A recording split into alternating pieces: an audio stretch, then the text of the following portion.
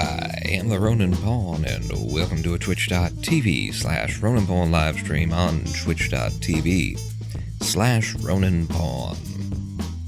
How y'all doing today? Huh?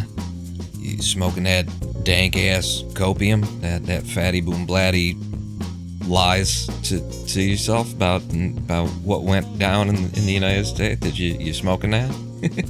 you on that toke? Could you pass it to the left one time, please? We're gonna be playing Minecraft today, and doing what everybody seems to be doing right now, which is idly, musing over. I wonder how it is, and why it is that the Democratic Party lost. How is it that they could have lost? Ooh, you know what I think it is? I think they just won too hard. I think probably, here's what happened. Listen, probably liberals were just so certain that the DNC would win that they just didn't bother voting. And so there was clearly like a majority of people who voted for the DNC, or would have voted for the DNC, but they just didn't turn out. That's probably what happened, is we lost by winning too hard. Yeah, let's go ahead and jump into Minecraft here. I mean, if you can't tell that that's political spin, I can... Oh, that's the wrong button.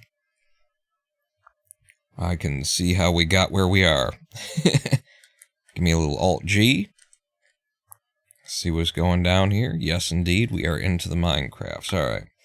Ladies and gentlemen, boys and girls, we will be playing in our hardcore seed here, where we turned over 100 last live stream. We are now more than 100 hours old.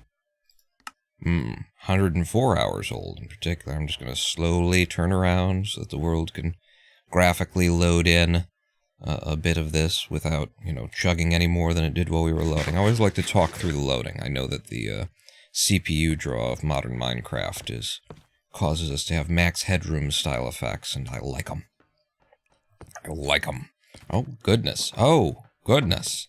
Look at all this dripstone. Let's knock it all down, huh? Like Jimmy Carter. Like Jimmy Carter? Is that how Jimmy Carter lost? Was just people liked him so much they didn't bother showing up to the polls? Is that what happened? Is that's what we tell ourselves? Just people were so sure that so they didn't feel like it was necessary to go out and vote.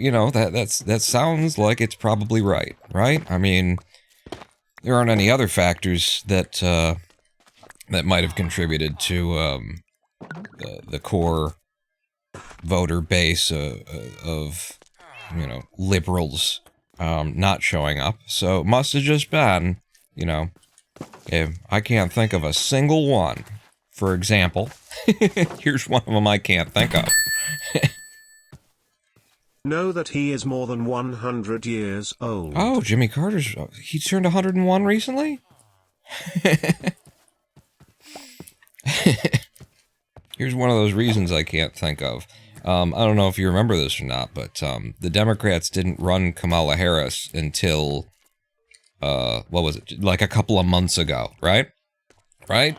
They were, as the entire party was going, I don't know about Joe. He doesn't seem to have it. He seems to be a little bit mentally, he's not on the ball anymore. I don't think that we should run him again. Didn't he say he wasn't going to run for 2? He said, just give me this one and we'll call it done. And we were kind of like, okay, Joe, guess you put your time in. I guess we'll give you 1. And then it came around and you guys are going to run him again and he wants to run again. And I don't know. The whole fucking party was like, I don't think this is the way we should be going with this. And the core DNC motherfuckers, the idiots at the middle, the trust fund babies who get to just tell us what the world is going to be, decided for everybody. Joe's the guy. Of course he is. He's sitting. He's got the presidency already. So we're going to run him. And then there were some debates and things. There were some public appearances where didn't seem like he knew what the hell was going on, and they were forced, after every friend of theirs tried to tell them not to do that. They were forced ultimately to not run Joe and instead pick someone without running a real primary, just force a candidate down the throats of the Democratic voter, it being, the vice president. I guess that's what we'll just shove her in. A real thought-out plan that the DNC, initiated this election cycle. Really, really wise and just so hip to, like, the political marketing and the kind of strategizing that you need to do in an election year. They ran a guy who wasn't quite sure what year it was. He was the president, and if you'd asked him who's the president right now, he couldn't have answered. They forced him onto stage. Eventually, when he was just drooling and couldn't tell, when we noticed that he wasn't wearing the same color socks, they grabbed the nearest person and shoved them out there without engaging the votership in any way that could be pretended to be democracy. And in the last couple of minutes of the election cycle, they tried to shove another person down our throats, down the liberal voters. I'm not a liberal voter. I'm an actual leftist, so. But, hey, there's a reason that maybe, the DNC is in some way responsible for losing the election. Is that on anybody's radar? Is that on anybody who voted for the genocide supporters? I mean, is that on anybody's radar who feels like they lost Tuesday? That, maybe the DNC is in some way responsible for this startling, this obvious fucking loss that we all saw coming, like a year ago. Like a year ago. The moment that Israel-Palestine started to happen, anyone who has any fucking concept of reality knew that, the Democrats aren't going to win this next one. We can all still hope. We can all figure, maybe the Republicans will lose big, all that kind of thing. This is what we need to be doing. So, ladies and gentlemen, boys and girls, this is going to be a lot of this live stream.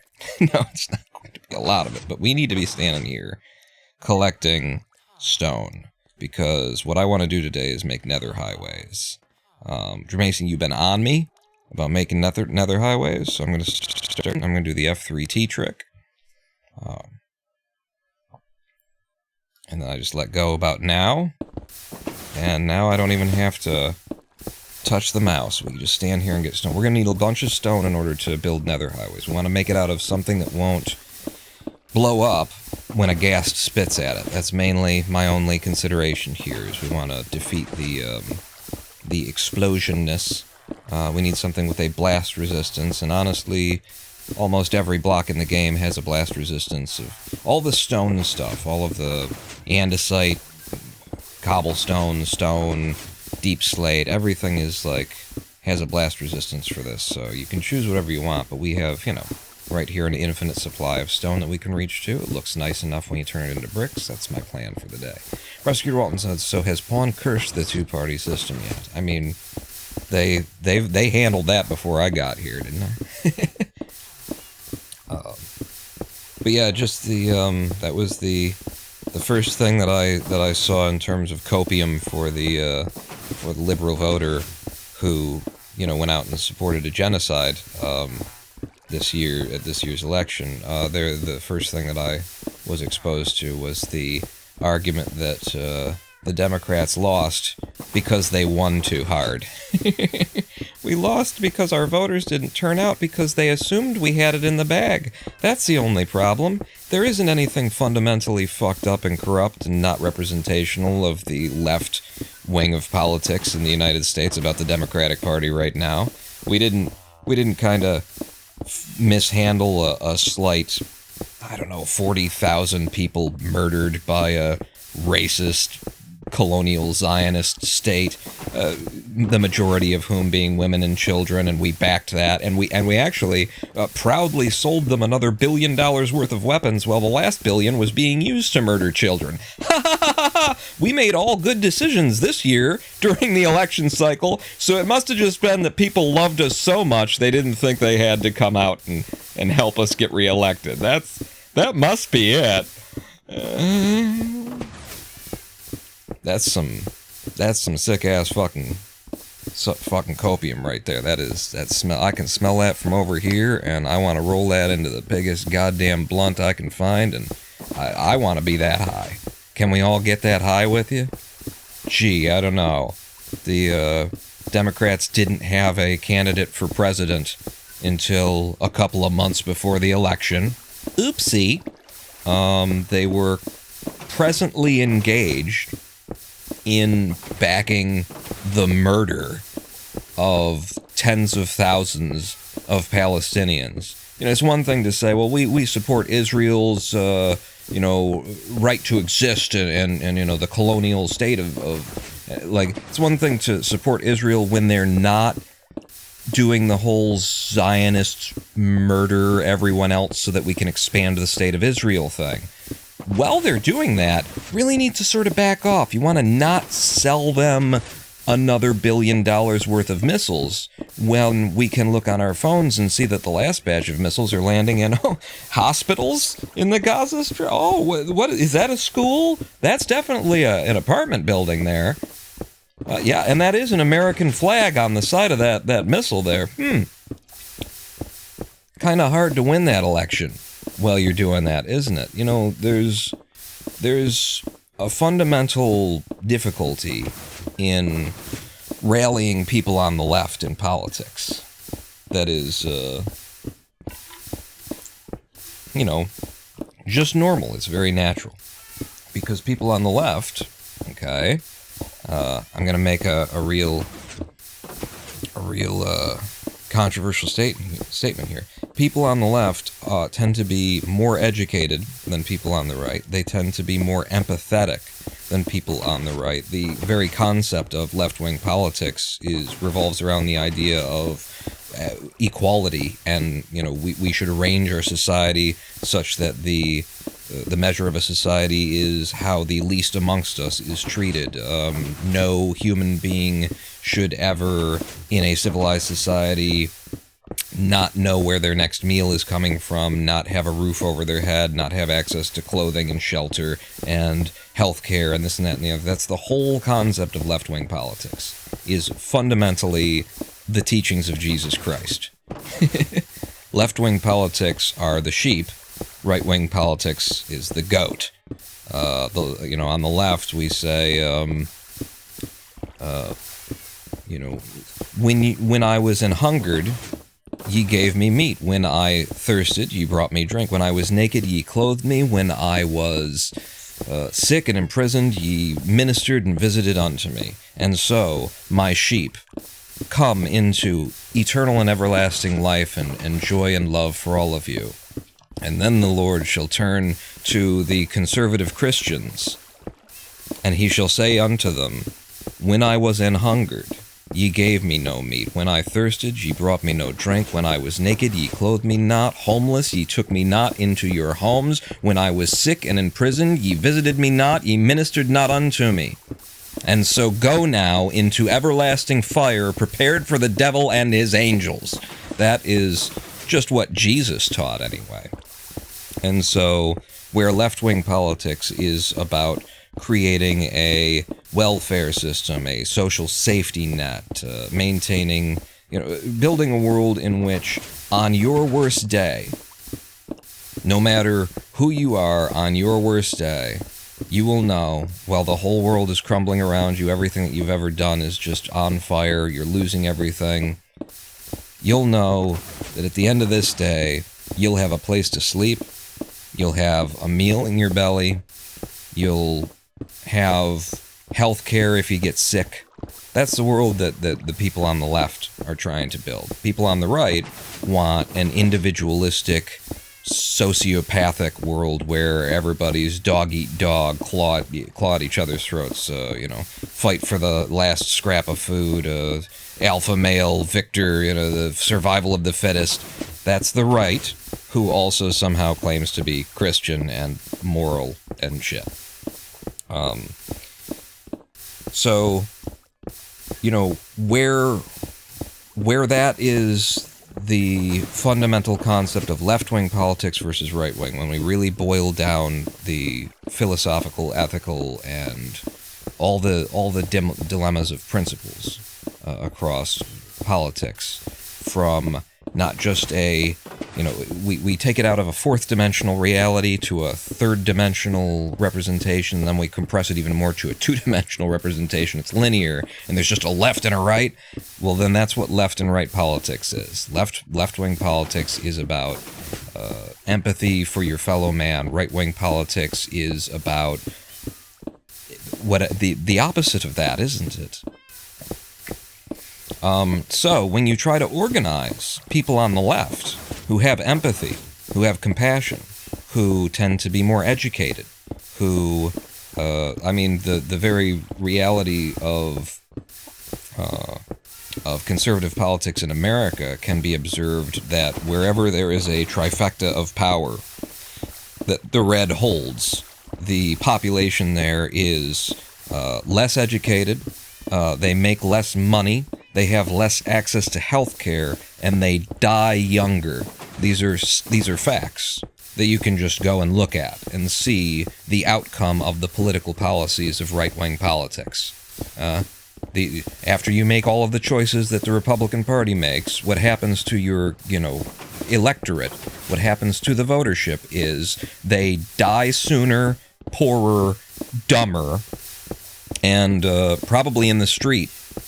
Without a home, or at the very least, without health care. They die in the waiting room of the hospital because the hospitals are overpacked, which is another fact of right-wing, of where Republicans in the United States hold a trifecta of power, which means the governorship, the Senate, and a majority of their local Congresses. Is that the idea? I used to know this. I used to. Saki McSockface says, I'm so sorry your fellow Americans elected a moronic fellow into your highest office. Yeah, it's a pretty shit situation. The fact we've dropped back down to 65 to 70 million votes from 80-something last time, not saying they cheated 2020, by the way. A lot of people are using that, though. Democrat votes, by the way, says Prosecutor Walton. And then, please call the right the lamb. Saying the right is the goat sounds like endorsement with the greatest of all. I'm just quoting my King James Bible, the one from the 1600s, not the one that was rewritten in 1982 by one dipshit. The original King James Bible. Gervasius says, MAGA stands for morons, assholes, goobers, and airheads. But yeah, so there is a problem of organizing liberal voters, and I don't want to say liberal, I want to say leftist voters, because what liberal means, to me at least, is centrists. That's what it's come to mean. Yeah, I was noticing that. Did we get a couple of... I had already thrown some cobblestone in here, but I think we got a couple of cobblestone drops in there. Water and lava's interaction in Minecraft is so weird, it's almost like computer. It feels organic because it's like the randomness of it is partially, it's hard to believe, honestly, in some instances. You're outside, are you? Well, you're not close enough that I can't sleep. So it's hard to organize people on the left. Why? Because we have wider awareness and varied interests, and we look at the potential of society and we see it. We don't dismiss it. We end up, there's more versions of people who want different things and who have different agendas and who look at it and say, well, I'm not going to cross this line, this moral line, to, support someone who is kind of half of what I actually want. Now, in America, this fundamental problem that liberals are harder to wrangle than conservatives are, because conservatives are, there's been a study. There was a study that people hate this reference, but there was a study on looking at how children, how 5-year-olds how they found 5-year-olds at a certain, at the age of daycare kind of a thing. They were analyzed, they looked at their home and stuff like that, their home conditions, and they found that children who were raised in conservative households, who weren't allowed to make their own decisions, who had trouble, with communication, because they weren't really allowed to, like, have their own... They were being told how to live in every single way, and their world was built around, this is how things are, and this is how they're supposed to be, and this is how you will behave. Children who had freedom, which was a consequence of being raised in, households that tended to vote left, as opposed to households that tended to vote right. You look at the right, it's a group of people, at least in America, the right is a group of people who want to be told what God to worship, what their life is going to be, right from wrong. They just want a rule book, and they want to conform to a standard, and that's it. Like, let's keep it simple. I want to be told what I'm supposed to be doing, and then I can do that, and then that's what I want to do. Simple-minded folk is a fair term to use here. But a study was done on children, and it found that it could adequately predict whether or not somebody would be a, conservative voter or a liberal voter, a leftist voter, based on whether or not these children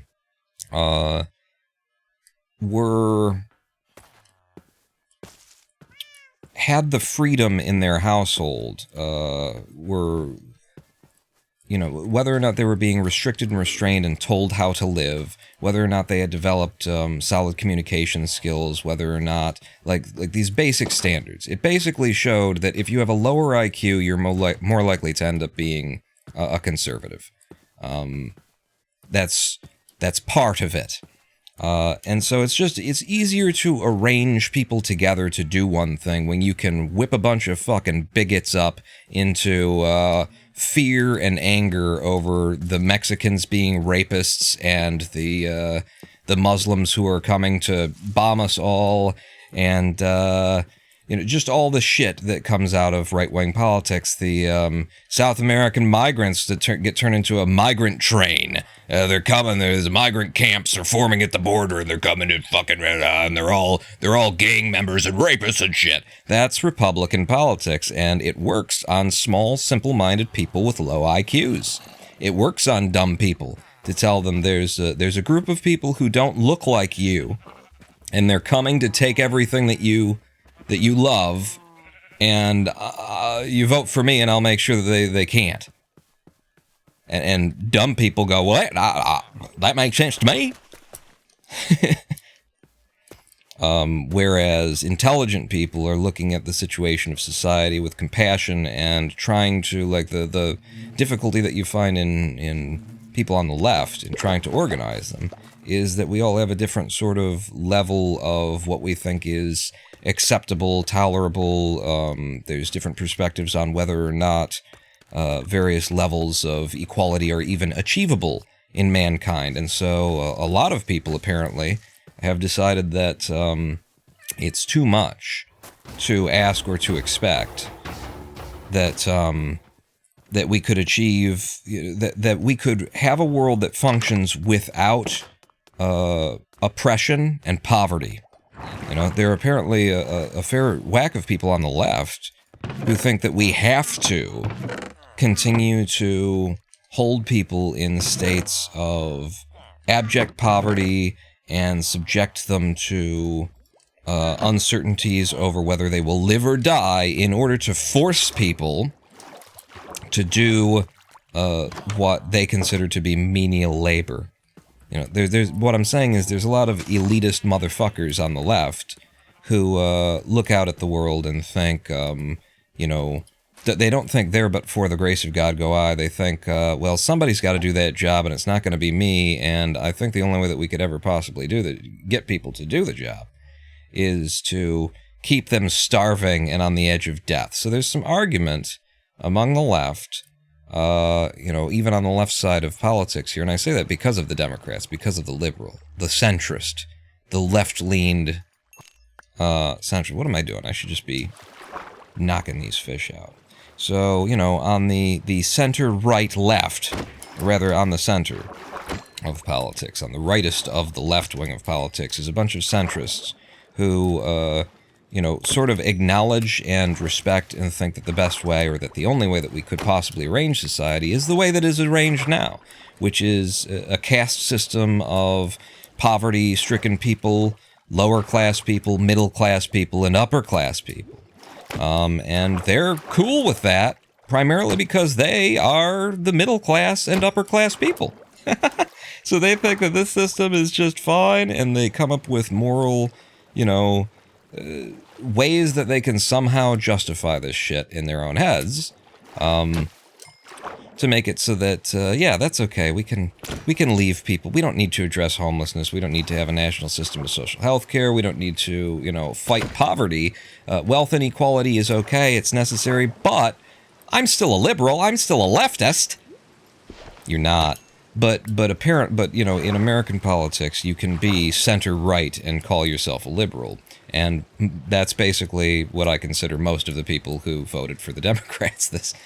I mean, you know, there's people who are good folks who decided that they had to cross the line under the circumstances of this election, cross a bunch of fucking lines to support, you know, these motherfuckers, let me just ask you for a second. What does the Democratic Party represent? Can you answer that question? What are they trying to accomplish? Do they have a plan? Are they going anywhere? Or are they just trying to win elections? Do they have a philosophy? I feel like there's a lot of people in America who assume they have a philosophy, and they assume that that philosophy is, of course, their philosophy. It's your philosophy, isn't it? It's they represent me, so they must believe the things that I do. And then the entire goal of the Democratic political, you know, system, along with the Republican, is just to not say anything. God forbid they take a position. God forbid they stand up to speak on behalf of something. Because then you would know that, in fact, they don't represent you. Not exactly. But so long as they just don't say anything, then you can just sort of believe, you can tell yourself, they must be my guys, right? Like, those guys over there definitely aren't my guys, and there's only 2 sets of guys, so these must be my guys.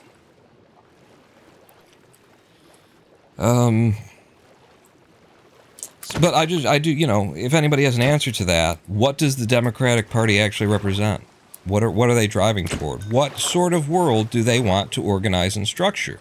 Because, best I can tell, they want to organize and structure the world that we have. They're happy. They're status quo kind of people, you know? There's a couple of things, mostly stuff that used to be true that they'd like to be true again. Is this sounding familiar to you, by the way? These are the quote-unquote progressives party I'm talking about. And the progressives are mainly, at this point, trying to bring us back to a better time. Huh. That's not progressive politics, is it? But they're trying to get us back the things that they lost on our behalf over the course of the past 50 years. Things like employment rights, rights for unionization, stuff like that. Maybe they're half-heartedly trying to do some of this stuff, but in reality, who are they funded by? Where does their money come from? Exclusively? Pretty much exclusively? Where are they getting the money to run for office? How are they competing in these, billion-dollar fucking election seasons? Where are they getting that money? Is it the way that Bernie Sanders was getting his funding? Is it that there's so many Americans across the United States of America who are behind you and want to see you succeed that they scrape up their pennies and their quarters and put a 20 into an envelope and send it in? Is that how the Democratic Party gets the funding that it needs in order to conduct business and represent the American interest in this country? Are they backed by the people? Do they have local people scraping through the sofa cushions to send their money in the way that Bernie Sanders' campaign absolutely did? Bernie Sanders' campaign, I believe, against Hillary Clinton. There's some maps out there that that can show you where his money was coming from and where Biden's money was coming from and all that kind of thing. And yeah, Bernie's money was coming from American citizens who wanted him to win because they felt like he represented them, and reached into their own pockets to make it happen. Joe Biden's money came from 6 blocks in Manhattan. Joe Biden's money came from 3 rich people, basically. That's where, you know, this is how the Democratic National Convention fucking funds itself. This is where the DNC, this is where the donkeys get their money. Just like the Republicans. I'm not saying that the DNC is the worst of the bad guys. I'm just saying they are the bad guys. And their money, the people who they have to answer to at the end of the day are the bosses that you would like to tell yourself that they don't represent, they're on your team. They're on their policies, okay? Listen, they just can't say it out loud because they'd lose the election. But really... So, you know, that's another argument that I've heard, is the idea that, listen, they have to talk like that, and they have to say these things, they have to not say certain things, or else they'd never win an election in this country, and so blah, blah, blah, blah, blah. And so it's just like, at that point, the person is acknowledging that the folks that they're supporting are lying to the constituency to try and acquire votes. I'm not going to tell you what I'm about. I'm not going to persuade you that my policies and my ideas are the best. I'm going to lie to you. I'm going to try not and tell you what I'm about so that you can assume that I'm on your side of things. And that's supposed to be like the argument that's like, see, it's not as bad as you think. Really. So that lying to the constituency in order to secure power and then do things that they didn't agree to is the good. That's the good end of politics. These are the good guys you're talking about. Oh, okay.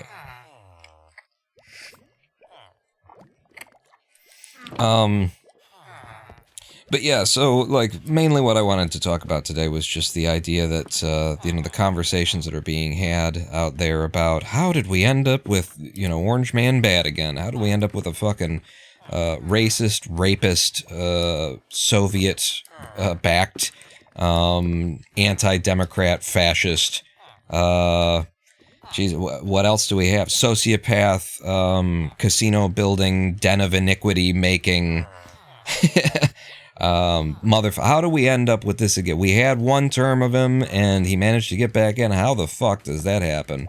And the answer that most people who voted for the Democrats have come up with is not, well, the Democratic Party is a hollow, meaningless shell of nothing, representing nothing, that was backing a genocide as it forgot to run a candidate who has a chance of surviving the next 4 years. Their answers are not that the Democratic Party is fundamentally fucked up. Their answers are not that the Democratic Party fucked up the election from the start. Their answers are not that the Democratic Party maybe shouldn't have backed a genocide in an election year. Their answers are going to be, and are, not enough people came out to vote. That's their answer to why we are where we are. Oh, well, not enough of the liberals came out to vote. They want to assume they're painting themselves into a world where there are more people who agree with them than that agree with the other guys, but they just were lazy. Or, okay, here's another one. We didn't get the votes that we should have gotten, us liberals, us centrists, us Blairite fucking Clinton-era neoliberal, status quo-itions. We didn't get the votes that we needed from the left because something wrong with them. Those moral people who held the Democratic Party accountable for backing the murder of 40,000 human beings. They're the problem. They're the problem. These are the problem people. That's the reason why we're all fucked. is because of the voters who had a conscience and acted with ethics and integrity this season. Too many fucking ethical voters. We need more voters who are willing to cross the line, even when the line is fucking genocide. That's what so many people did this year. So many people did this year. Like, you want to be sad that America has Donald Trump. You know, and look at that as a sign of, look at this guy is just still in there. I love it. You know, look at that as a sign of, you know, the end times for this nation, and you know, there won't be any democracy 4 years from now, and everything's about to go to shit, and it already has been shit, and all that kind of... You want to look at this as a sign of the decay of America in general. Don't forget the other end of it, you know? The other end of it being that the supposedly good side of people decided that they would not hold a political party accountable for backing a genocide this year. That they would instead go out and vote for them even though they were backing a genocide, giving them absolutely no reason to ever in the future not continue backing genocides and shit. Not back off of that. Like, this is the reason why they were able, why they thought that we can get away with just backing Israel straight through, you know, all of these war crimes that The Hague has found them guilty of, was very much because of the liberal American voter who is willing to go out and vote for them regardless of what they're doing, regardless of what they're backing. Wow, did I actually clean these out? I was a good boy. I need to start moving in the direction of the Nether here. And so, my plan for the day is going to involve quite a bit of stone. Let's see if we can't even out these chests a little bit.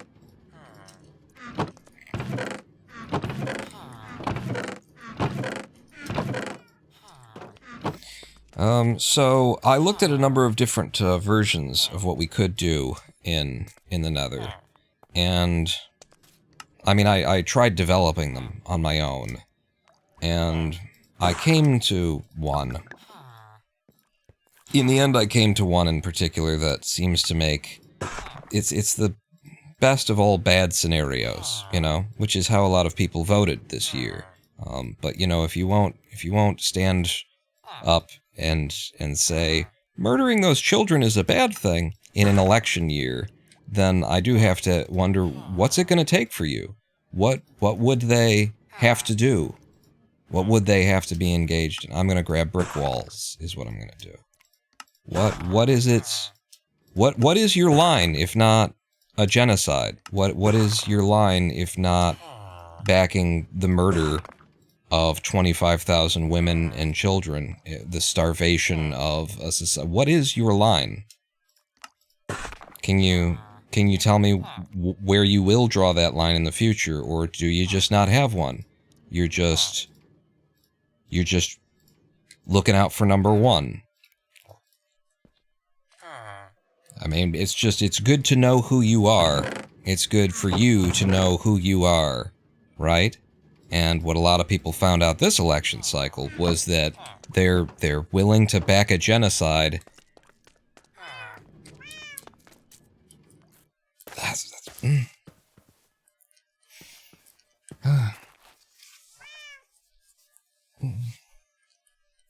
I need to start heading toward the Nether. Make sure you grab Obby before you go into the Nether, Sister Macian. You know what? I'm kind of doing this out of order. Already I'm out of order. This is good, though. Okay. It's because I'm doing the politics thing. I'm thinking about, you know, all that stuff and whatnot, too.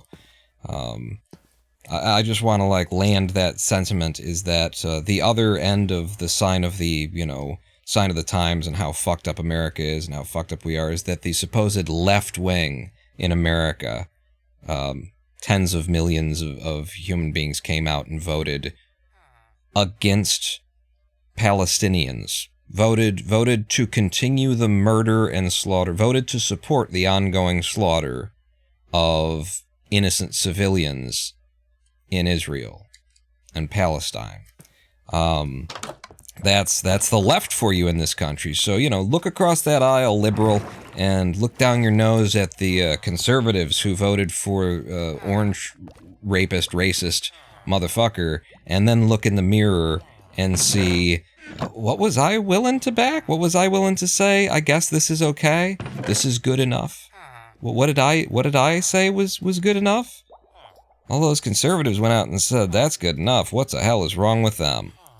You went out and said, you know, it's not on the ballot. This year, it's just not on the ballot. But both parties, you came up with some bullshit fucking, like, I just, you know, for the, it's not a bad idea, even when you don't believe in creator gods and religion and stuff like that. It's not a horrible idea to go ahead and live your life according to some of these basic golden rule kind of stuff that they teach on children's television.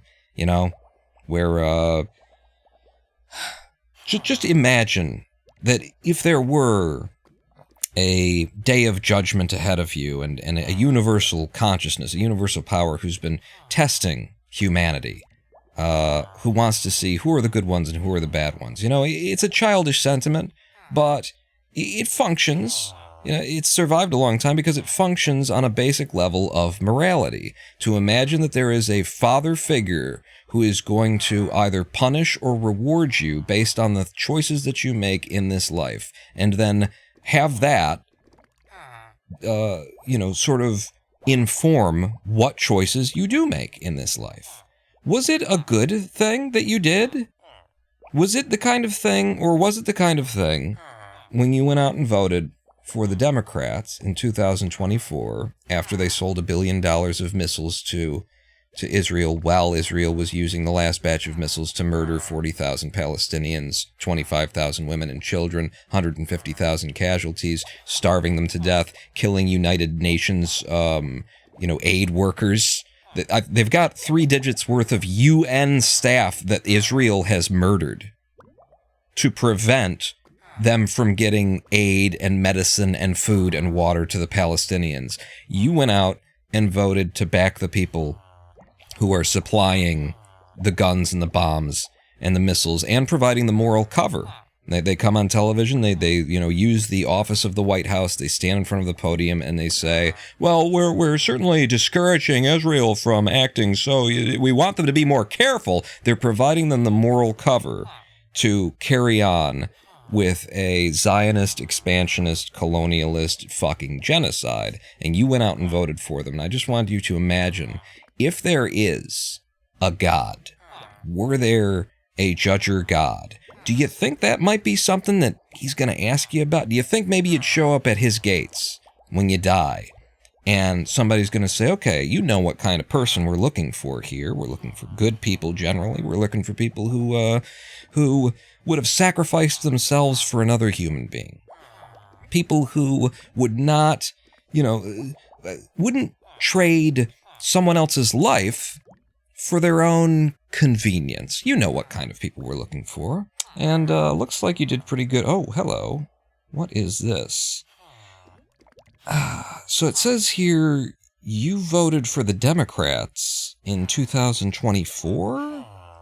Some people who were very open about their support. And it's not a matter of your ignorance either. You knew what was going on in Israel and in Palestine. You knew that these people were backing them, and you knew that they were silencing protesters in front of that they were trying to block people from being able to make statements, like voices were trying to be heard, trying to push them in an election year to end the war, because America certainly could intervene and end the war. We have that kind of authority. We have that kind of, you know, power with Israel, the kind of pressure. And by the way, it isn't just America. The entire United Nations was united in the war needs to stop thing, and the United States, Joe Biden, the Democratic-led United States, kept stepping in to say, no, I don't think we need to do that. We had war criminal Netanyahu on our soil. Did we arrest him and, you know, deliver him to The Hague? No, we didn't. And who was in charge? Who had their hand on the bull? You're gonna wind up at these gates, and St. Peter's gonna look down at his sheet. Do you think that's the kind of thing that you might have to answer for? Do you think that is an objectively, morally, and ethically horrible, bad, wrong thing to do that you cannot possibly fucking justify. You're just trading someone else's fate for your own. That is all that is going on there. You're saying, well, I guess those people are going to have to continue being murdered by the, very much by the people whom I'm about to vote for. We're supplying the weapons and everything like that. I'm not going to send them the message that that you lose my vote when you do that. I'm going to go out and keep voting for them. Why? Because they represent my interests. Mine. Me here. Me, mine. Me, mine, me. Do you think maybe St. Peter's going to give you the fucking finger and pull the lever that sends you down to hell for that one? Or do you think you get invited into the good place? And I'm not saying there is a good place or a St. Peter. I'm saying this is some pretty basic fucking moral, ethical integrity shit here. And when you go so far out of your way to come up with crazy fucking versions of reality where, well, I guess it's not on the ballot, so I guess there's no moral consequence to me voting for the party that just sold them another $1 billion of weapons, that keeps coming forward and giving them moral cover, that is out there shaking Netanyahu's hand after The Hague says he's a war criminal. I guess there's no moral consequence to that. I guess me supporting them, backing them, sending the message that I will still vote for them even as they do these horrific things, that doesn't come back to me. That doesn't define me, does it? Yes, it does. Your choices actually do define you, and they harm a lot of other people. And now you know something about yourself. If you went out and voted fucking D in 2024, and hopefully what you learned is something that you are disgusted with today. I'm not saying this for my own fucking health, wasting my limited MECFS breath. I'm saying it because if you voted for the Democrats in 2024, you're a monster. And you need to change that, don't you? Jesus fucking Christ. You just made the decision that if the people who are being oppressed are a little bit over there, if I don't have to look at them, if it's in my interests, if I can get something for me, you're a fucking monster. You need to be voting for the other team. You should have voted for Trump this year, don't you think? Don't you think? Aren't you more a sociopath than someone who gives a shit about other human beings? Genocide wasn't the line for you? Genocide wasn't the line for you. You're a fucking Nazi supporter. You're a fucking Nazi. You are a German in 1939.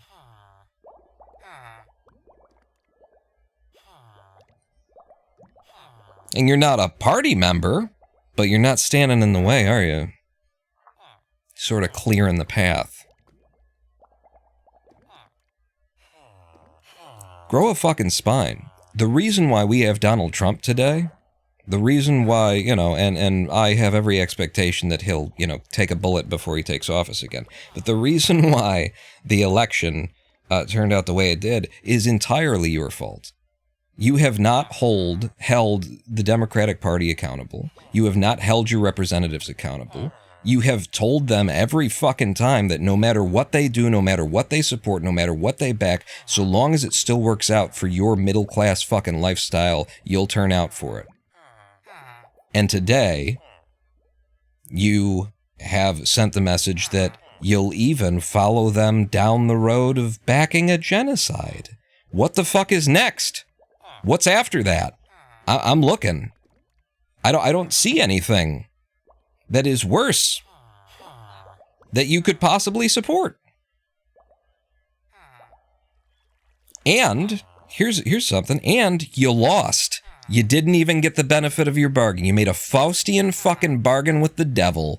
I will back the murder of an oppressed and disenfranchised peoples who are being starved to death and missiled to death, and the civilians are being targeted more than the supposed enemy combatants.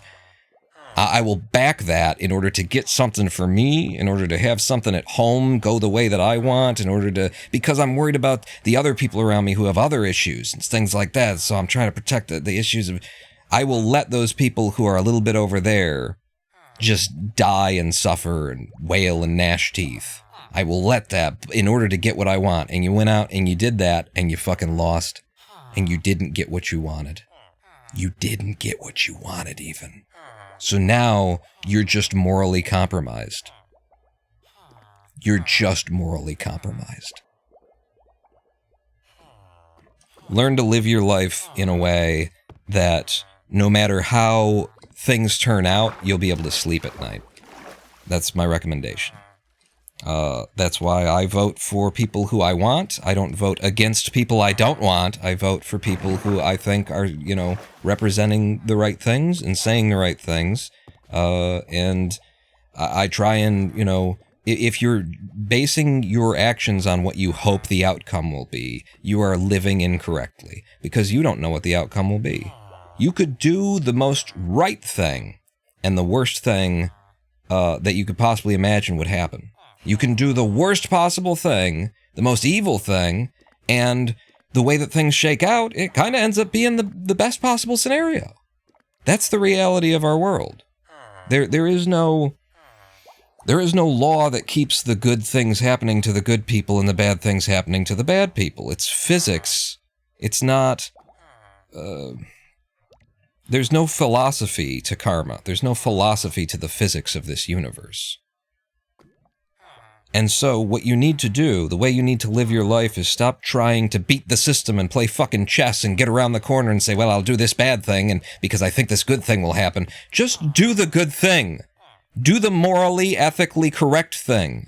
Hold the people accountable. When somebody says, we're going to back these people who are murdering these people, walk away. That's all you got to do. You didn't have to do anything more than say, okay, I'm leaving. You didn't have to argue against me. You didn't have to yell against me. You didn't have to arm yourself and fight against me. You didn't have to murder anybody in order to try and... The least you could have fucking did was not hang out with the genocide backers. Not give them your power in an election year. That's what you're doing.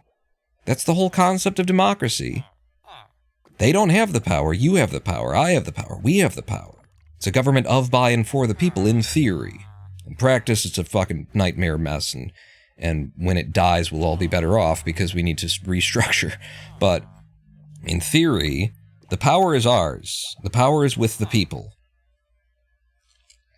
And what you chose to do if you voted for genocide-backing motherfuckers this election season is you chose to lend your power as an American citizen to someone whom you knew was going to use that power in order to sell weapons to war criminals. Well, it was going on.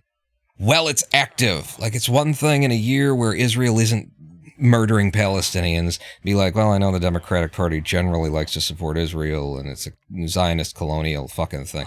Well, it was going on. You were watching it on your fucking phone. And you didn't care.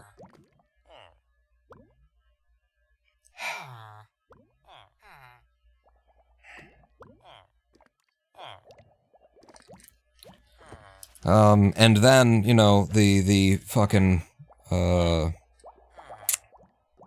the final sort of blow, the final, like, holy shit, how fucked up are you as a human being, is that the people who went ahead and voted for genocide, backers, will then, after, now, today, their explanation for why the world is fucked up, why we end up with Donald Trump, why the Democrats lost, has nothing to do with the Democrats backing a genocide or with the choices that people have made leading up to now or the fact that the Democratic Party doesn't even represent the left wing anymore. It's just completely a fucking centrist, neoliberal hellscape where it's a private industry leads the day and wins everything, and there is no welfare state, and none of that comes up. What they will do instead, after having been the most morally compromised motherfuckers that you could possibly be, You backed a genocide. You backed a genocide. You backed a genocide. Because you thought you might get something for you out of it. After having done that, they will then try to pull a moral fucking judgment upon everyone who didn't. They will then try and say that the reason we lost, the reason we didn't get the thing that we wanted in trade for the lives of Palestinians, is because of you fucking principled motherfuckers out there who didn't vote, who didn't cross the line to vote for the genocide backers. They will literally try and make the people who acted ethically and who did not trade someone else's life for your benefit, they will try to make us feel bad. Try and make us feel worse. And that's just wow. I mean, the whole psychological gambit is what you end up getting there. The whole, like, I did the wrong thing that I knew was wrong, and now I'm on the other side of it, and I didn't even get the benefit of my bargain. And now I can't admit that to myself. I can't acknowledge what a horrible human being I just was. So I'm going to triple down on my genocide-backing vote and criticize the people who refused to vote for genocide. I'm going to criticize the people who didn't vote for genocide. You should have voted for genocide. You're the problem. All you non-genocide backing integrity people with the ethics and principles and didn't cross the line. Yes, Jermason, thank you. Fire resistance potions. This is so what I'm gonna do. Okay, is I want to go into the Nether before I start building any bridges in any direction. I want to be 100% ready for absolutely everything. So I'm gonna need some water breathing potions. No, I'll take a splash, too. Not a 3-minute splash. You're both 3-minute splashes. I'm not even taking those. That means the first thing that we're going to do is make a bunch of... Maybe not that many. They do in 3s spawns, so make 6 more. Which actually only takes 2 magma cream. We're going to make... we're going to make potions of fire resistance, and I might even make... Yeah, we got 2 phantom membranes. We're gonna make those 2. Do I have any glass left over? A little. We're gonna make feather falling. But so... I do this. Wait, no. They need... What do they need? They need water, and then nether wart. And then, yeah, I gotta go get some stuff. Hey, Pawn, we're all fucked, like everyone here. Yep. Yep. And, the people who've been making the choices that fuck us are the ones who, you know, today are, you know, criticizing others. We're gonna try and blame the world that they have brought down upon us by not holding people accountable, by not demanding better, by being willing to play, part with lesser of two evils politics. Until the Democratic Party doesn't really represent anybody's interests in this fucking country. So that there is no one to vote for who has a chance of acquiring any power. Having brought that world upon us, they will now blame principled people who spent the whole time trying to do the right thing and trying to give the Democrats a reason to reform their party, to put people into power who actually were representative of the interests of the left. The people who were doing the right thing the whole time, we're the problem. We're the problem. We did the bad, is where we are now. They need to be water filled, don't they? I start with water, then I do nether wart. I'm a foolish boy. Can I just steal water from flowing water? You can. Well, beautiful. So, water. Nether wart. So first we make that, then we drop in the magma cream, then we want it to be powerful, so we'll need redstone. I've got 1, I'll need another. So we'll run across to the factory, I'm pretty sure is where I left my redstone. Yes, thank you, Jermason. Magma cream goes in. Well, that's doing its thing. Actually, did I bring some back and put it in the nether chest? Or, yeah, in my nether chest. I did. I did.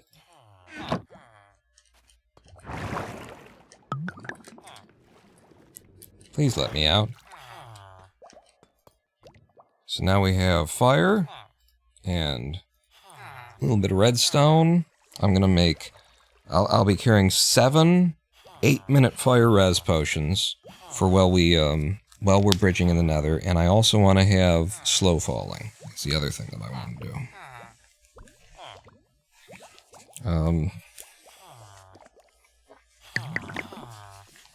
Yeah. You know, and I feel bad. I'm trying to be the angry father because, Jesus Christ, you people need to hear it, apparently. But I also feel bad because I know what it's like to like, make a moral capitulation to do something that you know you don't, that it's wrong, you shouldn't be doing this, this isn't the way that, to do it because you're trying to make something that's uneven even again. You're trying to make things right that have been not right, and so you're finally just gonna, like, do the morally incorrect thing that you know has a pretty good chance of working. You're finally gonna just break your ethics and your integrity, and you do it. And then you do it, and you feel like shit, but at least you're gonna get the benefit of the bargain, right? And then what happens is you don't even get the benefit of the bargain. I know what that feels like. I'm a human being. I've made my choices at various times. I've you know, gotten to a point in life where I was, like, so sick of being on the losing end of the social orders kind of a thing, that I did what I knew that everybody else does in order to get ahead, in order to get what they want out of life. I went ahead and did the thing that I knew was wrong, and that's the reason why I hadn't been doing it for all that time, because I knew it was wrong. And then, end of the day, I did not get the benefit of the bargain. It just still didn't work out for me. I've been there, and I know what it feels like, and it feels pretty fucking horrible. So I do sympathize. I do have empathy for what that is. But somebody needs to fucking hold you lying motherfuckers to the needs to, like, slap you in the face and say what needs to be said, which is that you knew not to do what you did. You knew it was wrong. You knew it was wrong, you did it anyway, and you're not gonna fucking get away with walking around out there telling yourself and other people that the reason that things didn't work out the right way is because all those bastards, the moral, principled people who wouldn't back the genocide of Palestine in the election. You're not gonna fucking walk around psychologically justifying what you knew you should not have done by criticizing the people who didn't do the wrong thing that you did. You need to fucking actually learn from this experience. Or else we will, you know, always have Donald Trump. We will always have some version of Donald Trump, even when that version is wearing a fucking D lapel instead of an R lapel. Because at a certain point, what's the fucking difference? In day-to-day life, you know, by the time you're voting for the people in the blue ties supporting the genocide because the people in the red ties supporting the genocide are bad genocide supporters, but you're voting for the good genocide supporters, at that point, what is the difference at this point now?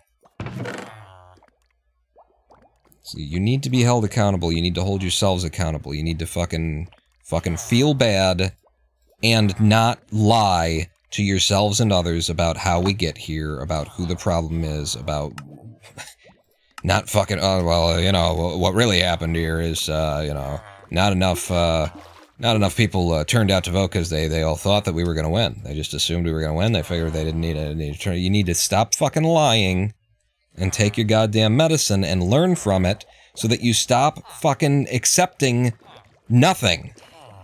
Keep selling us all down the fucking river because you're willing to accept nothing. As though you're getting something. Trading someone else's fate for your own, and you're not even getting anything for your fucking fate.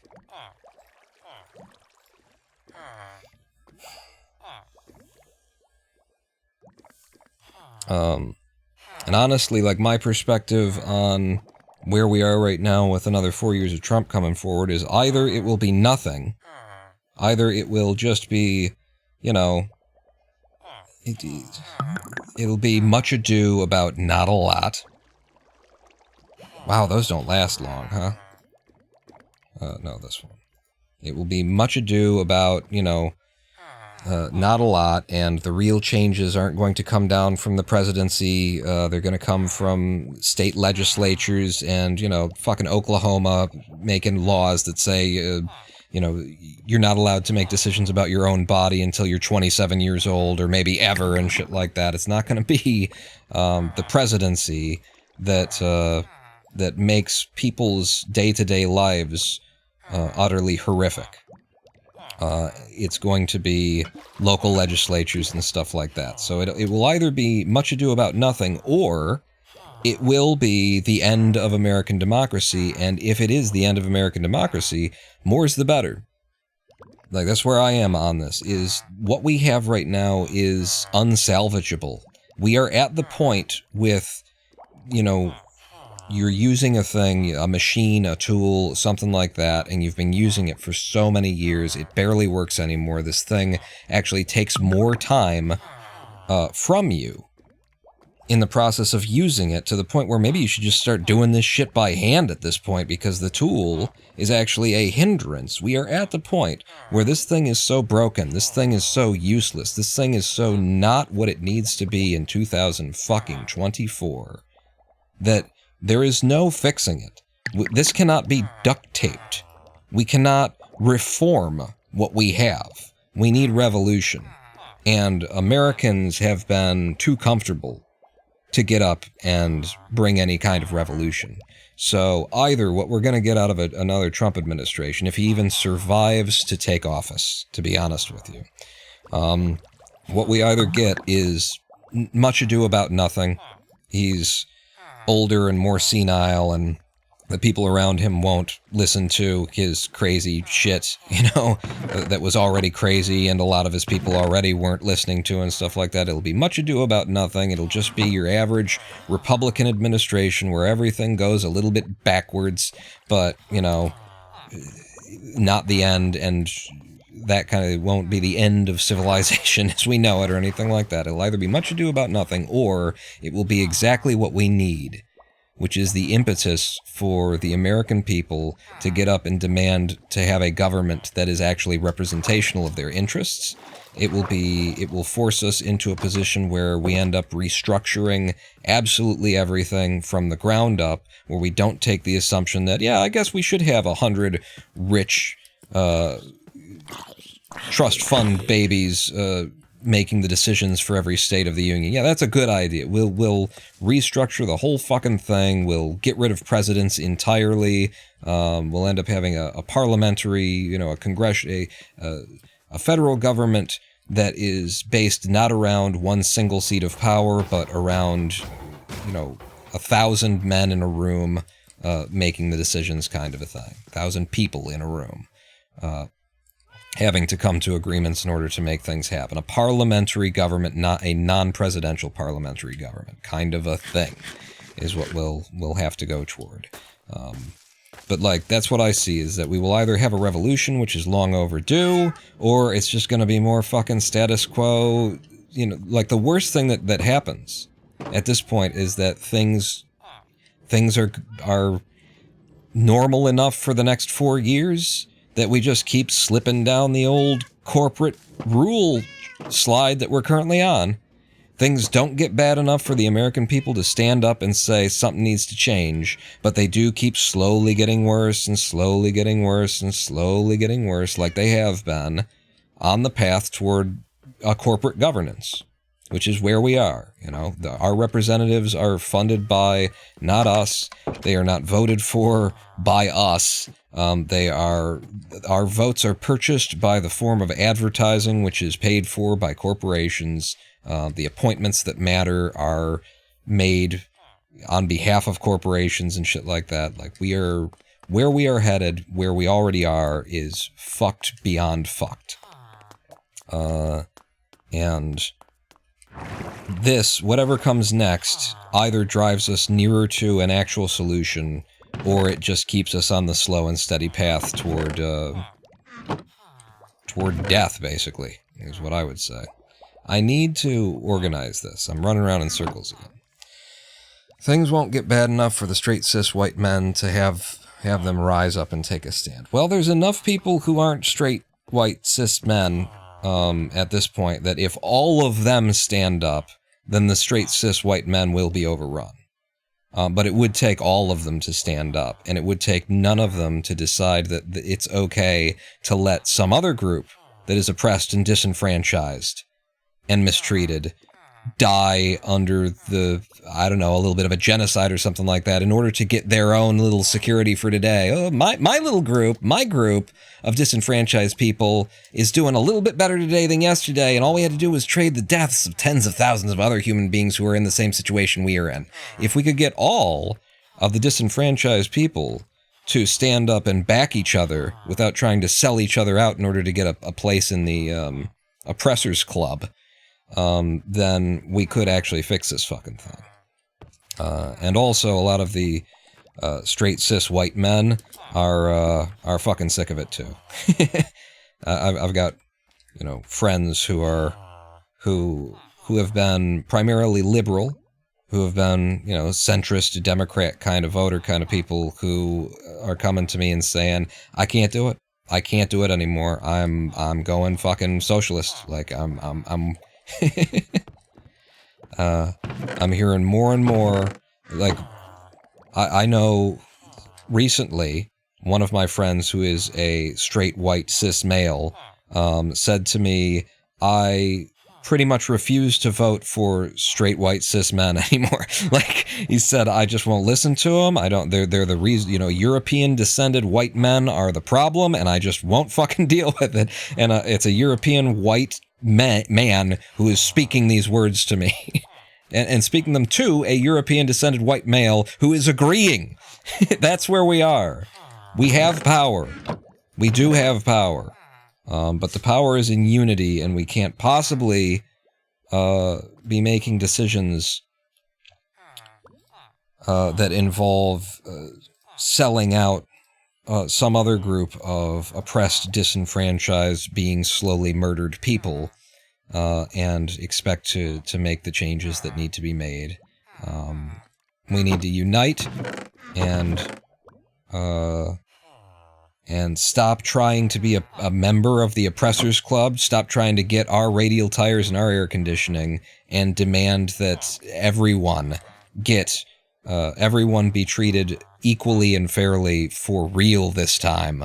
Demand an outcome of, equality of outcome. Demand an equality of outcome, not just of opportunity. God damn it. Stop accepting an equality of opportunity, because it's not real. It's a fucking buzzword. It's a phraseology. It doesn't actually exist. The outcome of opportunity. It's just another way for you to sort of morally capitulate and tell yourself that you're on the right side, even though you're not doing the rightest thing. You're doing the right thing that's the middle ground. It's bullshit. It's a fucking lie. It's voting for people who back genocide by a different fucking name is all that is. I have some fire resistance. I have some slow falling. We are going into the Nether to do what? I don't need magma cream. I thought I was going to go in and have to take magma cream to make more potions, but I don't need to do that. So I guess we're just going straight into bridge. Yes, revolution leader. I will do that. I'm gonna need... Let's see. I'm gonna need people who, you know, I'm gonna need thinkers and lieutenants and people who can strategize with me. I'm gonna need soldiers who can shut up and pull a trigger when I tell them to. I'm gonna need spies and, you know, people who are inside, in the halls of power, inside the halls of the government as it exists right now to report back to us. We're gonna need organizers, we're gonna need public speakers, we're gonna need marketers, and we're gonna need money. So if you happen to be a billionaire who thinks that you should not be a billionaire and wants to make sure that all the other billionaires go away, I'm your boy. You send me over that money, we'll get started on this overthrow of the planet. We will get rid of the bosses. And we will secure a life of where everyone has equality, liberty, and life, and a right to pursue happiness, regardless of all factors. All of them. Every single one of them.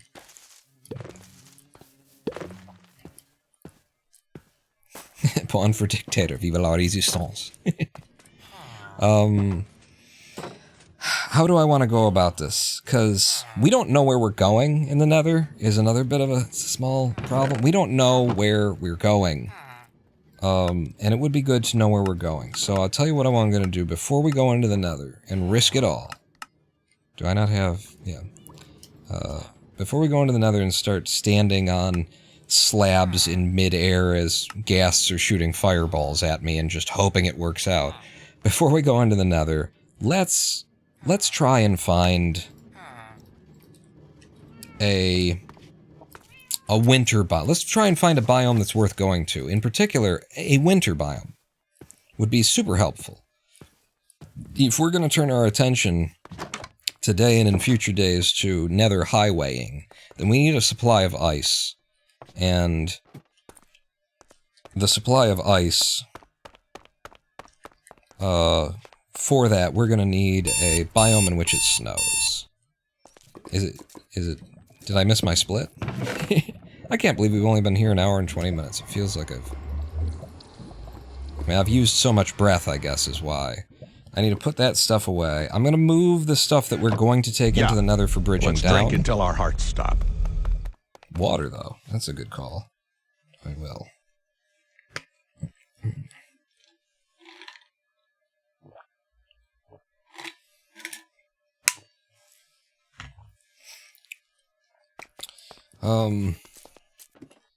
Yeah, I'm going to bring everything that we're going to take, bring all the supplies down for building and everything. So that involves our stone bricks. Where did I leave our stone bricks? Just head in cardinal directions and pop out occasionally and see what's there, is what you're saying, Dramasian? We're on an ocean in the overworld, and it really makes me feel like I should, I guess it's always gonna... Well, no, because you're bridging. You know, I would really like to know where we're going. Before I take the time to be standing, you know, vulnerable in the Nether, making a bridge in a random direction. I would really like to know. What did I do with our bricks? Our stone bricks. I must have brought them over to the tower. And dropped them off there, didn't I?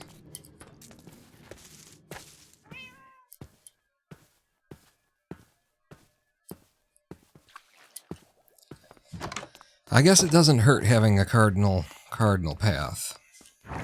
What do you all think? What do you think? Should I just go pick a direction in the Nether and start heading on a cardinal direction and pop out occasionally and see if we find something that's of use? Or should I do a little bit of exploring in the overworld by traveling via ocean?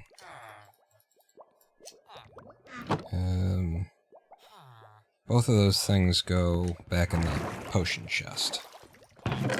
You and you.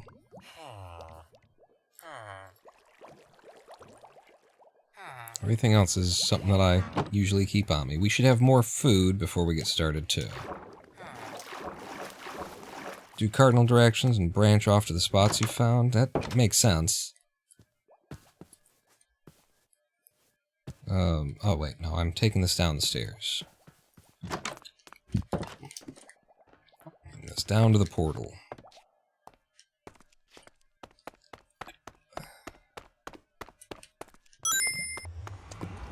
In my current coordinates, my portal is at these. So let's say 1150 by 2550. I mean, it's 1148 by 2556, but 1150 by 2550 is reasonable numbers to use. So lots and lots of stone brick walls. Just for the hell of it, I want to show you what I was effing with just before the live stream. I was looking at this. Testing, you know, building and seeing what makes sense in terms of methods for trying to bridge, to try and make a, you know, Nether Highways. I was looking at various methods, and my goal here was to come up with something that I would be able to build with the least amount of, like, time investment, that would eventually take packed ice and be able to, you know, accommodate a boat. Which, anything that's a little bit wider than one block accommodates a boat. So this was my first design because it allows me to just build the path underneath it in the direction you're going, and then build another half slab wall on one side that will keep you, you know, from falling off while you're traveling along it when there's no ice there. And then later, when it's time to lay down ice, you put in a iron bars and that gives you enough room to get across it. The problem with this design, that I decided I'm not going to do this design, is monorail, yes. Simpsons did it. The reason why I decided I'm not going to do this design is because iron bars are so fucking impossible to place. Iron bars and glass would just take so much time to actually, like, stand here and be like, okay, and 1, 2, 3, 4, and I'm in the nether, and there's shit shooting at me, and this is my method of movement? No.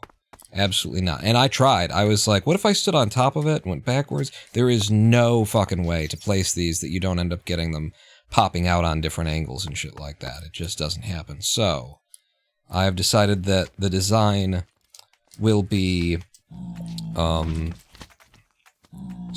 walls. It will be brick stone walls on both sides, not here either, because these are something that you can actually place by just sort of, you know, getting lined up with them on the edge of this thing and then pulling back and that kind of thing. You can place them quickly. These things you can't place quickly. So it will just be slabs underneath, and then one empty block, and then walls on either side. I tried to be cleverer about it than that, you know, looking at designs like this, and maybe if I alternate back and forth between bricks and stones so that the slabs pop on top of each other. No. No. Ultimately, if you value your time, I think just stone walls on both sides is the only, like, reasonable way to go, especially since we're not going to have packed ice to start with. So what is it going to look like at the end of today is another question, and what it's going to look like at the end of today is probably like this. Like, ignore that. It'll probably just be one wall, one side, and like that is all we'll need in any given direction for today, unless we manage to find a biome and start collecting and making ice and stuff like that. I just want to make sure that I'm not wasting my time building something that's either not enough or too much in the long run. It's still a monorail. It is still a monorail, yes.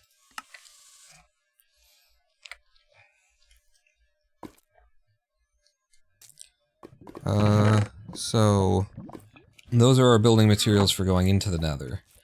I should get food.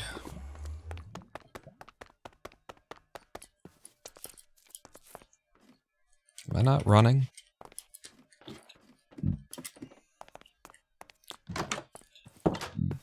And And I guess it's just going to be more potatoes.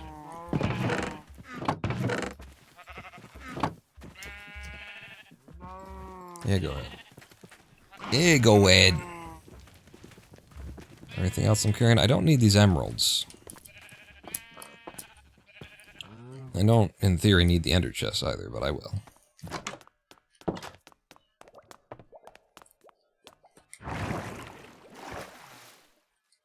So I'll leave the emeralds behind.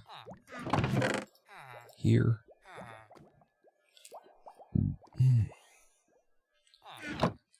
Honestly, I could use the ender chest. Or, make ender chests for the nether. That is definitely another part of the plan, but, I feel like there's already a lot of moving parts going on right now. We will do the ender chest thing after we have built some of what we're going to build, I think. Hey! Ah, damn it. Oh, Jesus! It's a whole posse.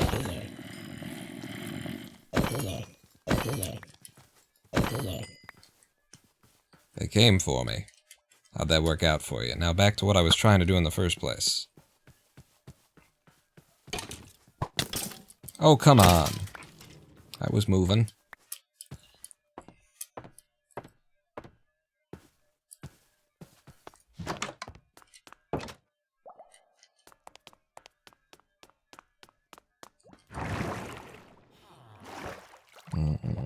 Rotten flesh and bones and arrows and whatnot.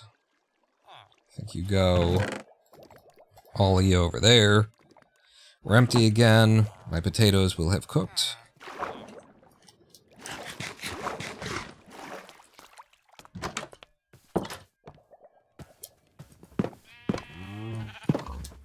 Fair whack of them anyway, and the rest will be waiting for me later. So we want to take obsidian too, Germasian said. Was correct. Wait a second. Is my obsidian in the basement, actually? Yes. I'll just take it all. No harm in taking it all.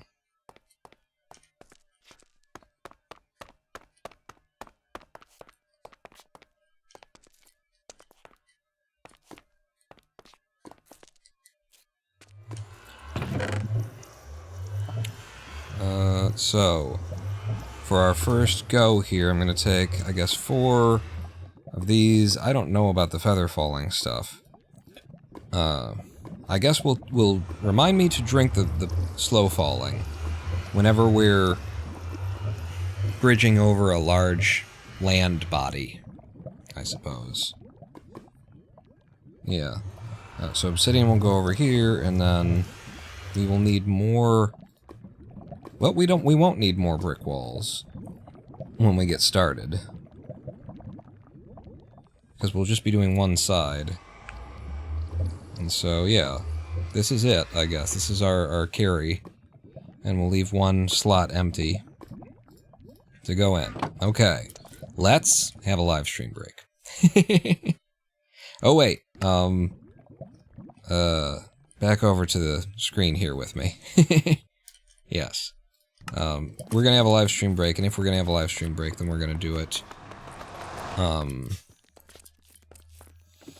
AFK'd.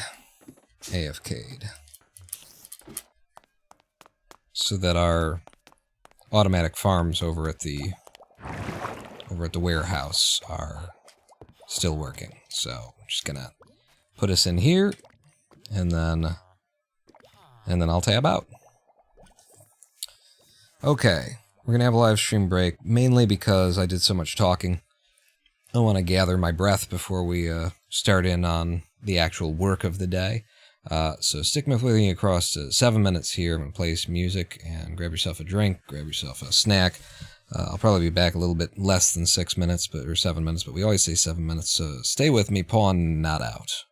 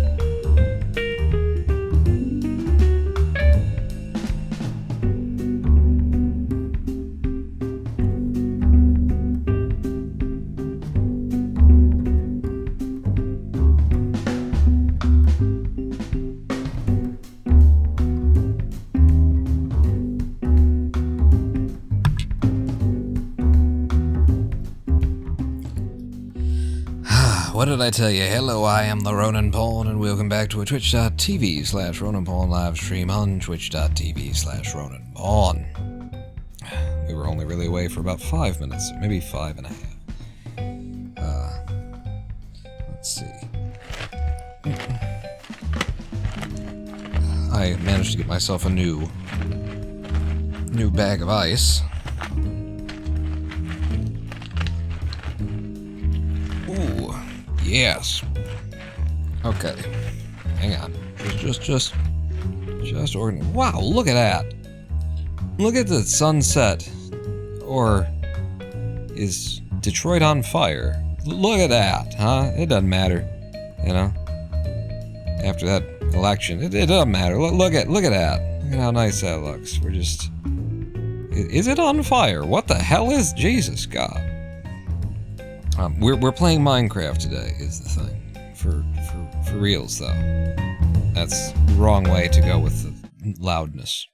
It's not though in the long run. Are we able to see this? Yes. Okay. We're back in Minecraft. Just AFK'd while we were on break so that some of our automatic farms will continue running.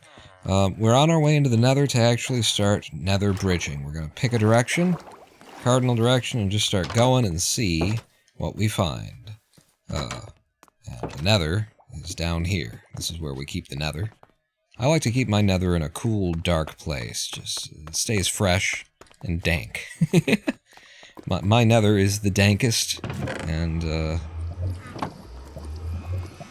you just can't.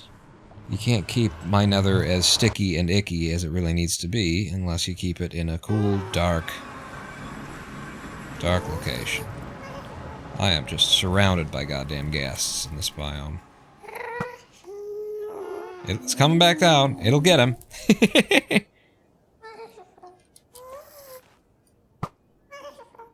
Almost.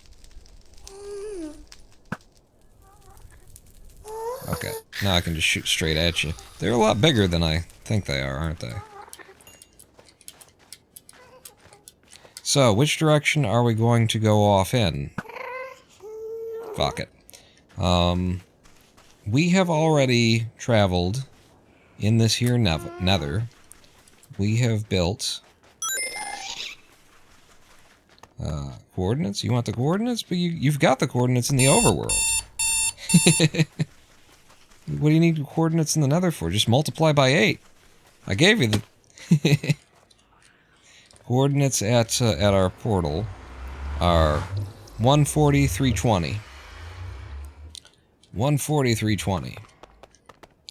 So I do just want to show like where we have already been in this Nether, what we have already done, in terms of. You know, you could call it bridging, I guess. I don't know.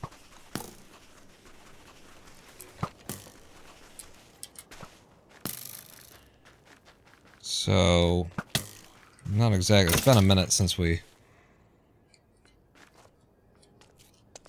Yeah, something like this, and then you turn. Now this is the way down. You're supposed to find this and then come down here, right? And then from here, you follow in this direction. This is some of the traveling that we've done in the Nether.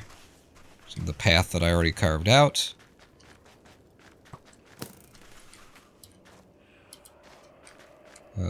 Yeah, and then over here and down a stairwell. And then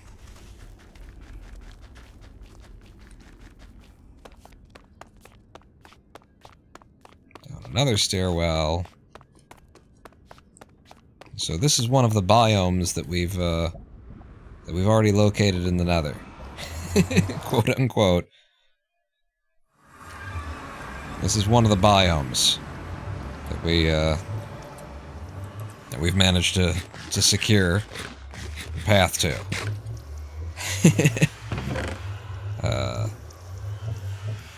Yeah, we've explored this place and gutted it for a bunch of resources and stuff like that. Am I wearing gold? I'm not wearing gold. No, that's see? See? I could hold a sword. No, I'll make some gold, I guess. That is in a biome. Yes, it is. Here's my... So, yeah, fortune. And then stuff need to be on the hotbar. So when we get serious here, we're going to want... I mean, I always need to have one of those on the hotbar, and then you'll be there as well. But, we really should, like, make something... that's enchanted and stuff. A piece of gold armor that's something. It's not just... it'll do for now kind of a deal. You, and then... Just keep doing that. Why don't you? Make me some gold. So, we don't want it to be shoes. I guess it can be the hat. Yeah, we won't need aqua affinity in here. And I'm pretty sure I've got a hat back home, too. We could head back for it. Get the fuck out of my hand! I'm clicking... Jesus Christ with this game. Yit.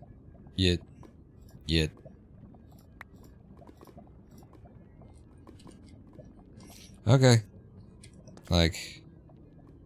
whatever. We're here to do nether bridging and stuff like that. So let's not go at all in this direction. Because we've already traveled a significant amount into this direction, and, you know, if we were to go back and just observe, like, how it was that I traveled to get there in the overworld, maybe we passed through some winter biomes. Like, I wasn't looking for them at that point, so... I just wouldn't have noticed. That was an incredibly fortunate shot.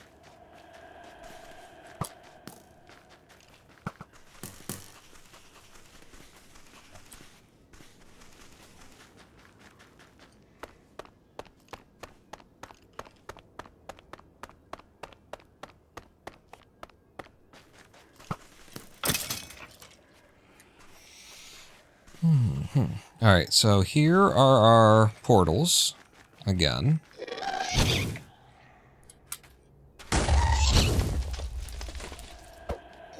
Look at this, look at this! Oh, come on!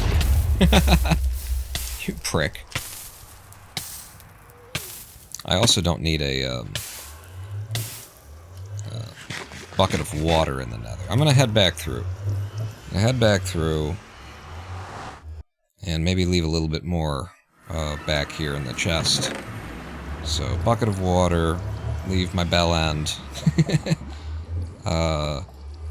3 of these, 3 of those is fair, but I'll leave a extra... yeah, one of those anyway. And then I got one of you on the hotbar. Okay. Boat can be helpful in the nether, everything else is coming with. Just gotta pick the direction that we're gonna go in and go in that now. Just feel a little bit hesitant to actually get started.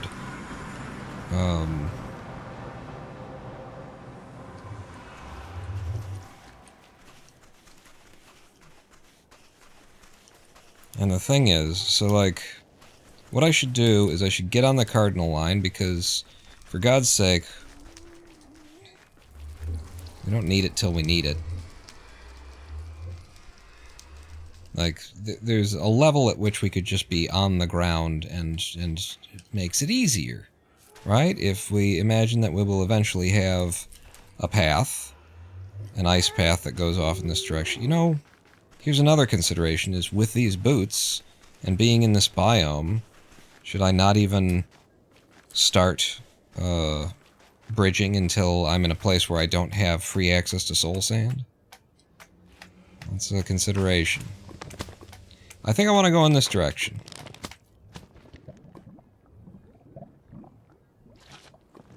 I want to go in this direction, and...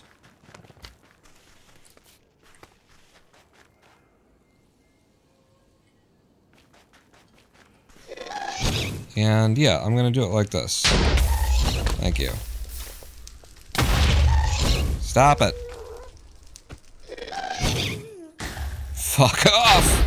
I was going to try and redirect to the other guy. Alright.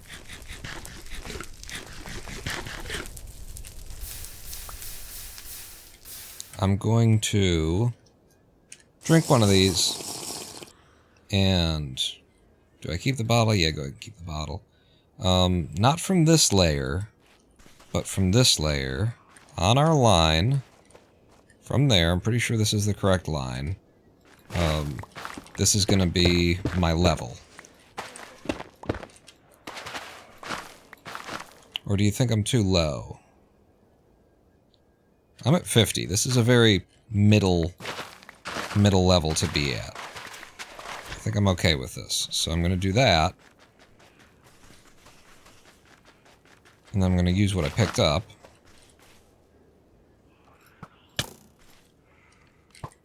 To backfill.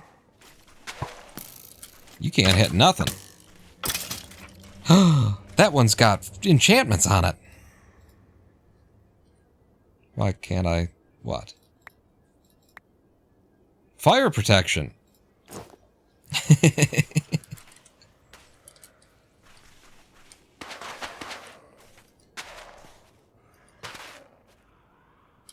You know what you should do, actually?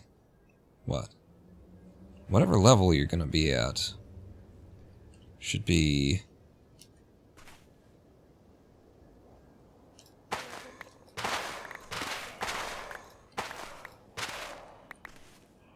Yeah, if this is my level... Oh, Jesus. If this is my level... God damn it. I can't see because it's just too dark. For me, I can't exactly tell.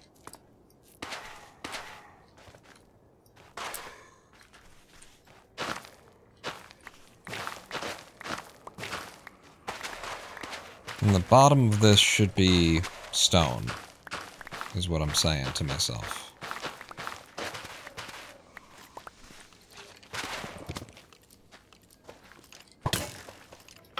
Oh, you broke my helmet.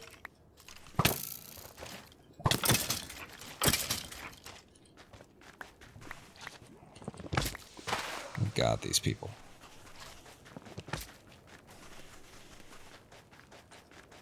So, I'm digging this out so that the bottom of it can be stone. A stone slab.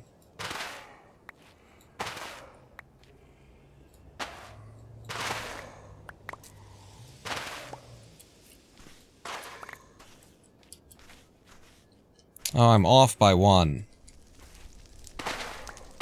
That is okay, buddy.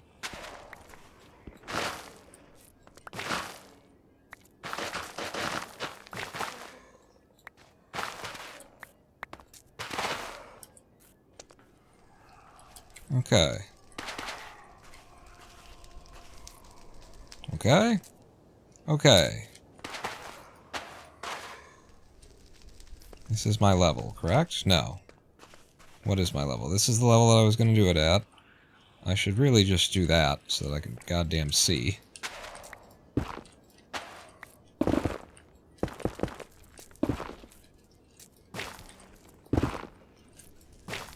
Starts out a little bit Subway-ish, but whatever.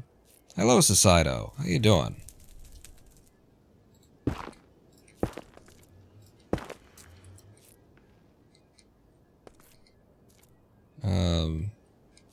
Yes? Sure. I'll just step down like that. And then at this level, this is where I start laying these guys down. Ooh, it's a little fast.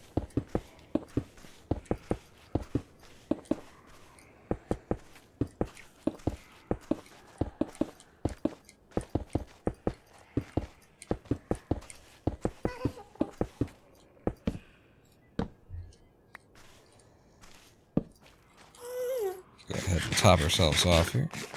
Subway monorail. In the end, it won't be. In the end, the packed ice will be, you know, sitting on top of this. I need this to... it does end on its own, good. I'm walking backwards. I need it to stop me from walking into lava or something like that. How are we doing on this? 3 more minutes, okay?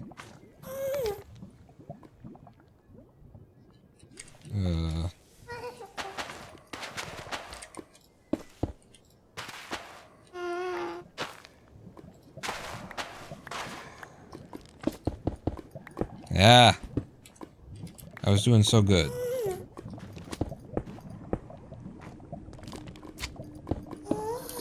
Okay, this is where it really begins. Where we actually start, you know, doing stuff. Let's put you back in there, now that I'm not staring at the ground. Yeah, this is why...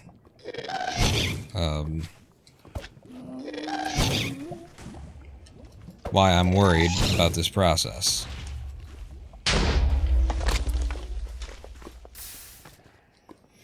Is because of those guys. So, how much? 2 minutes. We got 2 minutes. I'm gonna start bridging.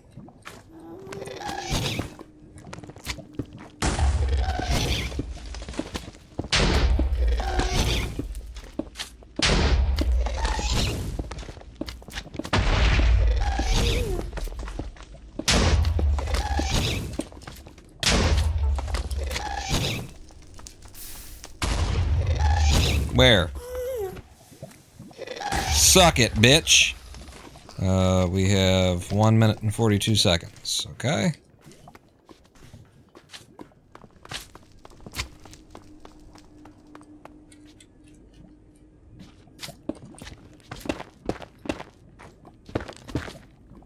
And, Silk or Fortune? I guess it should be Fortune.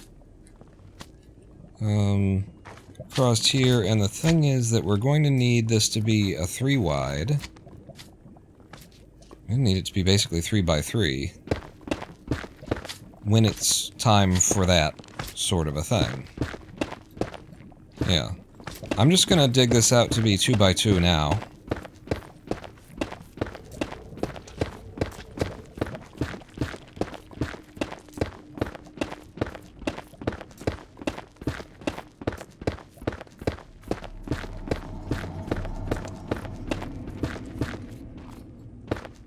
Yeah. Looks like it opens up beyond this basalt area. Oh boy, does it. Hey, is that a... No, I thought it was a ruined portal on its side, just because it has that shape. Okay. Now that we have...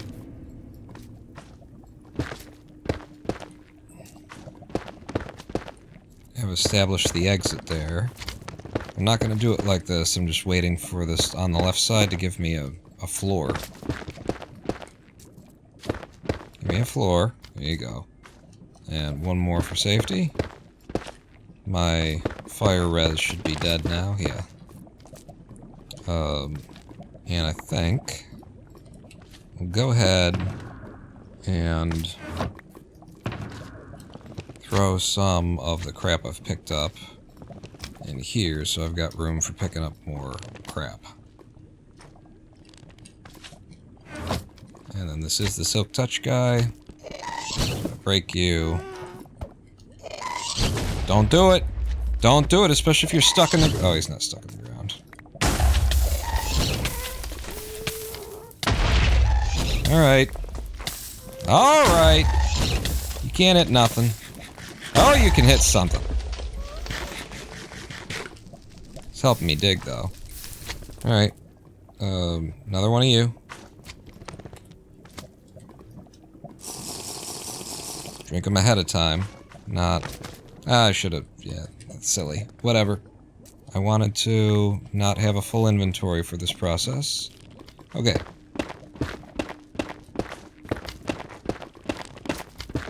So I'm gonna go ahead and dig this out to what it will eventually need to be. In fact, it doesn't need to be 3. Yeah, on the sides it can just be 2. In the middle it should be 3. But on the sides, 2 would probably be enough. I don't want that.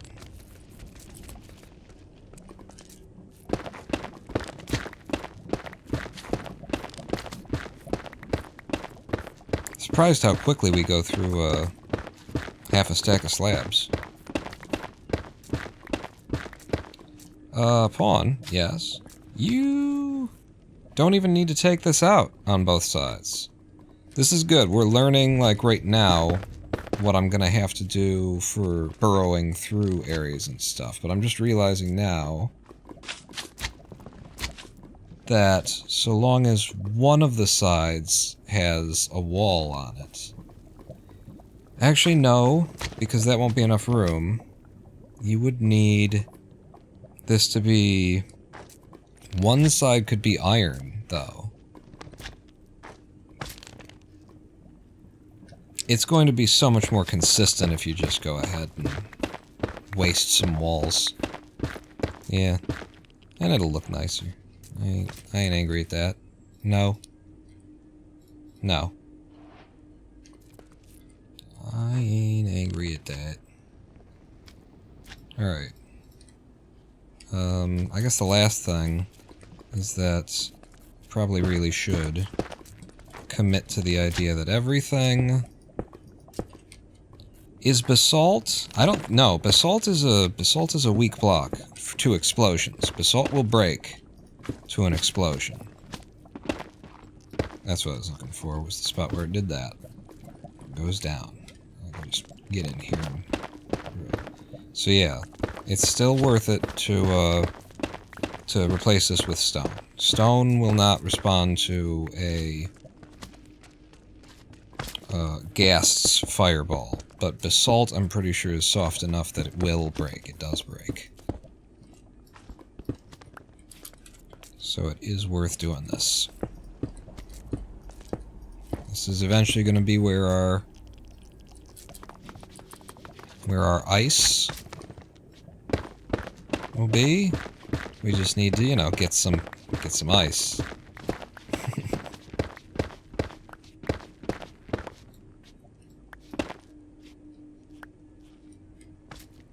Yeah, so actually the ice will be like there. The boat will be like here. And so this will be a low ceiling for us as we travel, but I'm fine with that. Okay. Chuck the basalt into lava. Is basalt good for anything? Other than just being decorative?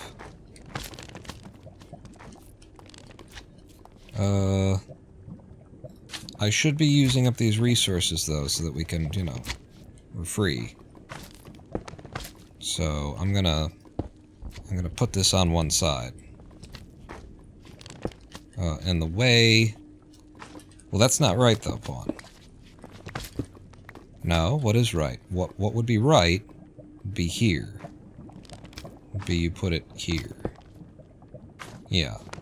Because in the way that I'm going to try and do this, that I'm hoping is safe, is like this.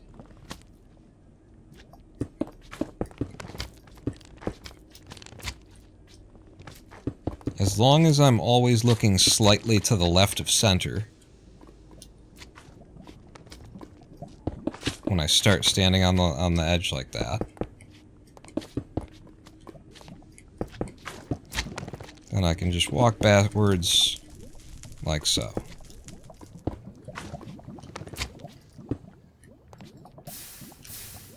I'll take you back to at least here for now. Yeah. Having it on one side allows me to run safely and freely, and I'm gonna go ahead and put it there, let me make sure that I can't fall off when I get to this side. So that I can empty another slot in my inventory, that's what I'm doing. That. Okay. Let's keep going. What were my starting coordinates? Did anybody take that down? Just that we can know, like, how far we've traveled?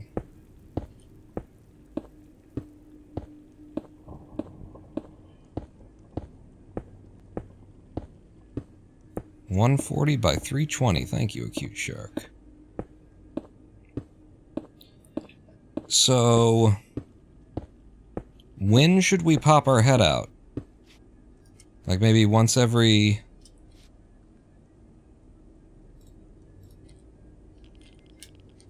Once every 500? And I mean 500 overworld blocks? Oh yeah, there's lava out here.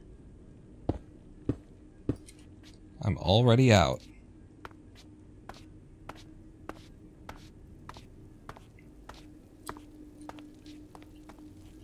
Current cords are 470.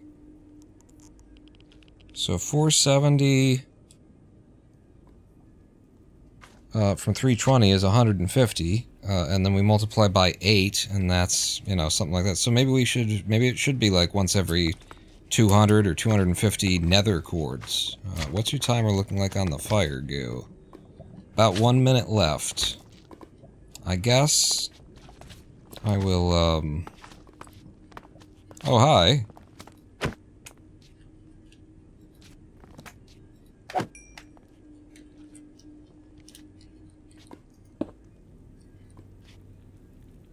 Boy, do I not like that.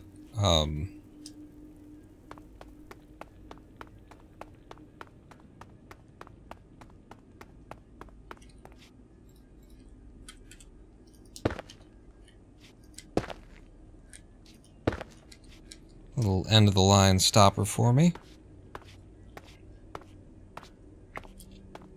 One side of wall. Considering how close we're getting. Have that on the hot bar.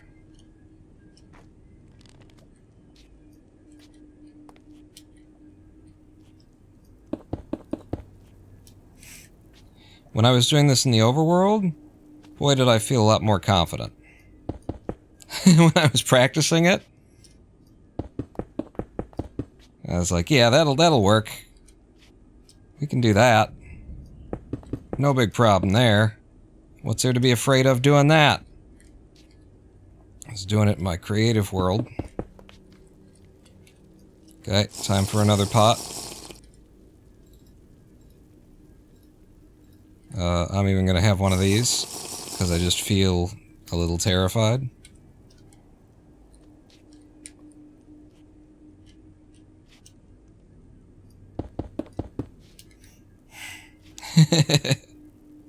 Just to the right of the block, right? Just barely to the right middle of the block, and oh boy. Imagine that we were doing iron fences or some shit.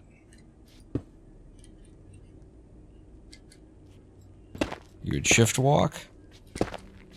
We'll be here all year. I gotta take some risk. Oh, look at this.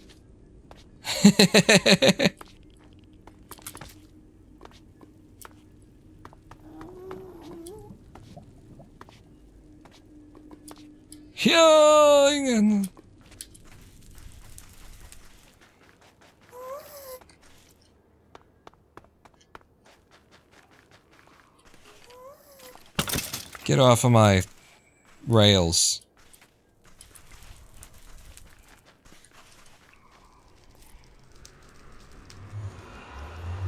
Stepping through for more materials.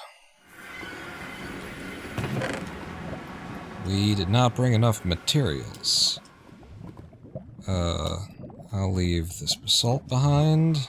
I'll grab the other fire pot. OSHA approved walkway.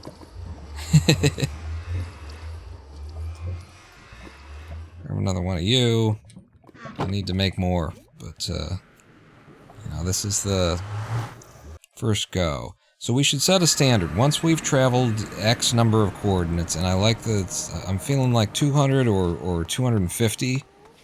If we're going times 8, then what actually works out to a nice number there?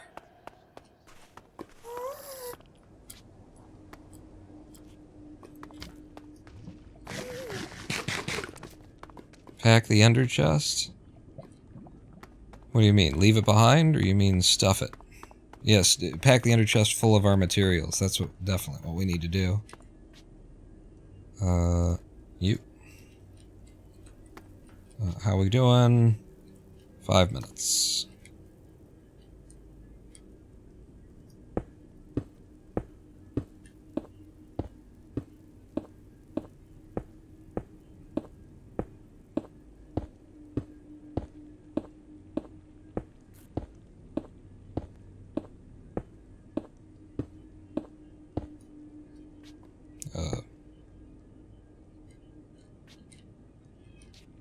Okay.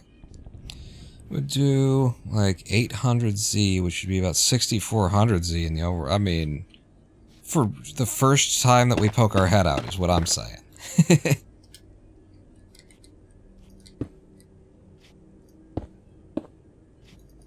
And is that what you're saying? What were we at again? We're already at 553, so I guess it doesn't take long to get there. It just seems like a lot. Like there's a lot of... I guess there's a mathematical correctness to something. You know, we could figure out how frequent is the average appearance of a different kind of a biome.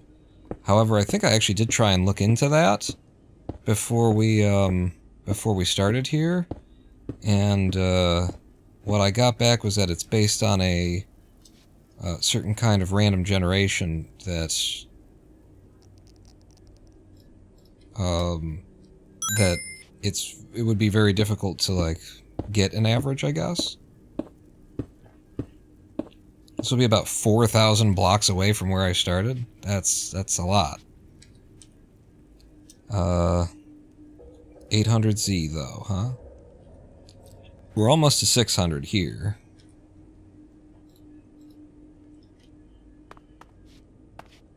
Okay, out of feather falling. Okay, we're over lava mainly here. And our shoes would take care of it, in theory.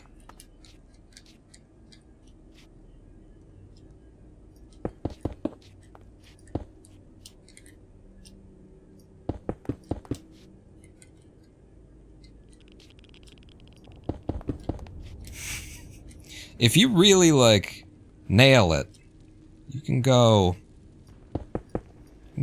backwards quite a lot. But maybe the steadiness of this is worth it. It's just slow and steady. It gets us there. We can't have that.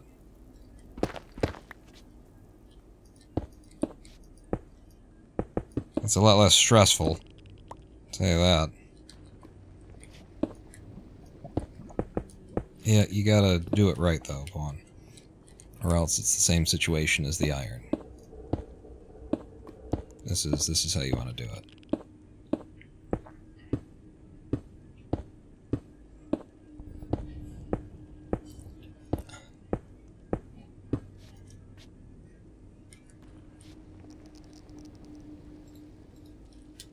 Does everybody like the sort of silent creepiness that we're coping with right now? Hour 106 and a hardcore seed.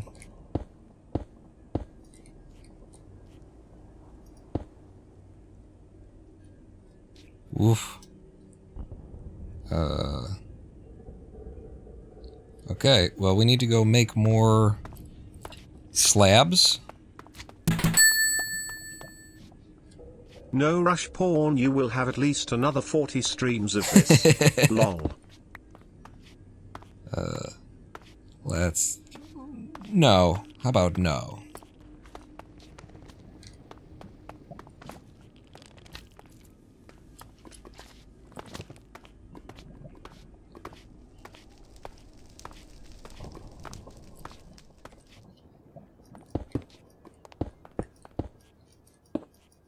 Go ahead and just empty that stack out, and then I've got 2 more stacks of you guys. I guess I should commit everything that I'm doing to just one side today. Wait for when we're, you know, putting down ice to bother boxing in the other side of it.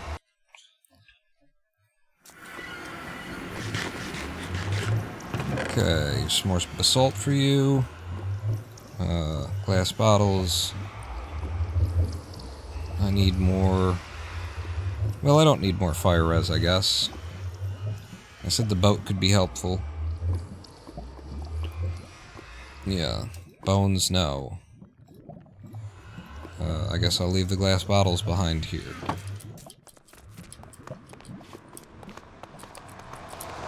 Let's go get some stone brick slabs.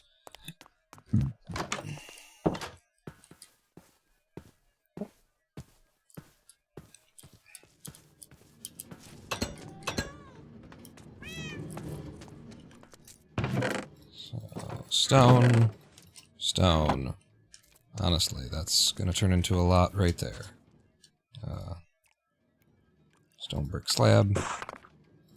Stone brick slab. Stone brick slab. Stone brick slab. And then we will put them in here.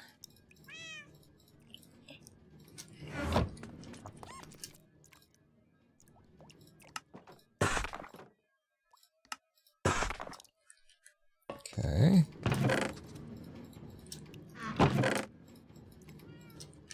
That's too many. Yeah, I can't carry them all. I need room for making them. Oh, okay. Well, there you go then. Stone brick slab. Stone brick slab. Stone brick slab. And the last one I want to have room for. Put you back in. So this is what I can carry. And then the wood and the this and the that and the other. And the guys and the stuff and the whatnot. What's in here that could be somewhere else? Anything? That glass bottle. Put one of you in there, I guess. Doesn't really matter. We're reloaded. If a vote was counted as a single vote, it was just about how much one person got over the other, then things would be completely different. Oh, yeah, how did the popular election go? I didn't even pay attention. I just heard that Orange Man Bad won. And, you know, as upset as I get at y'all, at the world in general, you know that I make attempts to not follow this stuff. It's better for my health. Better for my health if I just don't track it. I voted, you know, a month and a half ago or something like that, so it's not what's going on in my world. Yeah, empty the ender chest of the things I don't need. Listen, I'm not gonna... This is a lot of slabs we got. This is gonna be enough for something. Like, how far are we gonna go? We're gonna go 1,000 blocks. Right? How about that? We go 1,000 in every direction in the nether, and then we come back and we'll make gates once every whatever would be 200? Something like that? I don't know. I'm thinking out loud here, but going 1,000 sounds like a good way to go to start. Ooh. I hadn't thought about that now. Because of this lump, will a boat still fit between the two of these? Let's find out. Will it be hindered anyway in its movement? Will I have to pull, you know, an extra layer back is basically what we're finding out here. So give me anything that's a full block. Apparently wood, I guess. I'm gonna need all that stuff. Okay, so boat. And it doesn't seem like it catches at all, either. So I guess that should be fine. So that will be okay. Get you back there. Put you back here. Put you on the hotbar. Let's go ahead and drink another one.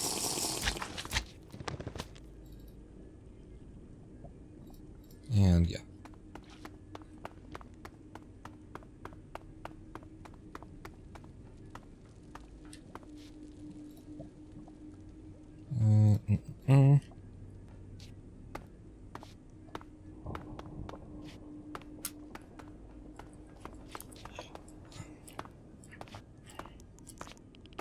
Maybe once every 400 overworld blocks is where we'd want to pop our heads out. See what's going on.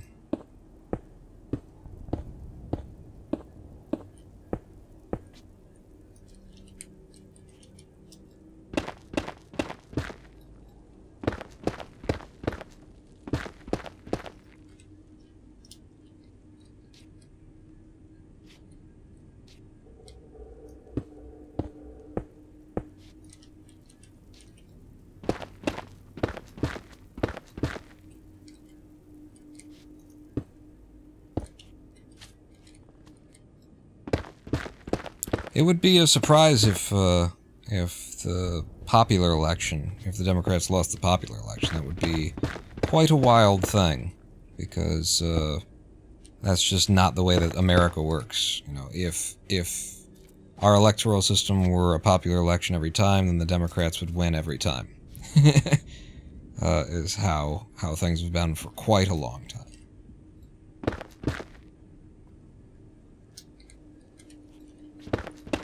Which is why, of course, we can't have a popular election, because then how would we have the sham appearance of a choice, of a democracy?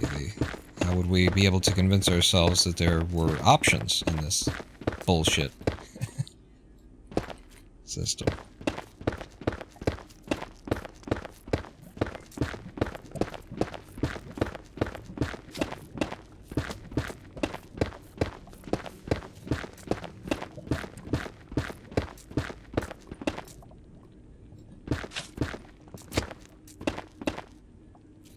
Eat? Thank you. Man, Twitch keeps throwing stuff in that I've never seen before. That animation in chat.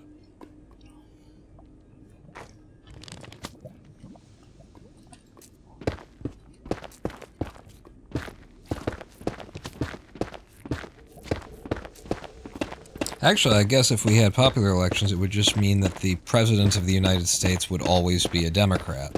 But, you know, locally it would go whichever way it went.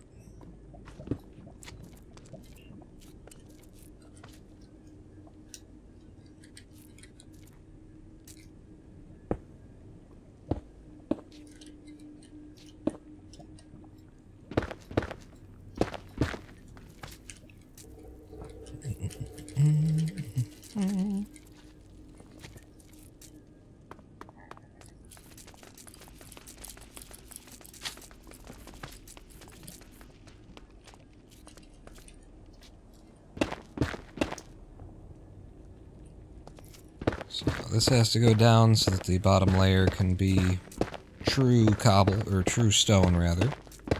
I've committed to that, even in places where it's like, oh, you'd be safe anyways, you don't need that.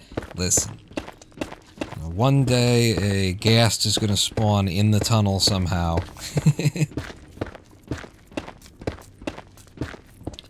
The only thing that's going to have saved our asses is that I demanded that all of my ground, all of my floor tiles be for real. It's something that a ghast's attack can't destroy.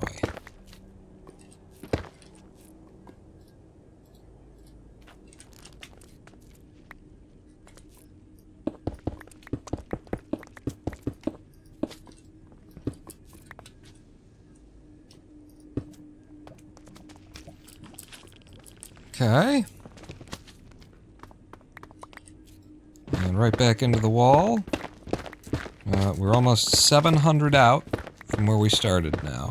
Or no, we're almost out to 700. We started at 140.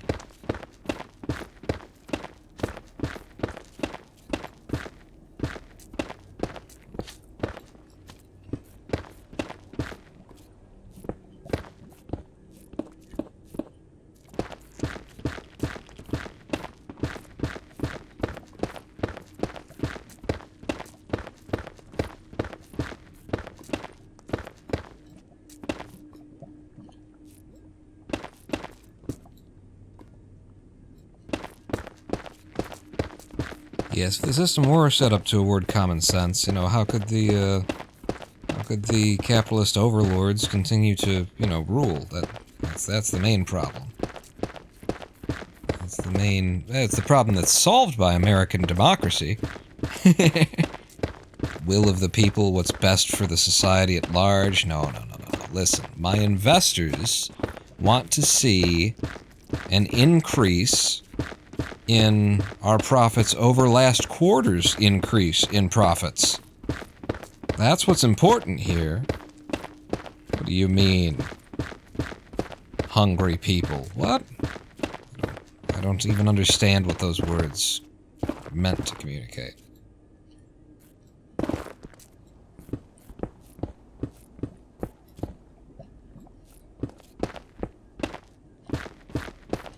How much longer? Minute 38. Okay. This is good traveling. This is nice, quick, safe traveling, you know. Making a lot of ground by being in the soil here, even though I'm going to have to come back and dig it out in a number of different directions as well. I need to pull another layer out from underneath my feet, one from above my head, one on either side, I think. I think this stretch right here is convincing me that I shouldn't try to hold to my standard of, you know, all of the ground should be made of a thing, you know. Near an entrance or an exit, sure. But when we're underground for this long, that would just be silly, wouldn't it? To waste all of that time digging and all of those resources.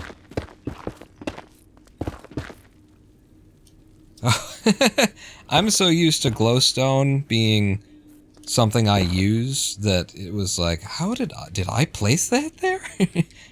Wasn't thinking of it as something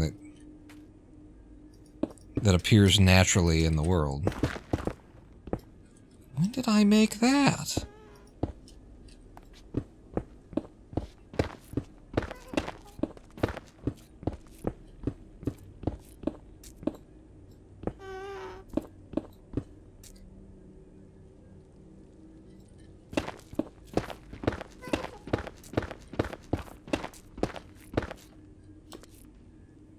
And we have exited.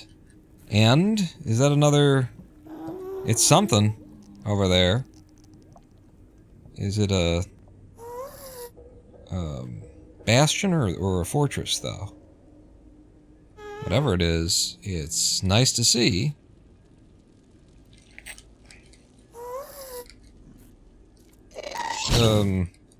Hang on. I was gonna get out my bow. It just ain't on the hotbar. Holy crap. Holy crap. It's something. It's nice to run into something. I mean, we already have an unexplored bastion near home. We already have a fortress that we found. So, they're duplicate resources, but when we start looking for netherite, this stuff will be helpful. Wait, you're out of flame juice, surely. Yeah. There we go. And stack. And I don't know why I'm feeling like doing this, but I'm gonna do it. I'm gonna trust my gut.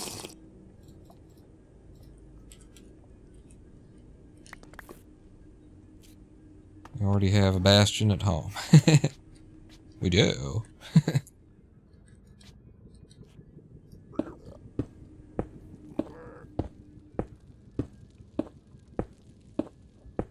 So I'm going to 1,000, I guess. Well, no, 1,000 would be 1139 then from where you started. Or no. No, I'm thinking that the X 139 tells me where we started. Where did we start? It was 140 by 320 or something is how I remember it. Very convenient.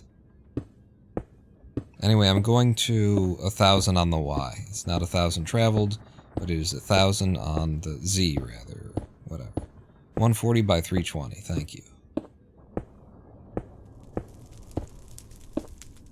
Look at this. We're all friends, right? We're all friends here.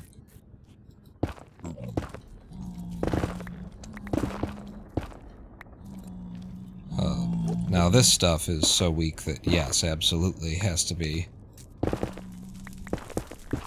We'll have to dig all that. And eventually we'll have to dig it, it'll actually have to be 4. Yeah. 4 tall for the ice.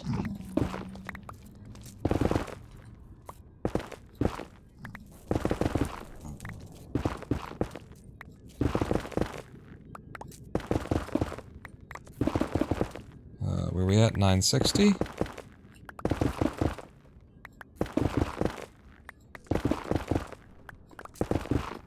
How very fortunate, though, to emerge at the location of a something. I think it's a bastion, right? It's probably a bastion. Do you put the portal in line with the highway or off to the side? I don't know. Recommendations? Which would you? Because I think off to the side makes the most sense, doesn't it?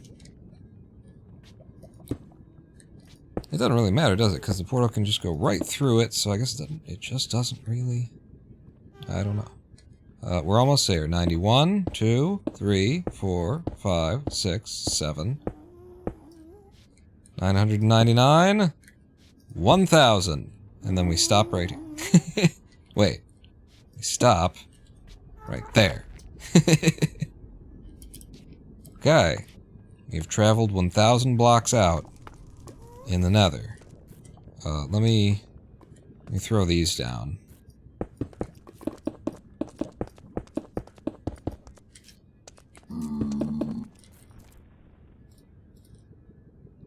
Let me make sure that I'm not going to walk off backwards. Just wanted to be certain.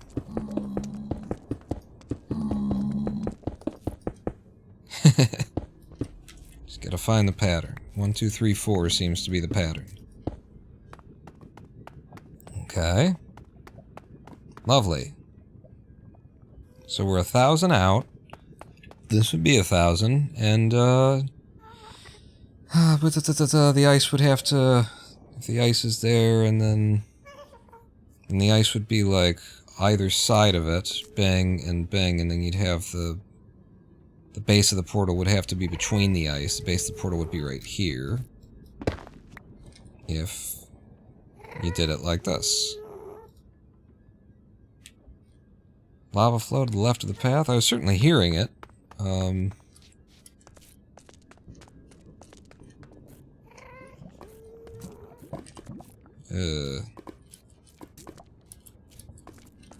I just fill that hole?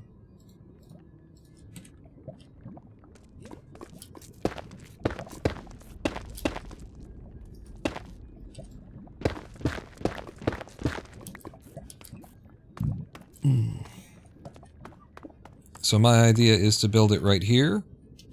And since the ice will be 1 block up,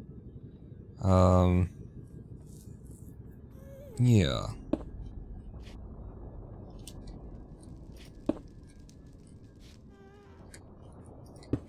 Like that, I guess. 2, 3. I didn't bring a way to open the portal, though. So, I don't usually do it 3 wide. So, it's 3 by 3. It's gotta be 4 up, doesn't it? How tall do these damn things have to be? Like, I'm so used to making it a certain way that to make it any other way is immediately blowing my mind. 3 by 3 should work. Because you could make it 2, 3, 2. So 3 by 3 should work.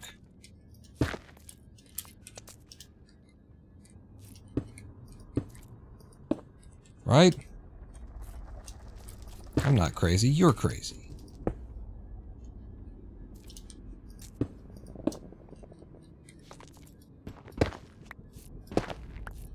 Knock you guys out. Knock you down. And then, yeah, I have no way to light this baby up.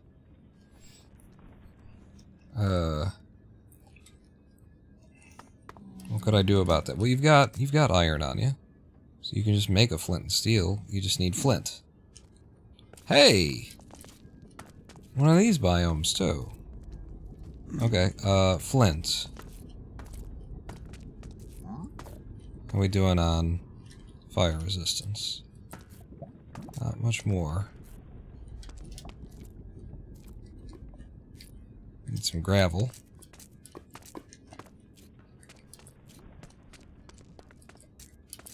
And then I will need my fortune shovel. That's gravel. Any on this side of things? Nope. Alright, we're going over toward the bastion. or whatever it is. I seriously have not looked at it. It's actually so square, I think it's a fortress. Like, the edges are so square.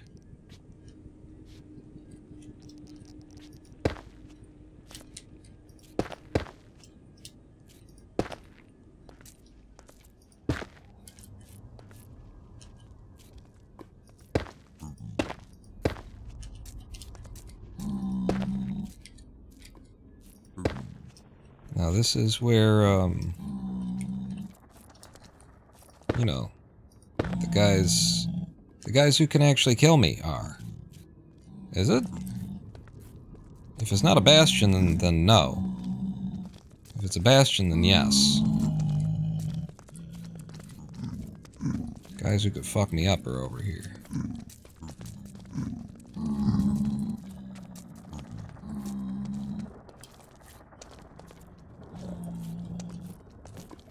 It's a bastion, isn't it? Yeah, because it doesn't have windows and stuff like that. It's cobbled together out of bullshit. It's a bastion. Where was that, gravel? It's down there. I'm out of fire juice. Okay. Don't fall in any lava now.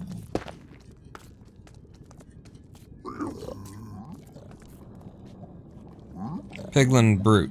That's what I'm thinking of. Piglin Brutes.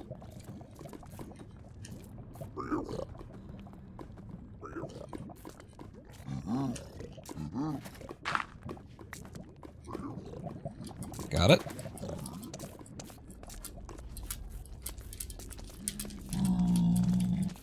Best weapon I got against Piglin Brutes right now is these guys, I think. Wow, look at that. It's impressive when you're standing off of it and looking back. See something like that. Down?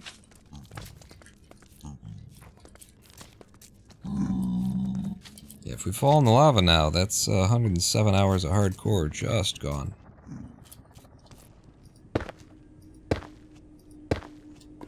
Because I do not have a potion. Which makes me want to go home and get more potions.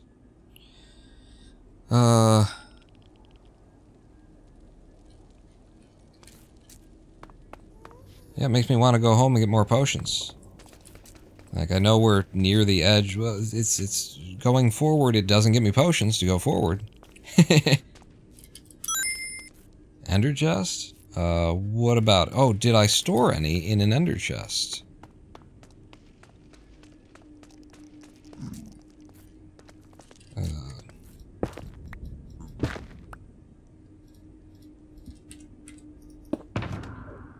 Nope. Nothing in there.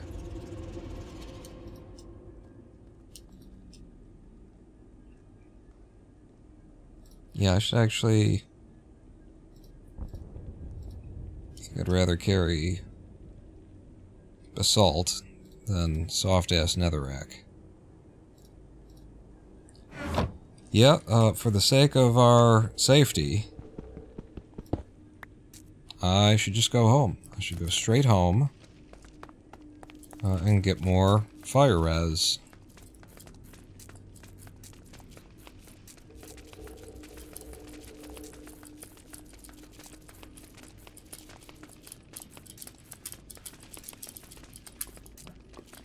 It's a lot of spamming of spacebar here.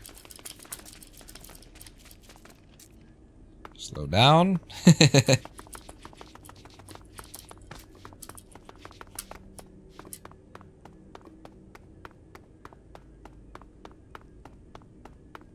Just hug the right side. We've done some good work here.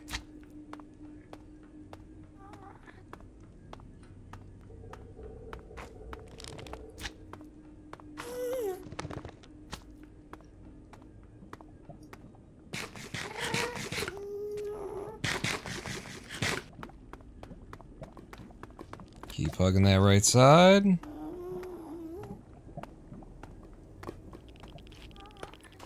Alright.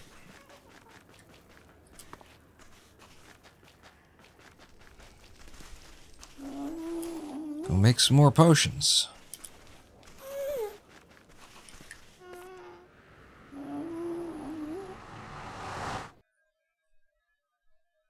Or, yeah, make some more potions. Okay. Slow falling is almost silly to even have on me. We will make a new flint and steel out of that I picked up. And then we should empty out the ender chests and stuff this time also. Everything else is whatever. It's now that we've been there and done one direction out to 1,000. I can set up for the next wave a little bit better, but, you know, the next wave is actually, I want to do the actual exploring. You know, so I'm gonna need more obsidian if I want to make them all 3x3. So, salt stuff can go in there. And you guys as well. These are building stuff. Okay, head upstairs and make more potions.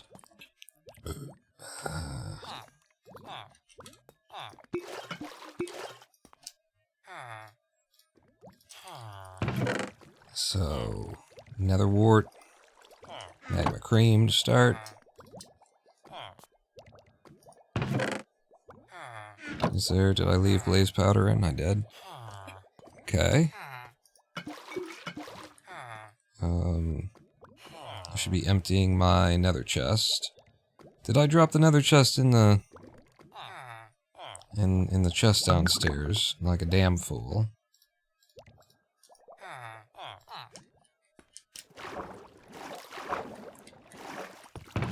I did. Like a damn fool. So, pull out... Wow, no inventory space, huh? Well, you can trade off as you pull, you put something back.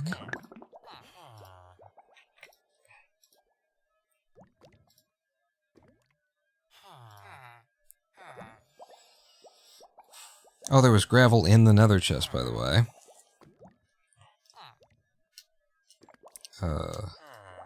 In there.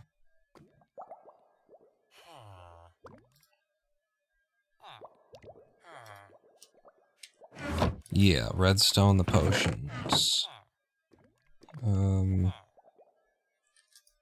So you go in there. What else have I got? I'll just pick up. A bunch of stuff goes in here. So netherrack, soul sand, gravel goes in the gravel chest, soul soil, gravel, dirt, spruce slabs. This is stuff I'm working with. This is that.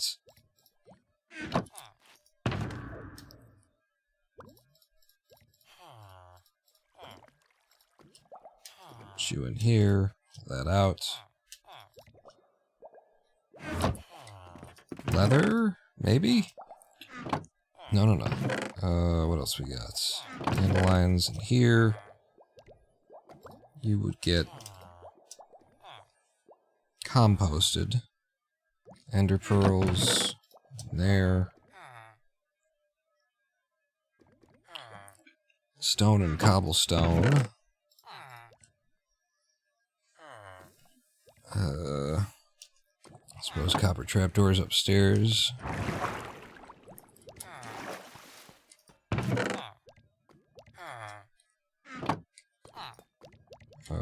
Redstone. Jack that up. What else have I got?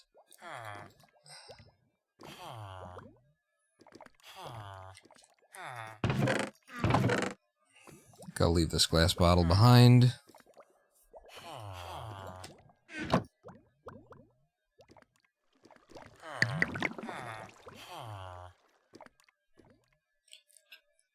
And that's full fire res. And the water goes in. More nether wart. Start again. Alright, what are we saying? Trump wins 58% of white voters. Harris wins 41%. Trump share down 1. Trump wins 52% of voters age 45 and above. Harris wins 46. Trump is up by 1. White old people are the problem.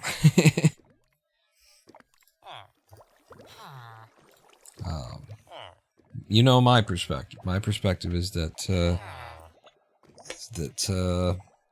middle-class people are the problem. People who are willing to vote for the Democrats, while the Democrats represent nothing, don't accomplish anything, lose a woman's right to self-autonomy. They have no plan. They won't stand up for anything. They won't speak openly about health care. Like, we're not moving anywhere near towards socialized health care because we have no party that speaks or represents on it. The problem is the Democratic Party, but the only reason that the Democratic Party can get away with it is the soft-spined, weak-willed, middle-class, centrist voter who thinks they're really doing something for us all by voting for the donkey. You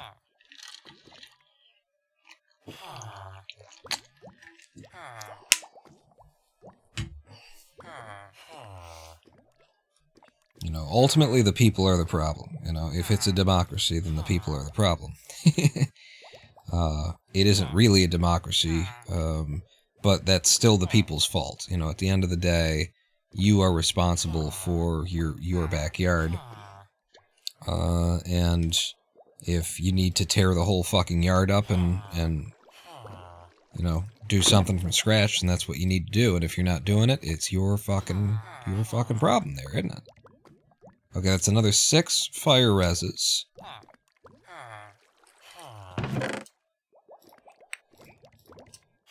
And that will carry us for quite a bit longer than another. I gotta put this daylight detector down somewhere.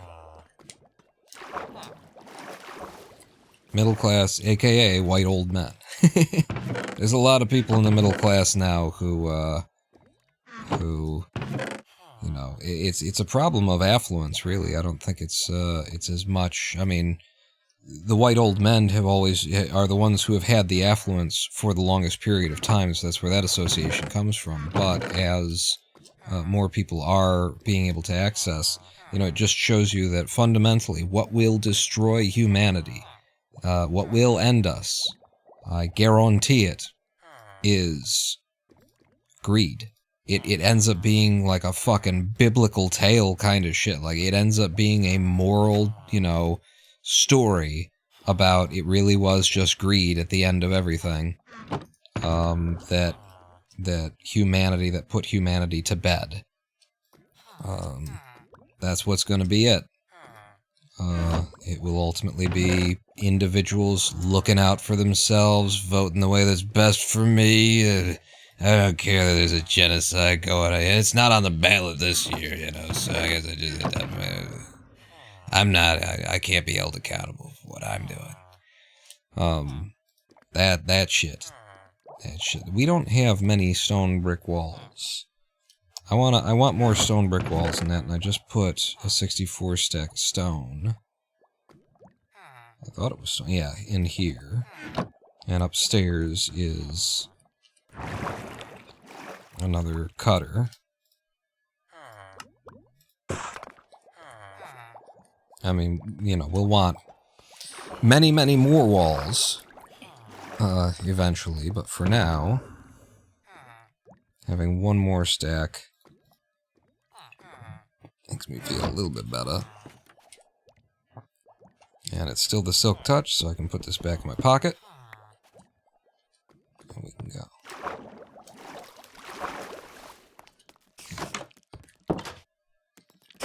The genome is saved in an indestructible crystal? Is this some stuff with David Bowie's testicles? I've seen this movie. David Bowie's junk moving around like a lot in a children's movie. I'm pretty sure I know what this is. It's a real thing? Somebody packed the genome away?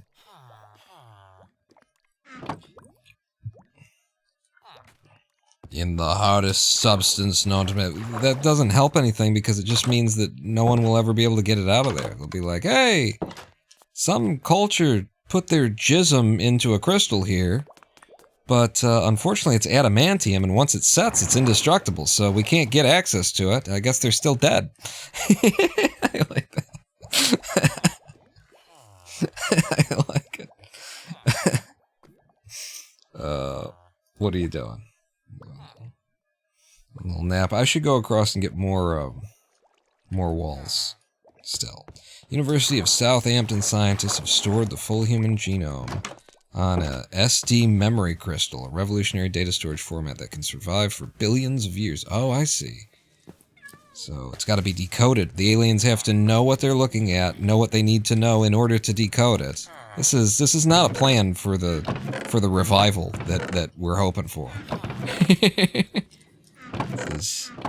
Is there like a message in binary for the civilization that's going to come next and try and revive us that explains what we've done here? Just ends up being another piece of stone floating through space. Nobody ever notices. Not to be a downer or anything. Just wouldn't rely. I would, let's make the effort to get it right while we're still alive. Huh? And by the way, like, shouldn't we put, like, a warning on that thing? Like, if we are thinking in terms of eventually an alien species will be able to resurrect us in case we die, like, shouldn't we be putting a warning on that? Like, we destroyed ourselves, we are most comparable to a virus, we replicate and consume resources, even though we are sentient beings, we are compelled beyond our capability for sentience to continuously do the worst possible thing, and we will eat until we have destroyed the last seed and can no longer grow anything else to eat. That's just how we run. So, if you do bring us back to life, make sure we're in like a cage of some kind and you never let us out of the zoo. I want to control our mating habits because this is a deadly disease, this humanity thing.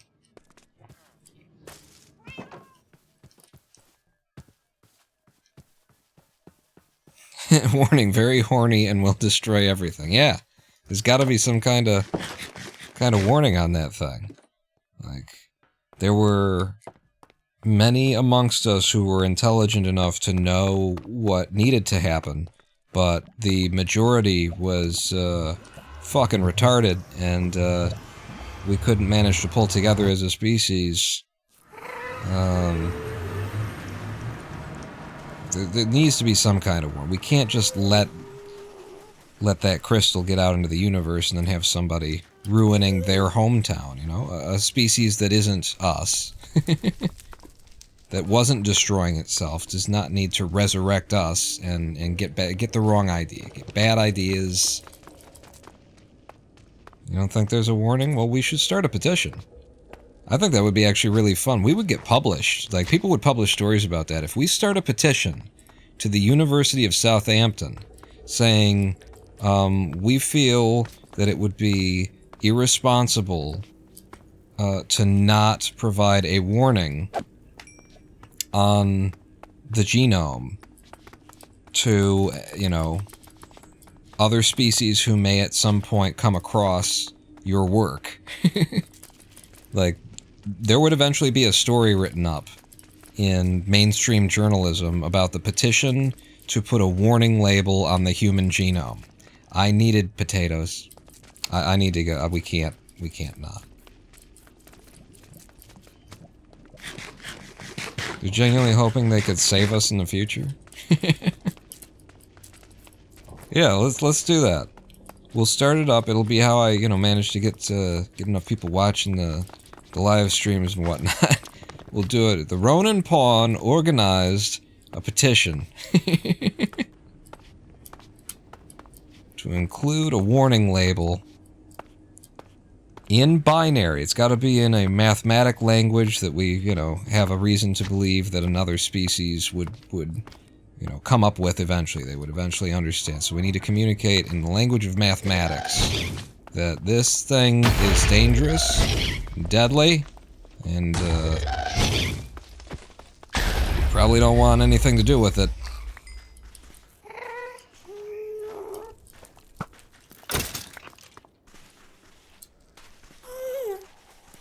That's good promotional stuff right there.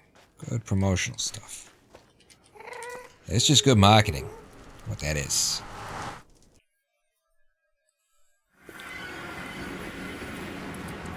We'll put it up on change.org.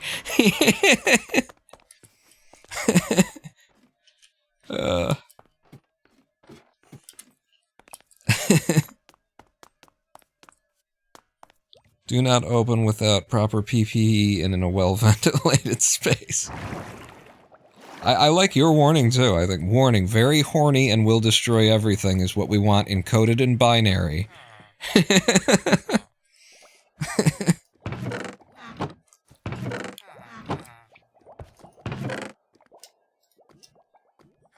We demand... looking out for the interests of the solar system. You know, not just this planet.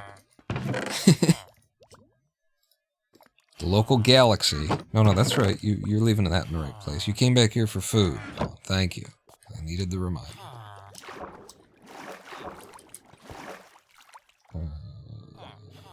Arrow.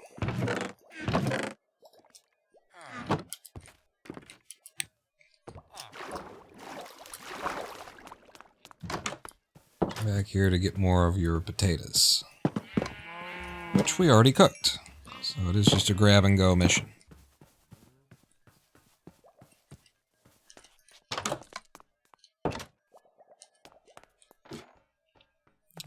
Traveling twice. I don't think it's people who didn't care to vote. I think that's a very disingenuous way of stating that people felt that there was no... Like, there's some people who were just, you know, lethargic about it, didn't think it was a big deal. There were a lot more people, especially considering how the liberals in America, the Democrats, how they feel about Trump. There were just a lot more people on the left, and even Democratic vote, even diehard Democratic card-carrying fucking donkeys. There were a lot of them who could not bring themselves to vote for a genocide, you know, that considered it to be a genocide. That is the main reason why the turnout is different, why so many fewer people than usual would have voted for the Democratic Party. Like, there's nothing any more impressive or less impressive about Kamala Harris in comparison to Joe fucking Biden. If anything, she has the benefit of being a woman, and therefore appealing to 51% of the U.S. population implicitly, but also, you know, would have been the first female president. She is, in theory, black-ish anyway. You know, these are benefits amongst liberal and Democratic voters. If, you know, she couldn't get the same turnout that Biden had, you know, that is a symbol of something that isn't her fault. It's not her problem. It wasn't because of her or because the marketing suggested to people that she was going to win regardless, so we don't have to. That is such copium. That is such liberal Democrat copium to say, oh, we lost because we won too hard, really. That is just absolute fucking bullshit. The fact of the matter is the Democratic Party that represents the left decided to throw 40,000 human beings under the bus in Palestine, and a lot of the votership looked at that situation and said, I cannot live with myself if I go out and vote for these motherfuckers. You know, that and just generally the lack of, like, the lack of anything that the Democrats stand for at this point, you know, what What were we going to get if we got Kamala Harris in? What was she saying? Because I wasn't paying attention. I was already checked out on that Democratic administration back from when, like, I was thinking about voting for Joe. I was open to voting for Joe, like 2023, mid 2023 or something. I was saying, you know, I think his presidency is the best thing that he's done in his entire political career. His Senate was just shit. He was a white racist fucking, you know, might as well have been a Republican. But he has at least handled the presidency in a way that I was like, hey, he's doing the job. I could vote for him in the next one. Just on the base, and it probably whiplash for me. Safety wall on the other side of the portal so I don't fall down. Good call, Jermaine. Probably whiplash from the Trump administration that my standards were low enough to be like, hey, he's doing the job. You know, he handled a rail strike at Christmas the correct way. Oh, all right. That's where I was coming from. What am I going to put there? You know, what do I guess it's just going to be, no. Use these. And then, you know, that minor issue of backing Israel as they committed war crimes and buying another, you know, selling another $1 billion worth of weapons to them while they're using the last batch to murder women and children, to target civilians. And the Democratic Party standing out and saying, that's where I was coming from. I was like, maybe I'll vote for Joe this time, you know? Last time, definitely not. This time, I don't know. He's you know, he's impressed me a little bit. And then, there was that. I mean, if there's any argument to be made that, that wasn't a factor, then that means even the Democrats are fucking, even the liberals in this country are just ghouls. Just fucking ghouls. Let's see where we come out in the world. It's the end of the day. And it's not a winter biome. It's animals up the hill anyway.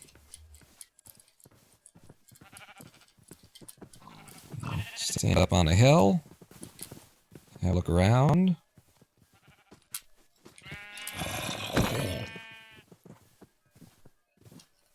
Anybody else? It's a birch forest. Not really anything of value in sight.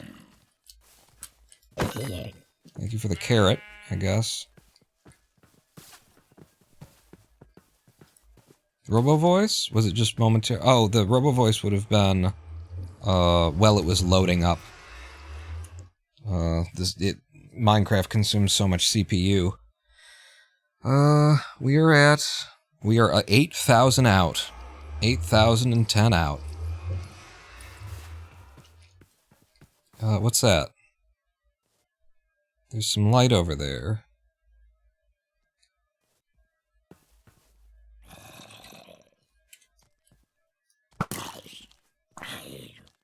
I'm gonna go see what that light is.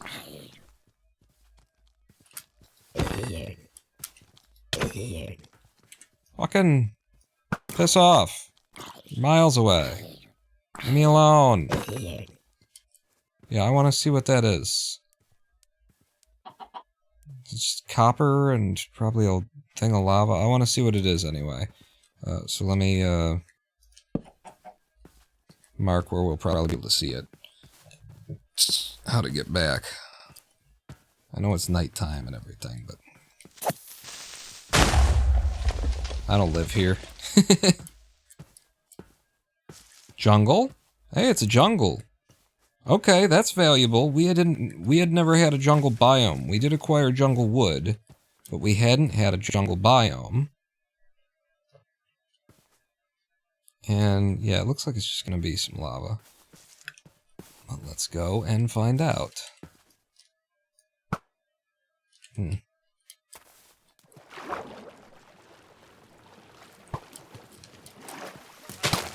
Yeah! Ha ha ha!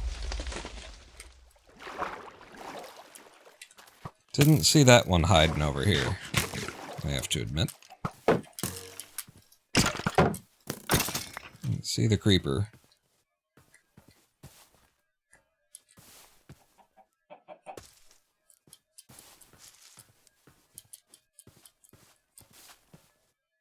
Oh, it's a ruined portal. I couldn't tell from over there. Bamboo and melons. Ah! Ah ha ha ha ha! There they are. Listen, let's get the chest. See what's in the chest. Unbreaking, curse of vanishing, curse of vanishing. There's nothing in the chest. But that is more obsidian for us. Yes, my friend. Well, it's silk touch. You'll need to make room. I'll need that carrot. We have gone 107 hours without a watermelon.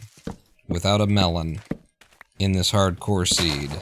And all we had to do was travel 8,000 blocks by nether bubble. In order to resolve that situation. But we did it. We did it. We done it. We done did it. We done did it. And we do now have access to jungle, jungle wood if we ever needed to replenish it. Bamboo is the other thing. There's some more melon. Unfortunately, this doesn't look like the kind of jungle that you'd usually see bamboo in.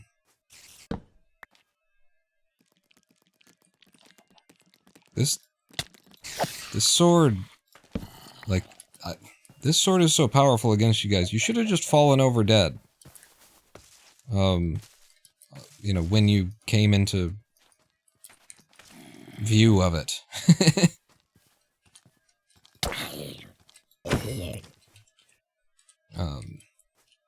So the way back is that way. And I guess I need to mark this the way that I usually mark stuff, which is on the right side. I mean, it's on the left side coming, so putting that on my right when I go.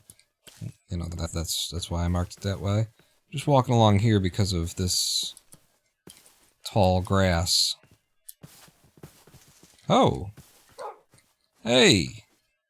Do you want to follow me back to my house through the entire goddamn nether? No? That's a smart choice. That is a smart choice. I wouldn't either.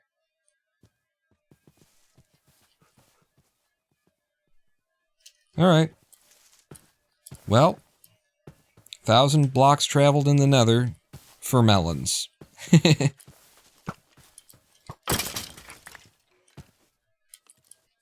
I'll give the doggo one more chance. If he's still over here. Where is he? Couldn't have walked far, right? Where'd you go, doggy boy? Oh, God. Oh, goodness. Am I low on food, or am I low on food? Okay, I heard him bark. In this direction. Bark again.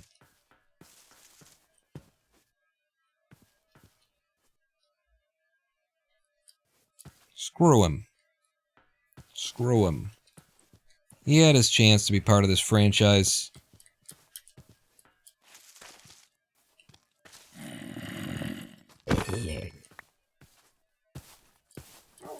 Hey! Are you the one?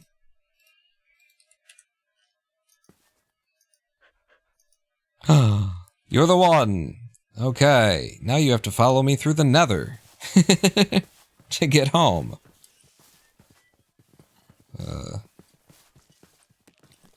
Again. Don't jump in the way of my sword when I'm swinging it. I know it's day one, but really this is... I shouldn't have to teach you that. Yeah, here you go. Heal up, buddy. Oh, did you find somebody to fuck? Are you running off to fuck someone? What was that about? Oh, wow. That's a lot of fire. Tramelin Twice with the subscription. 30 months. Thank you so much. Welcome back to the Big Dick Club.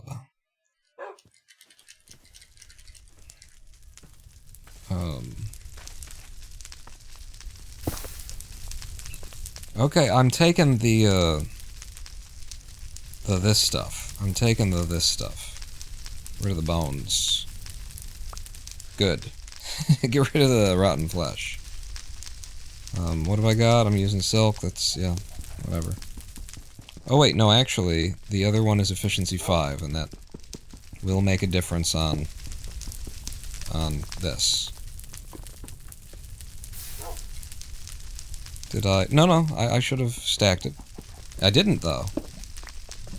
Where did it fall? It must have burned.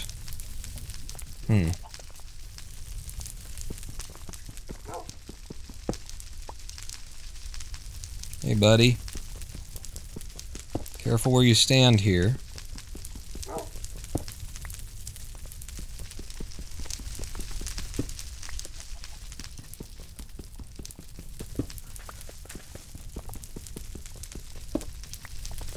Now listen, you're gonna have to pull your own weight around here, you know, I'm not gonna, like, take care of you as much as, some people might want me to. You're gonna have to just, you know, do what needs to be done there. We're up to 18, which means I could make one more 3x3 gate, right? Because I need 12. Yeah. But I can make one more gate. It was 0 more before. Alright. Hee. Fucking. Is there something under here that you wanted me to see? No? Okay, good. Come on, puppy. We're leaving. Yeah, I can't be bothered to get my boat out.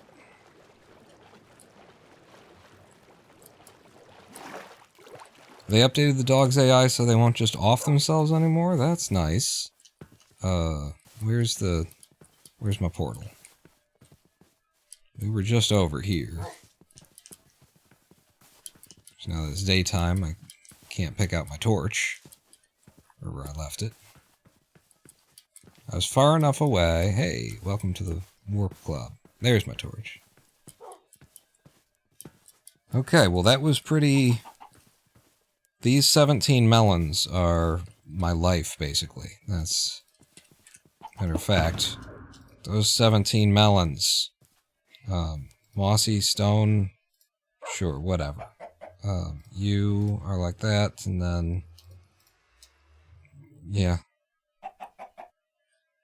And then pick it up with the silk. Okay. We now have a jungle biome. We're going in. Come on, pup. There you go. Head up. No. Get in there. There you go. Cocoa beans. I don't really give a damn. I don't really give a damn. So we're going back. I'm not going to explore for bamboo there either. I'm going back, so that's 1,000 out and we started at 320. So there's 680 between us. If I split that into, like, just where should I put my next one down is the question there. And I think 800. I think at the 800 mark, I'll put another one down.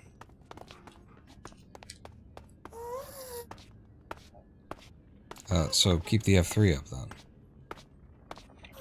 Because that's 1,000 blocks of difference in the overworld, right? Wait. What? From 1,000, you're going down 200. 200 times 8 would be 1,600 blocks. Change. That's a significant change. It's worth putting one down.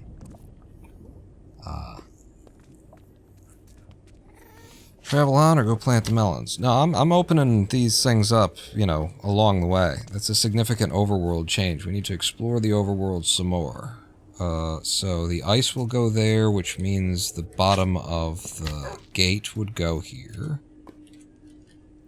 And let's put it dead on the 800. That is the 800. Alright. Don't with the getting in the way there, pup. And then I'm gonna need you to stop being that. You're gonna have to sit down.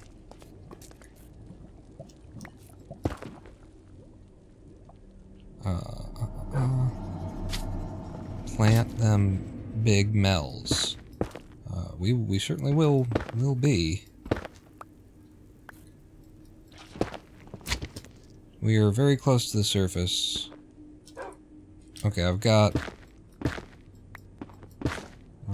fire res on the hotbar. That's what I'm concerned about here. Is that I open up a hole, lava pours out in my face, that kind of a thing. So 1, 2, 3.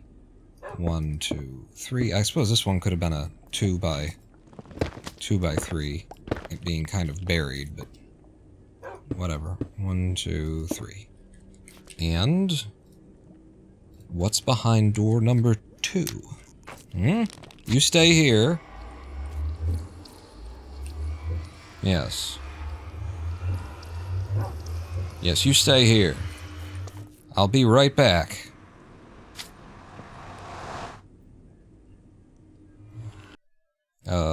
Robot voice. Okay. We're super underground.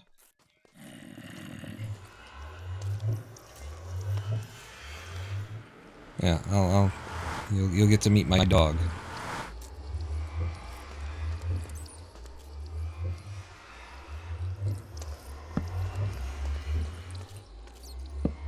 Some diamonds and stuff around. And here's some skellies. But this is the sort of shittiest place we could have been. I presume then we're under an ocean.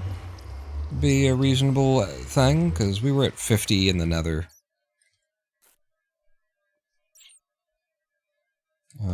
It's not even like a cool underground biome, right?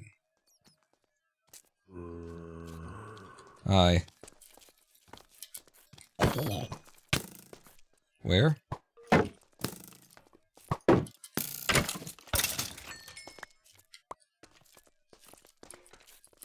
Yeah, with your diamonds. I'm gonna go up and get, you know, a view.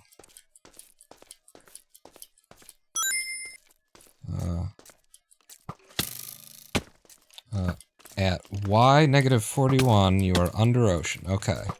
Okay.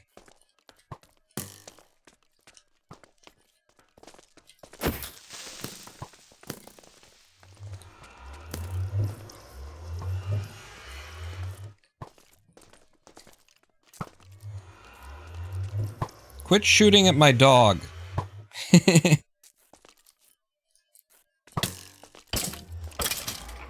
Where's the... Oh god, the creeper went through the Nether. Okay. And the zombie. I need to get out of here. We're just attracting things into the Nether that I'm gonna have to deal with on the other side of this portal. Alright, let's go. This was a bust. I'm shielding. And yes, that's the creeper just exploded. And broke the portal, and the dog's on his feet, and yeah. That's all fine. That was a shitty place to come out. It's nice, like, if we needed to mine, then I'm gonna recover all of yeah. That's a shitty place. The doggo is okay, yeah. How okay? How's your tail? Looks like full tail. The height of the tail tells you their health level, right? When it's real tucked, it means that they really need some help here. Carry on my wayward son. There'll be peace when you are done. So that reminds me, here's some back-end stuff for you. The last two VODs for these live streams, got hit with, copyright due to the my use of the parody performance of Let It Go, where she's singing fuck it all, that we use here. Got hit with copyright on that one. And so if you were to play, if someone had the points to play, it's an expensive one to do, but if someone had the points to play it, you may be able to note that I have made some slight changes to the song. One specific change. That being that I have sped it up by just a little bit.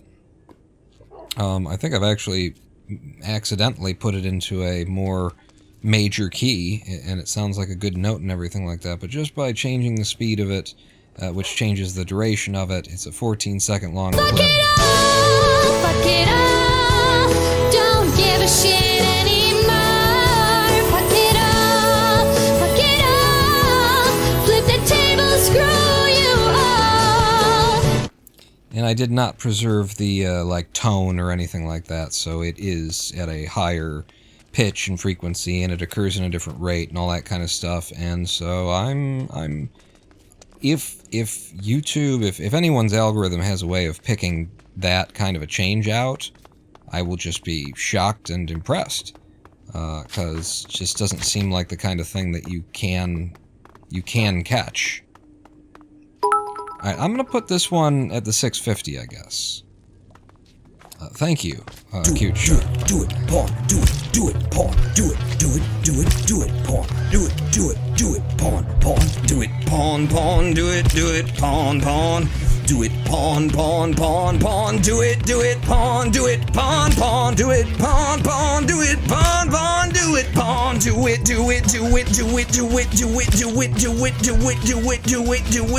you can do it, we believe in you to do it, you can do it, pawn, woo! But yeah, that's the kind of games that you have to play with YouTube now, because, you know, the parody makes it, you know, protected, and the fact that it's not actually the song that's even being claimed because it is a parody and all that kind of stuff. So many different ways that this thing is fine. Nobody's ever going to, you know, come after you for using 14 seconds of and all that kind of stuff. It's not a problem, but it's a problem on YouTube. It's a problem on YouTube because of their hellscape of a system. Come on, pup. Come on, you fucking goddamn motherfucking dog. Sit. It's a problem there. So what you have to do is just defeat the system. You just have to defeat the system of detection. And that's what I've done. I presume we will find out, you know. Thank you for playing it.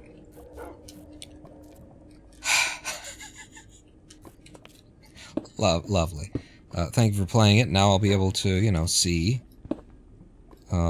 next, you know, when I upload this VOD, whether or not it gets detected again. And I just, I can't imagine that it will.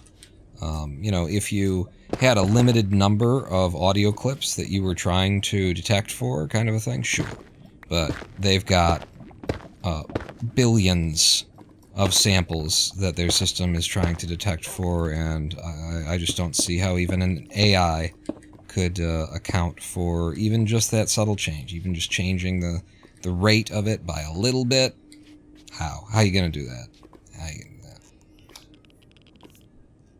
do that? Okay, let's open this one up. So we're now at 650 with this guy. Would have been 600, but I don't want to make it out over the lava. You sit back there, just in case creepers come through the gate. Yeah, for real this time, though. And, before we go through, let me set this back here with you. Just empty out some of this bullshit.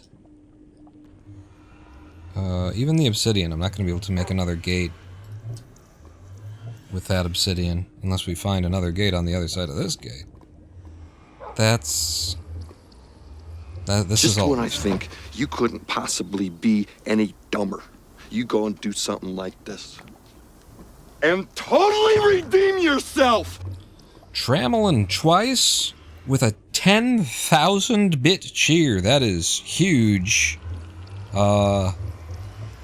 that is huge, and if my system were working, I've kind of already got things set up, but we're just not piped through my new code that I've written for handling this stuff. Pretty sure a 10,000-bit cheer would be on screen for like 45 seconds or something like that.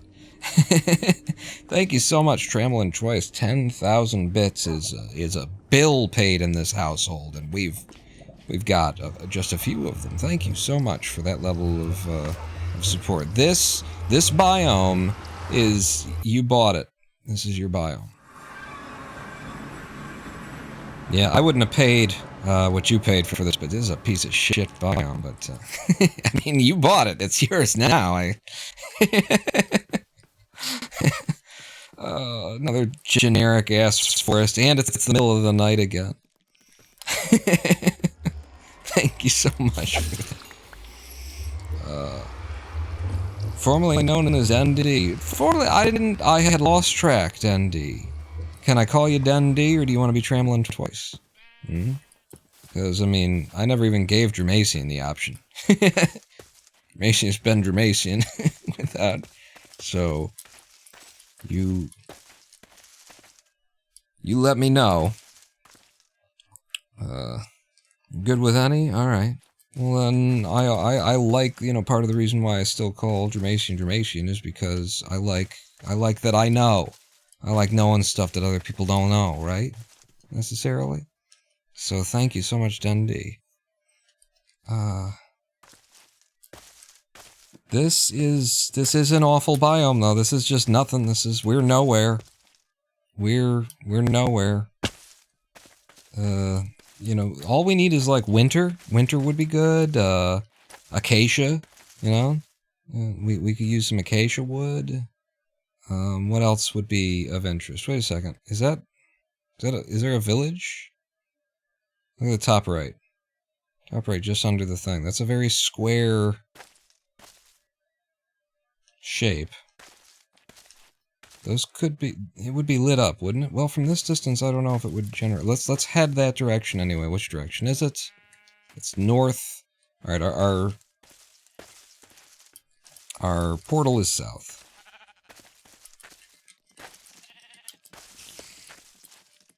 I don't know why I'm staying up here.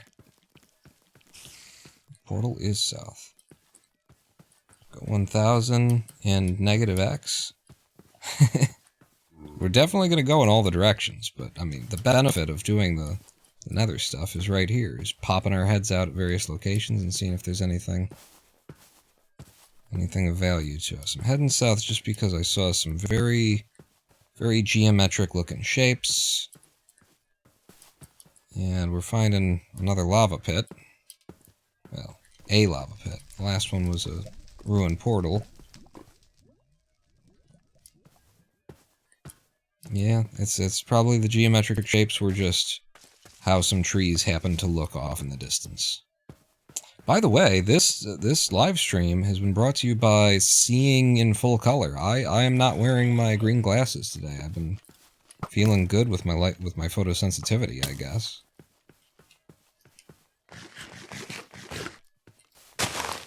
There, I got something.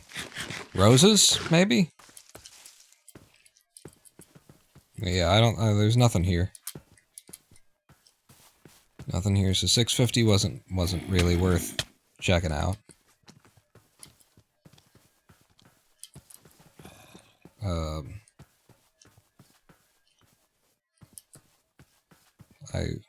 This is south, and that's the direction I needed to come, but I feel like we've gone too far, and I didn't see it or something.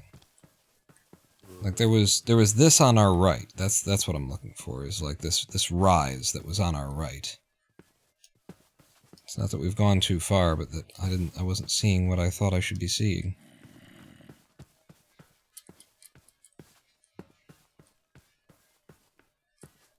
Aha.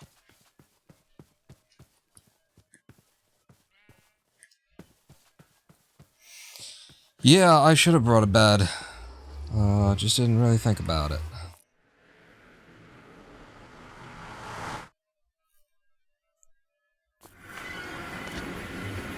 That's another portal we can tear down.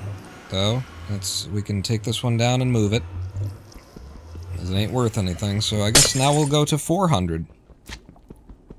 We've done 1,000, 800, we did 650 to serve for 600. And now let's check on 400 on the same line. And then, I don't know if 200 is worth checking. 200 would be, I mean, it's times 8 in the overworld, so it's worth, you know, it's worth looking.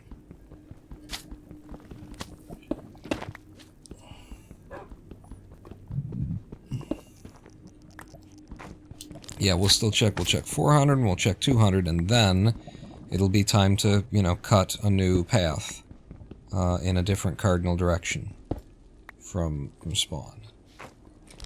We good? We good. I don't need blackstone. I don't need basalt.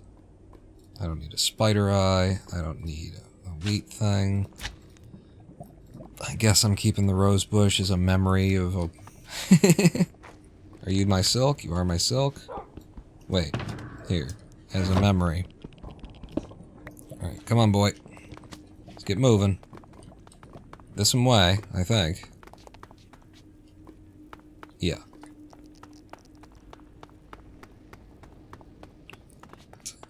So 400. 400 is our next stop.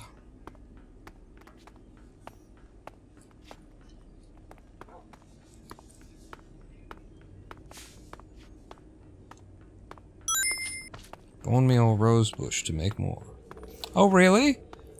They spawn more of them around them when you bone meal them? These are things that I did not know. Oh wait, we started at 320, so we don't want to go to 400. We want to be away.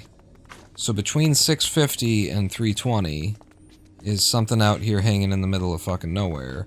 320 and 650, the middle of that would be like 35.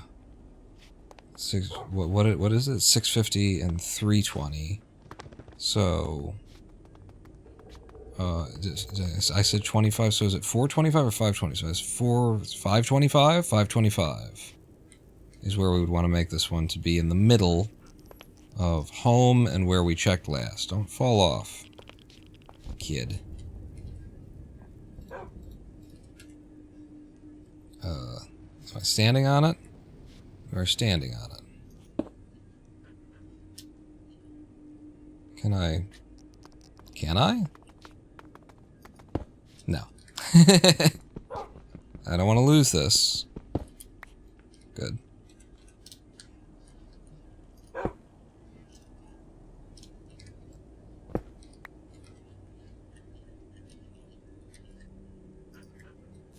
Please, please.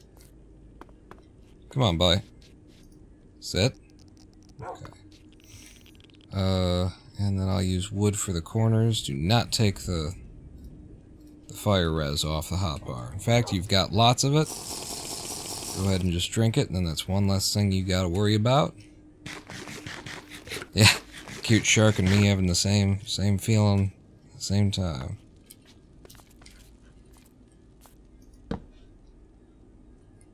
One there. One there.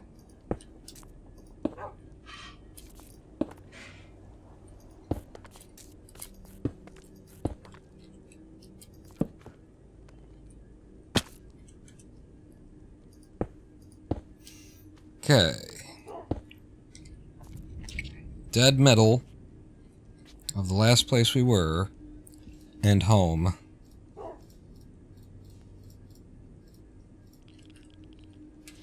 What's out there waiting for us?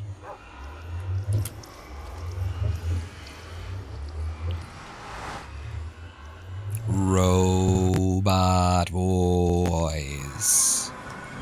No, probably not. We're underground again, which probably means ocean. Yeah, we're at 0. Yeah, if there were a surface above us, they would have put it out there, so we're underneath an ocean again. I'll pop my head out on this ocean. Just for the fuck of it, Diet Coke. Yeah.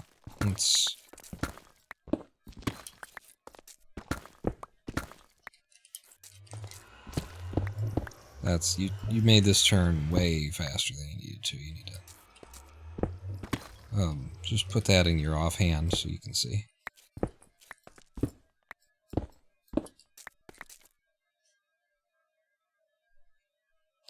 What are you doing, bud? No.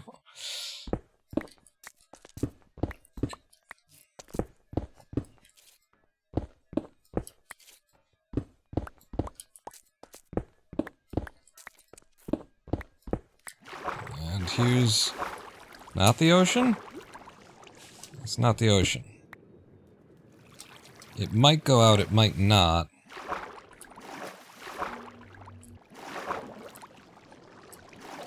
Well, there's only one way at this point. Yeah, no, I'm gonna keep climbing stairs.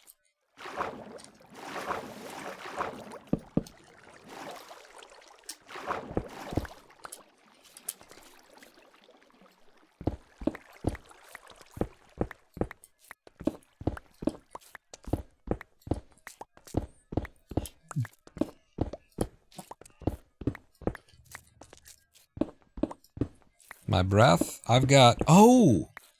I'm not wearing my, my good helmet. I was acting as though I was... Fucking goddamn motherfucker. I was acting as though I was wearing my helmet. Remember, oh, respiration helmet on. And I don't even need to eat? What the hell is going on here? Back to F.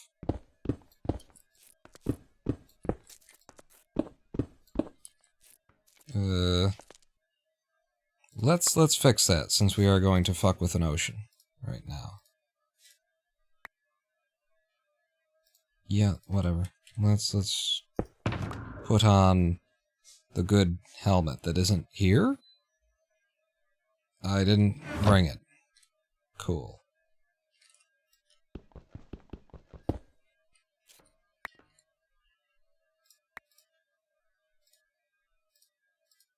Alright, we just won't have a helmet. Back to fortune, just because the silk is taken quite the beating on today's journey. I will just be careful about my breath. And how much further to the goddamn surface? Left is at the portal entrance? Ah, I'll put it in that chest, huh?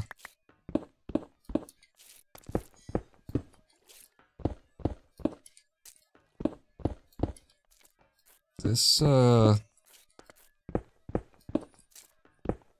a very shallow ocean. Okay.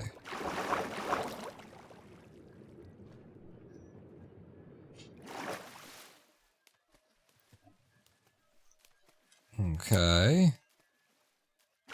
What can I do to mark?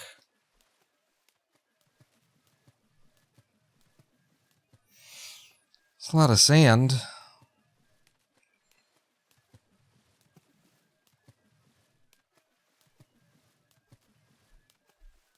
I'd like to... We've come all this way. I want to explore. I just need to mark where we are. Alright. I'll pillar up on cobble.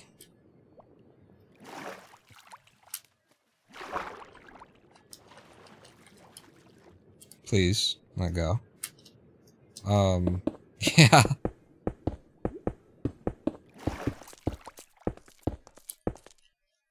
Okay. There. Right. Boat.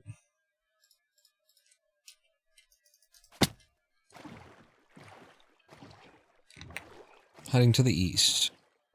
Just in case that makes any difference.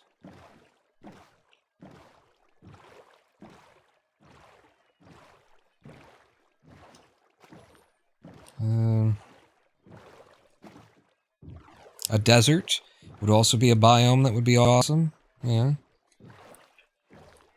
Since sand is something that we go through quite frequently. You know, this is nice that there's sand here, but like I want to pop out of my nether portal in the middle of a goddamn desert and be able to goddamn with the goddamn. You goddamn it. What is that? That's just shit. Just shit. Oh, wait. I'm putting things at the top corner of the screen to magnify them, you know. Yep, nothing. Nothing? Nothing. Another bad spawn. So we had to go 1,000 blocks out to find something that was worth, you know, that was of value to us.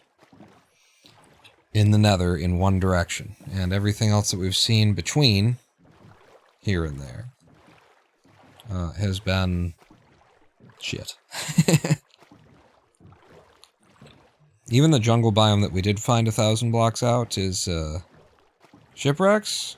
Were there some? I mean, I don't really even give a damn at this point. Like, we've got some treasure maps and stuff, or we've got at least a treasure map at home that I haven't gone into. But what could a ship have for me that I don't already in my life? I'm a very rich man. I keep trying to tell people.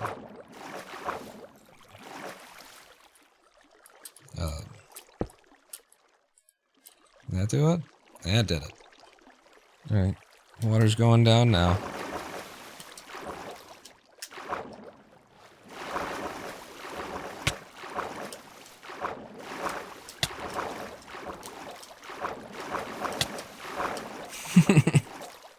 He died to glitchy physics.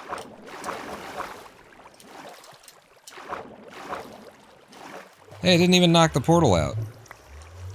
Cool. Yep. Nothing. Our first direction that we went in the Nether was, kind of a bust. I'd say, anyway. Alright, buddy. Is this the way home? This is the way home. I'm just gonna... Yep.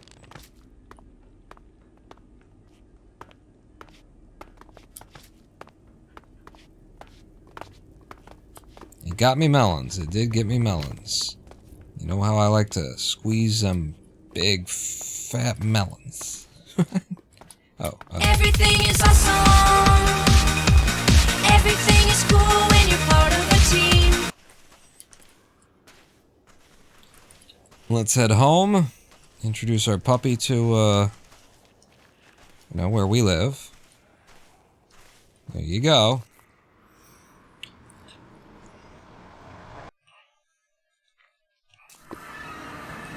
Welcome home, buddy.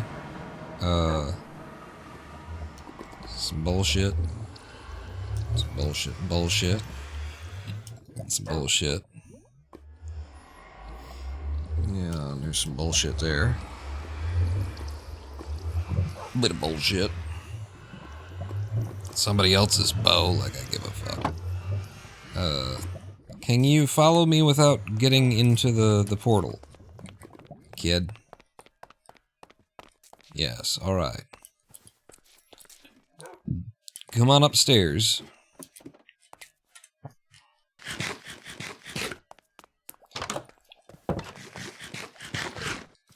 Yeah, come on over here, bud.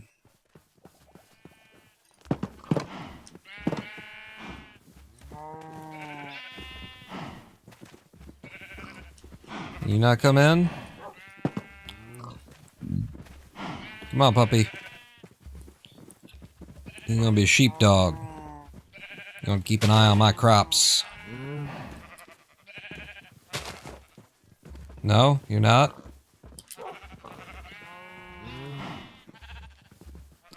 Alright, you're gonna do whatever you're gonna do then. But you're gonna do it right here? Is that what we're here? Sorry, you can just run around for a little while. If anything has been proven in the past, is that politics of today will not hold. It will change. I don't know.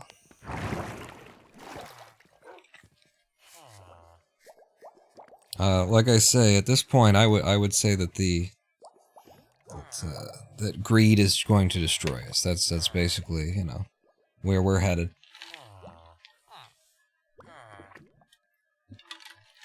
In large part because the most sociopathic and therefore the most self-interested and greediest are so much less restrained in what they are willing and able to do in comparison to moral, ethical people who want to make meaningful change in their world. You know, you're always at a disadvantage if you have integrity, and even if you're willing to sacrifice your integrity and your ethics and your morality to bring about a better world, it's not second nature to you the way that it is to the psychopaths that are currently in power. Like, it's just, they don't have to think about it, they don't have to weigh alternatives, they just do it. Grab the bed out of the chest. There's definitely the makings of a bed in that chest. And there's nothing there. More makings of beds. Just make a bed.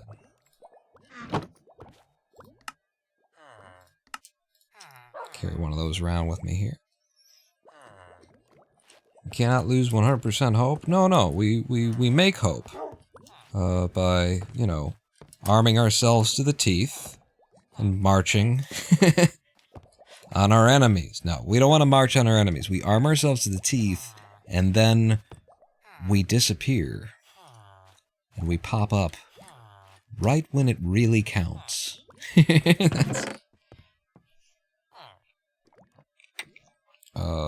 What's happening then? What are you back here for? Well, I was bringing him home. Did I get my helmet out? I didn't.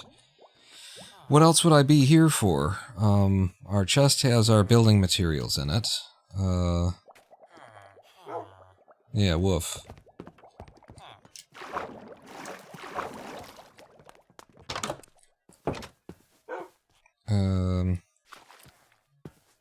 Yeah, what do I really need other than to just go back and make another nether path?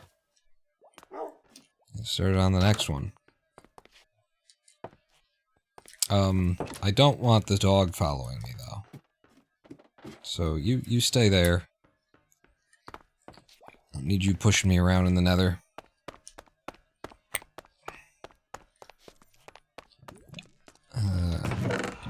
Get my helmet in time of need. Pull out these potions of slow falling. What? Yeah, that's what you meant to do. Put you there. And this crap. Oh, we plant the fucking melons. That's what we're here for. Don't go back in. But I'll put the crap over here.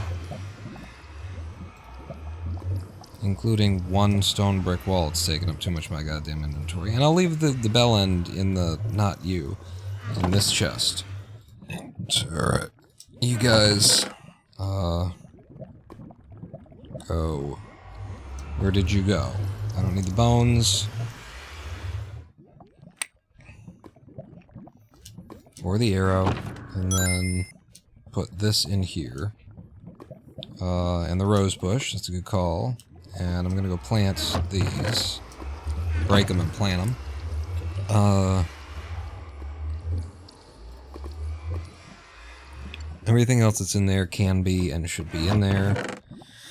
And then all this shit can and should be in there. I'll put my water bucket over here as well, because it's something that I usually carry. And before we go back in, let's go put melons into our automatic farm.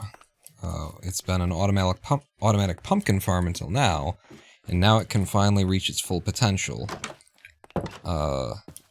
With just 4 melon seeds. That's all that's going in there. And as I say that, I realize I should bone meal it, and I think there might be some bone meal in the factory, but I know that the bone meal is over here, so just pull out some bone meal. Sure. Yeah, that's more than I'll need. How's our iron production going? It has not filled up the top guy yet, but it's close. But it's close. So, this is our farm. It has produced this many pumpkins. Oh, hell. More pointed dripstone.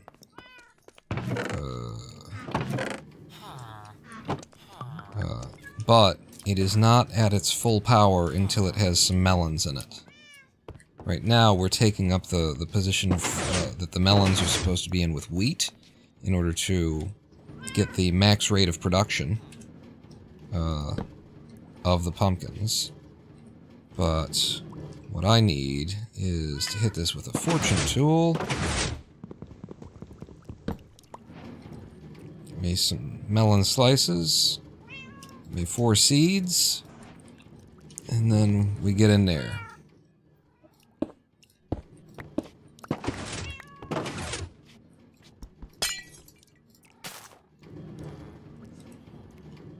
I'm gonna need that glass back. And oh good, it got sucked up, that's right. Give me the seeds. Seed goes in. Let's go ahead and just break all this stuff. Seed go in. Seed go in. Seed go in. And then bone meal.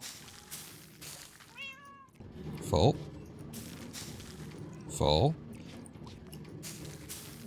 Ooh, full in our first melon. Okay. Now I need the, reach it? Jumping that? No. I need the glass back.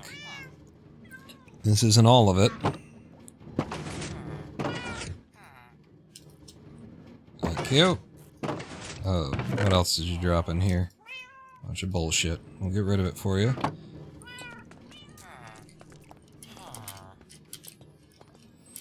Wait, no. From here. Ow. Glass, glass, glass, glass.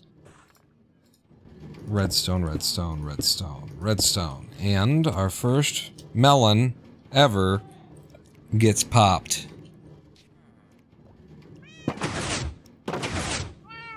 And hoovered. Yeah, might need to upgrade to a double chest. It got hoovered.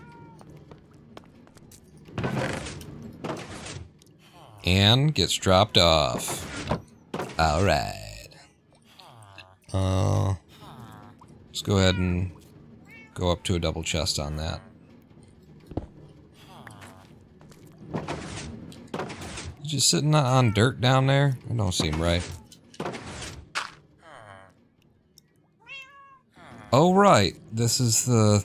Yeah, that's fine. That's the auto crafting. The auto crafting is going to start working. It's not working. Right, we can now make it work, though. Aha! Good thing that I did this. Yes, you reminded me. So we're going to be crafting these melon slices into full melon pieces, and I've already put in the auto crafter that I designed. We just need to enable it. We need to make it function. So,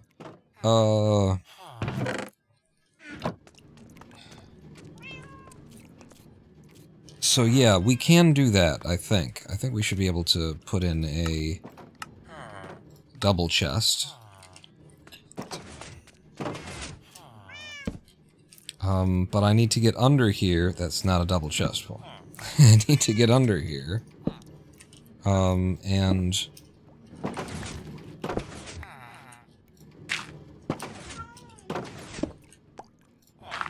set up our auto sorting system, which is actually, it should be on that side of things more than this side of things. Hang on, let me do this the other way around. Let's put you...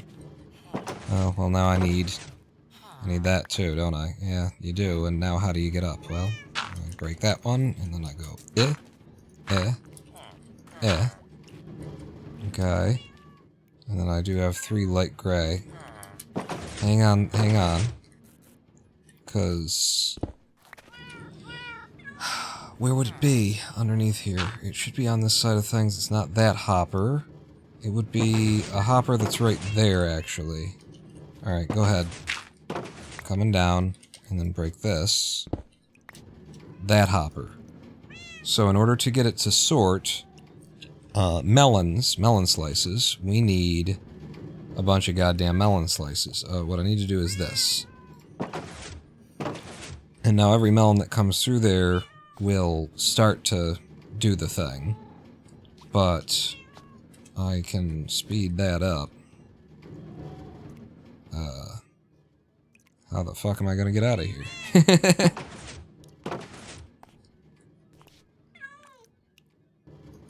Yeah, I can't get out of here.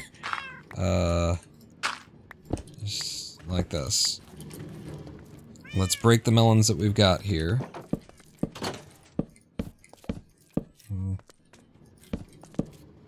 That might be enough. Break them with a fortune tool, which this is. Inventory full.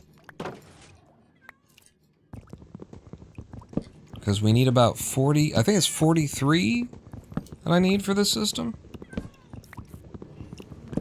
Because it is the version that has overflow protection. And that's 47, that'll be enough. So we come down in here, and in this hopper, we've blocked it with light gray concrete. We should block it with something like 4 wheat. That's a way better solution. But I'm gonna do 42, drop it in there, and it dropped down to, it's 41. That's how many it's supposed to take. So I'm gonna pull all the light gray concrete out. And block that up with wheat. Yeah. So now, I'm gonna put you up there, I'm gonna put you in there, and now what should happen, if this thing works, we were never able to test it before, is I'm gonna drop all those melon slices in there, and we just heard a click. I'm gonna pull the pumpkins out. Aha, we are 1 short of what it needs to be. It's because... that?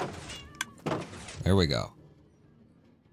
So now whenever there is enough melon slices dropped in from the top, the melon slices will exclusively fall through to here. Whenever there's enough of them, it clicks, it creates a melon, and actually pushes it back up into here, is the premise. So no slices should be getting through at this point. Oh yes, that's the problem. If you want to do this, you gotta like drop them off here. Can't just drop them directly in because the speed is too much for the system. And so they end up falling through. It might even be that it's too much for the system to put them directly into that. But if I go 1, 2, 3, then they will fall through correctly. And get in there. None of them end up in here. And I'm just waiting to see the system produce a melon all on its own. So we got 10 right now. Stand here and wait for a melon to grow, it to get popped. There it is. There it is. We will never see a melon slice in here. It will automatically fill up with melons, which means that the chest will last that much longer without needing to be emptied. That's the system I designed. Working. And,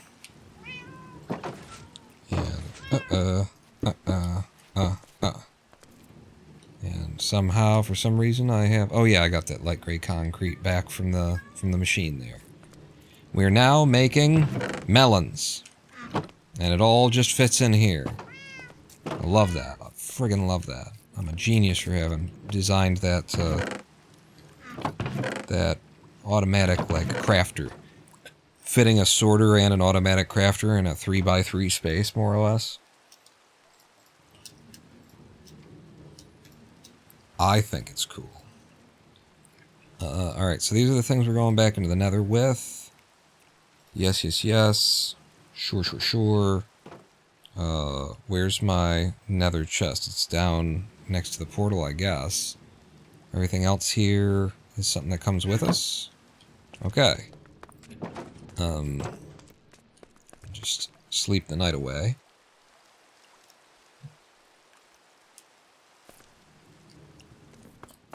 And And how many now?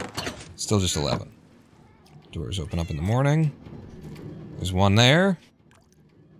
Ah, there's two there. It goes over it with which crushes them. He goes around and he hoovers them up. He's got them both. 11 in there. Rolls over, drops off some slices. Now there's 12. Absolutely wonderful.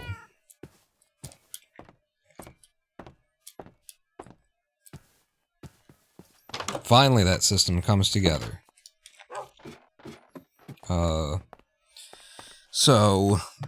Before we go back into the Nether, I wanted to load my something off in here. This bed. Bringing a bed, don't need it in my inventory. The lava bucket is, there's a circumstance in which that could be helpful in an emergency situation or something, I guess, so I'll keep that on my person. Everything else is empty space and stuff we'll need. Where's my obsidian?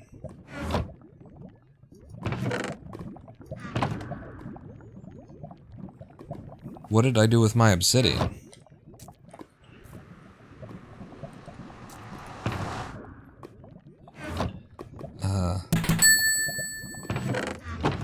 Enchant the golden helmet.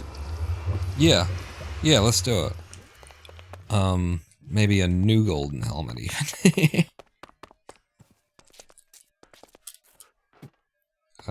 Do I have... I can at least combine those two, huh?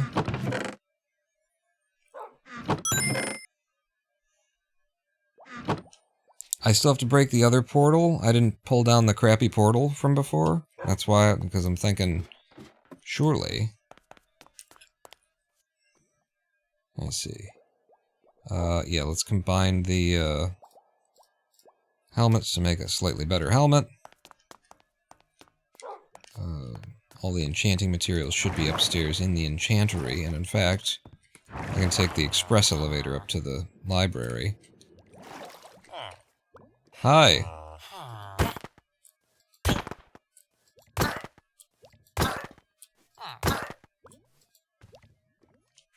How you doing? So, what have I got in here, by the way? Mending. Okay.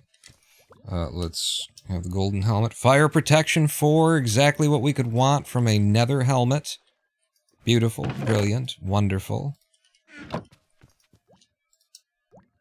Yep. And aqua affinity. No unbreaking 3, no. Let's go buy some shit then. I'm gonna buy some books. Hopefully our guys are still alive for me to be able to buy from them. Because I haven't taken care of them the way I should. Money in here. Might need to go make some more money. You need books too. I'll grab them from the basement then. I just saw that we've got some books down here in one of these chests.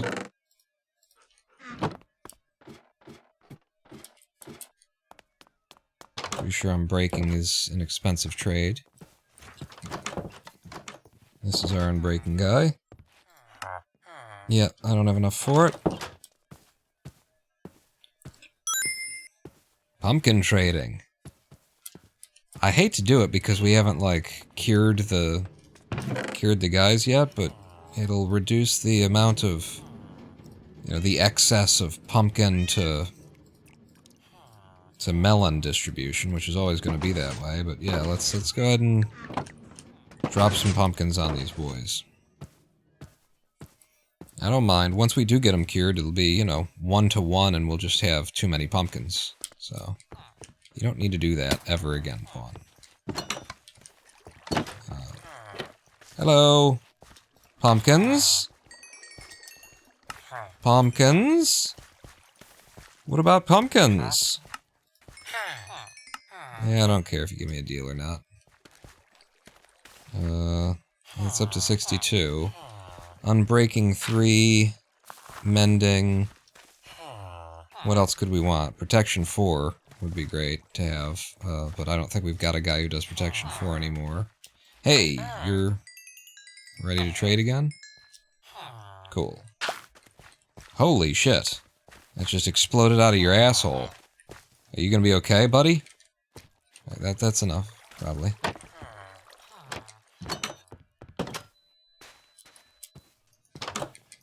And nobody works in there.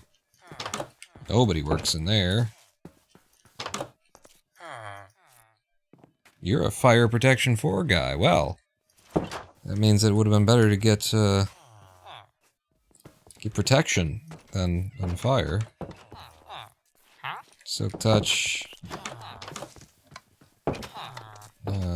What's the other thing that you do? Knockback.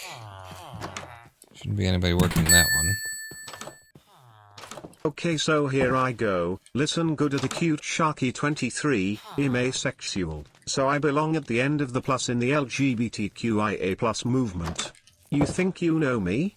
I don't think so, you know nothing, Jon Snow. Believe whatever you want to, just be gentle with the ones who don't, please. Thank you. You think you know me? Think you know me? You just I just about filled a Grand fucking Canyon with what you don't know about me, motherfucker.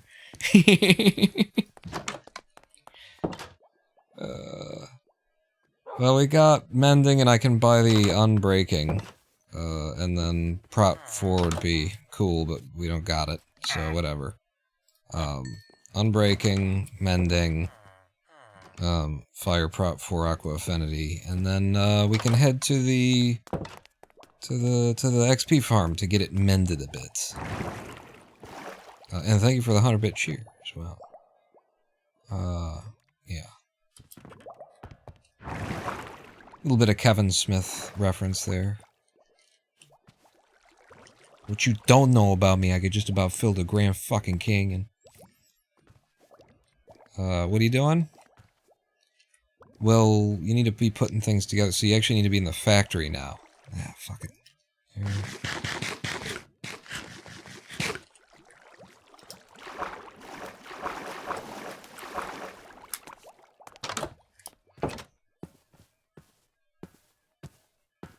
Anvil indeed. So weird to be crossing a set of railroad tracks while I'm hearing a cart, you know? It just makes me feel like I'm gonna get hit. Every time. So unbreaking 3, mending, enchantment across 2, helmet goes in, this goes on, and now I'm ready. Now I'm ready. Fire prop 4, blast, projectile, and 1 protection 4. That's our mix for now. Oh, and that's right, I've got fire prop 4, so you can't get regular protection 4 on here. I was thinking dumbly. So would there be anything else that we would want on this? It being a nether helmet. Fire prop 4, unbreaking 3, mending seems like the things. That's really all you need, right? What now? I'm gonna put some more food on the fire, so that's there for us when we need it. I guess it's another 64 stack.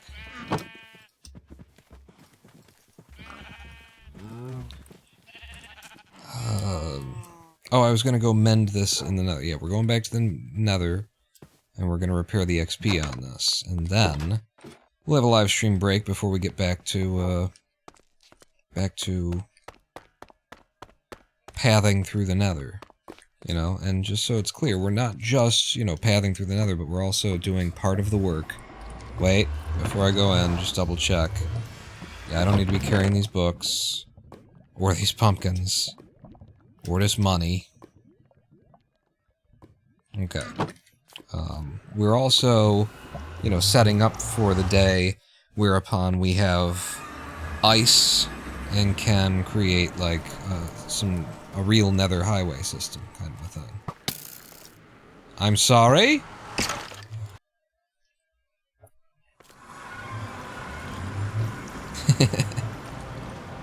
Did he get one? Wait, did he get one in me? Right up the... Oh, look at that. Look at that. Up the sleeve. The armor didn't do nothing for me there. Son of a bitch. I'm used to there already being spawning, so what's happening? What's happening, guys? we're here. There's none of that needs to be moved over. Lots and lots of crap in that chest. Look how far up the crap goes. So the crap is just in there. And we're just gonna wait for these guys to spawn a little bit. So that I can hit them and repair the pickaxe and the helmet. We'll be doing, and in fact, like, this would be a good opportunity. I could just stand here. We're safe down here. Completely safe down here. I could just stand here, and we could go to live stream break. The thing is, you guys are going to be hearing the stuff in the background. Across the live stream break. And so I might just not play any music. I think I won't play any music. Hang on, I'm trying to tab out and get this minimized. There we go. Oh, when it's completely minimized, you don't hear it at all. Ah, ha ha ha! My mod is doing even more things than I thought. So we're gonna have another live stream break, 7 minutes, that kind of thing, and then when we get back, we'll head back into the Nether, and now with some experience bridging, maybe we'll be able to bridge a little bit more quickly and confidently. Probably not, though. We'll be back here in 7 minutes. Don't go anywhere. Pawn not out.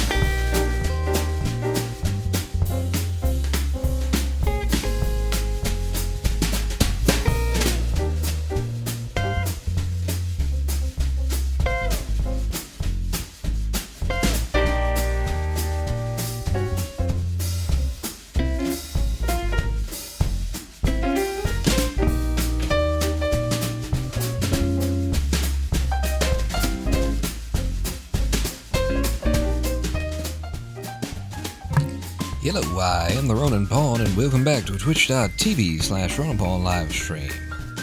On twitch.tv/Ronin Pawn.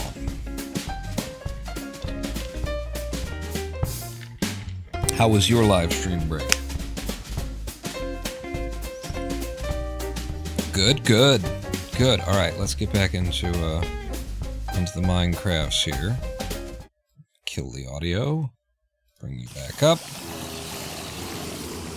And we seem to have generated a few mobs, I would say. A few mobs available.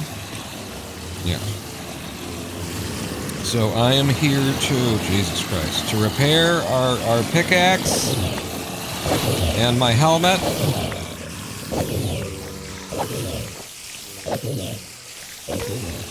That helped a little bit. So I'll hold the pickaxe and we'll walk in. And the helmet is repaired.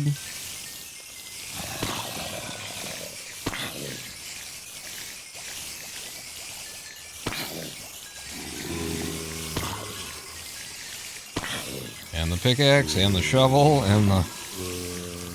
Alright, well, I'll fix up the rest of it, too. Because, of course, we don't just have one XP farm here, we have 2 XP farm here.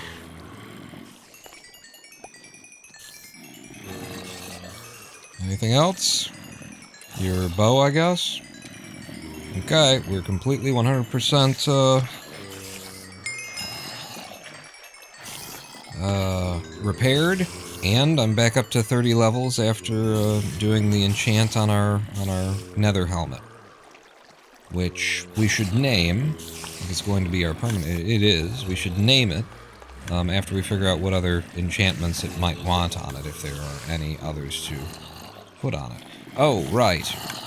I'm hearing the clicking. So number one, did I pick up? Yes, I did. I picked up some stuff. You can have that. But also, yep, rotten flesh is coming across. Oh, well, yeah, we're kind of in a process right now, aren't we? So, yeah, I'm not going to transfer the rotten flesh across. Alright, back into the nether. We're going to start bridging in another direction. We went 1,000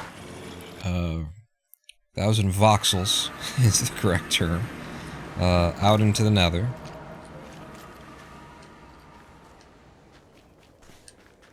Oh, he went through. Be waiting for us the next time we enter. We went 1,000 voxels in that direction, to the south, apparently. And so this would be a direction to go, the west. Setting up a Nether Highway is what we've been doing. You know, the first phase of a Nether Highway, and the first phase is just going there. But yeah, I could head off in this direction because we've been that direction already a bit. I've been a bit. But we haven't been this way at all. So let's do that. Yeah, so let's get our cords, and our cords are 130, or 140 we already had. It was 140 by 320. But so going this direction, the X is going to be getting lower. So we'll see. Starting at 140, we'll see what I decide is the number we're going to go at.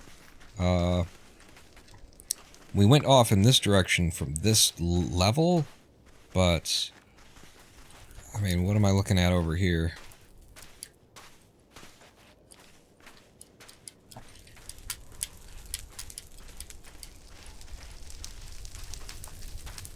It's easier to go to tunnel underground kind of stuff.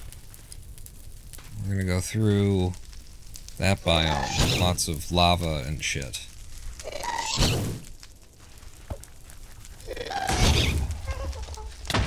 Damn it.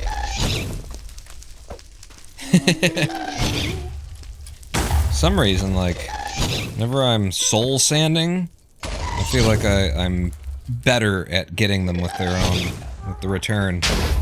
Ah, yeah, bastard. Oh, fucking right through your grundle. How's my helmet doing? Not great. Listen, dude. You're just wrecking up this. Oh, that's why we're tunneling underground. You've just convinced me. Thank you. That's what I was looking for. Was a reason to make a decision, and the decision has now been made. So I'm gonna do here. Start like this.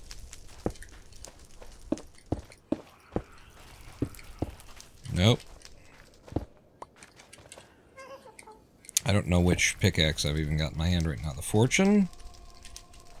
Okay. It's fine.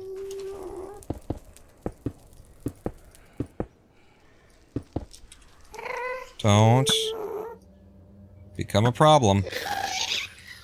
Yeah. Fucking...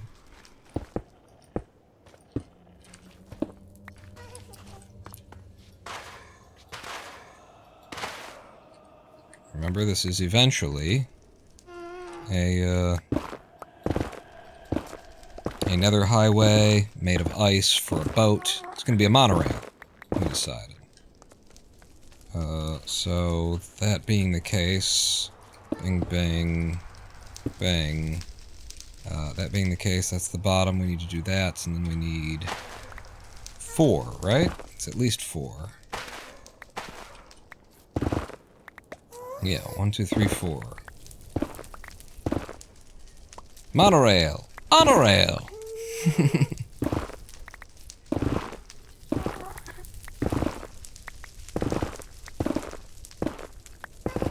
So this will need to be 4 tall. I do have on the hotbar my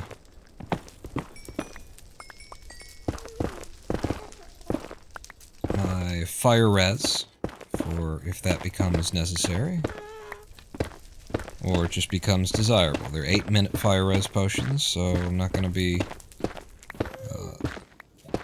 frugal with them. I will use them like it ain't no thing.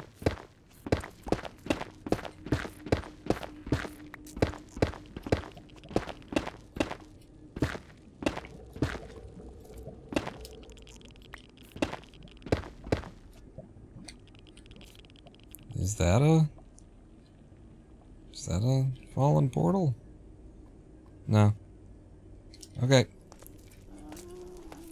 Oh wait. Do this. Okay, so you can't back off of it.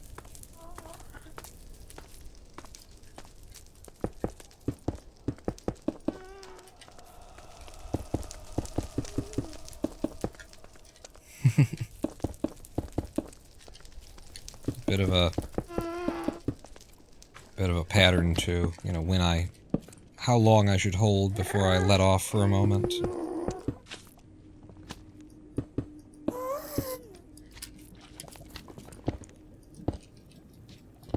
Okay.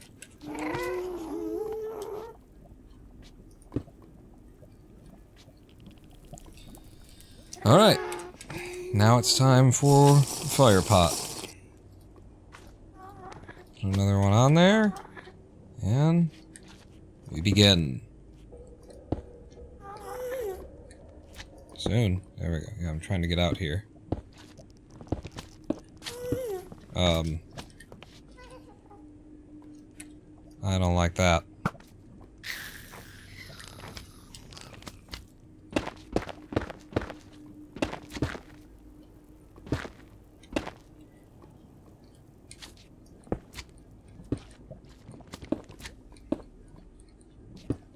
So how far in this direction shall we go?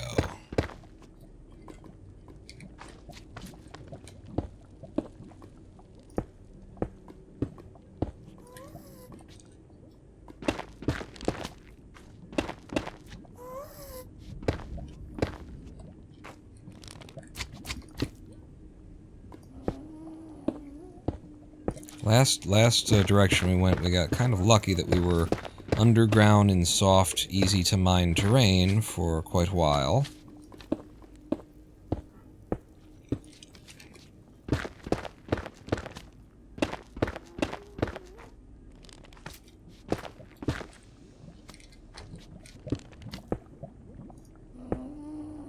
And if we don't get similarly lucky, then,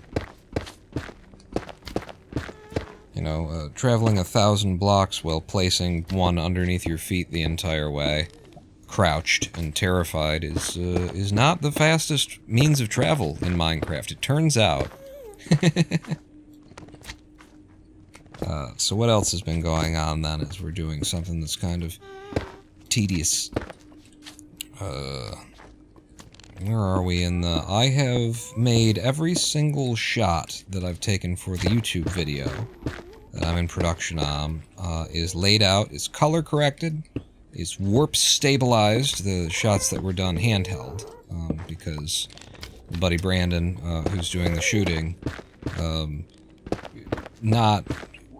gonna call him Steady Hands Brandon, and it's a joke, because he's got the shakes. You know, the fact is that, like, at this point in camera technology, everybody's got the shakes, because it's too damned light, you know? Like, you have to buy a mount that you can put a goddamn sandbag into or something like that,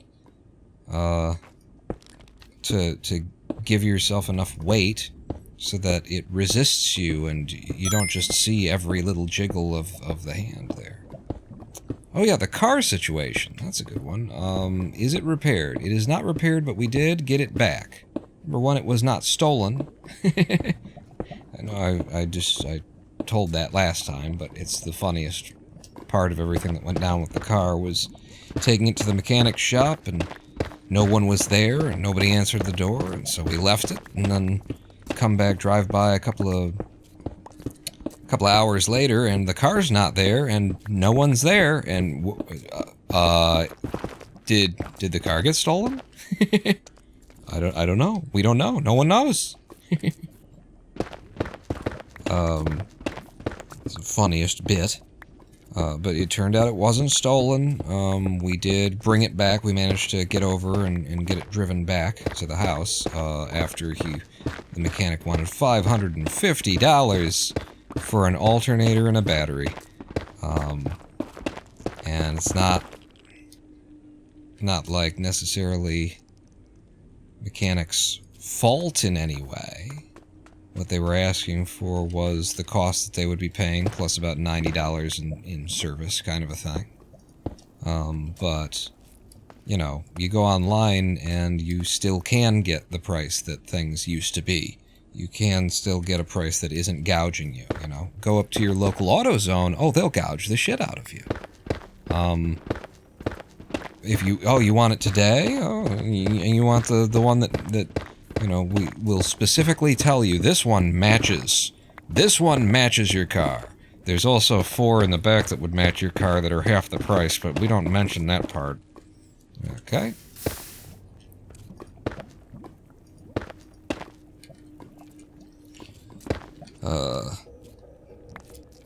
What am I looking at here? Yeah, that's not great. Go through. Yep.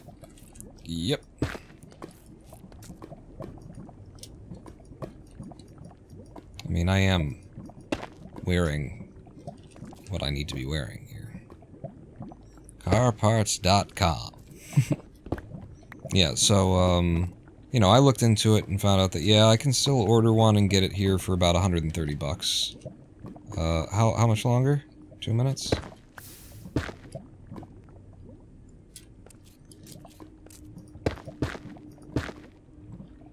So that's what we're gonna do. I have not ordered the parts, though, as of yet. That's still on the list. Other things in terms of me trying to, like, get medical care, 'cause that's been a thing that's been going on, is that because I'm housebound, I can't seem to get anybody to, you know, return phone calls, or when they do return phone calls, I eventually am just told, yeah, we're not gonna help you. So the latest one is that the Wellness Plan, is what the organization is called, has denied my request for accommodation under the Americans with Disabilities Act. They have now, officially, I will say, denied my request. They might argue that they haven't denied it because they didn't say the word denied, but they denied it. My request was for, you know, accommodation so that I wouldn't have to appear in person for a physical in order to continue receiving treatment from my primary care provider, and they eventually got back in touch with me, and after a couple of days of jerking off or whatever, they came back and said, yeah, we talked to our billing department, and, well, yeah, we can't do anything for you, really.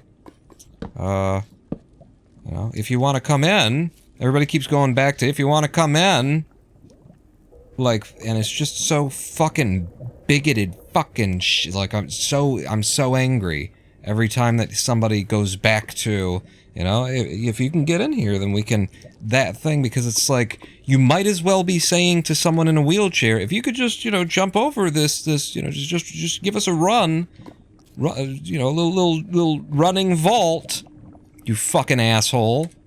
You're talking to a fucking disabled person. Figure it out, cunt. Because that is absolutely on the level of what we're... Did I leave it behind? My thing? Jesus Christ. Stand up and jump through this hoop, gimp, is what they might as well be saying. A cute shark. It's just like the level of... I don't understand. What do you mean? What? I mean, if you could just come in, then we could help you out. Just the smiling, fucking ignorant... bullshit that I'm dealing with doctors' offices, you know? Like, if I was asking for an accommodation in a movie theater, then I would have a reasonable expectation that, the response that I very well may receive... Ah, come on, that was a beautiful shot. That led you perfectly. It would be reasonable to assume and to receive a response that was like, I don't quite understand. Of course you don't. It's not like you're a medical professional. All of these people are fucking medical professionals, and not a single goddamn one of them seem to have a concept of disability. Which falls in right with my whole experience with doctors in general. Doctors are useless. You know what a doctor's good for? They can tell you, okay? They can go ahead and tell you, in flu season, when you start having flu-like symptoms, you come into their office saying, it feels like I've got the flu, doc. They can tell you, you've got the flu. Congratulations. That's what a doctor is good for. They can tell you what you already knew, after spending $2,000 testing to make sure what was, you know, we probably didn't really need to test to make sure that you had the flu. But let's go ahead and be safe, send out about $1,200 worth of blood work. You know, just have a quick look here. Fucking useless motherfuckers. Get a real job, you know?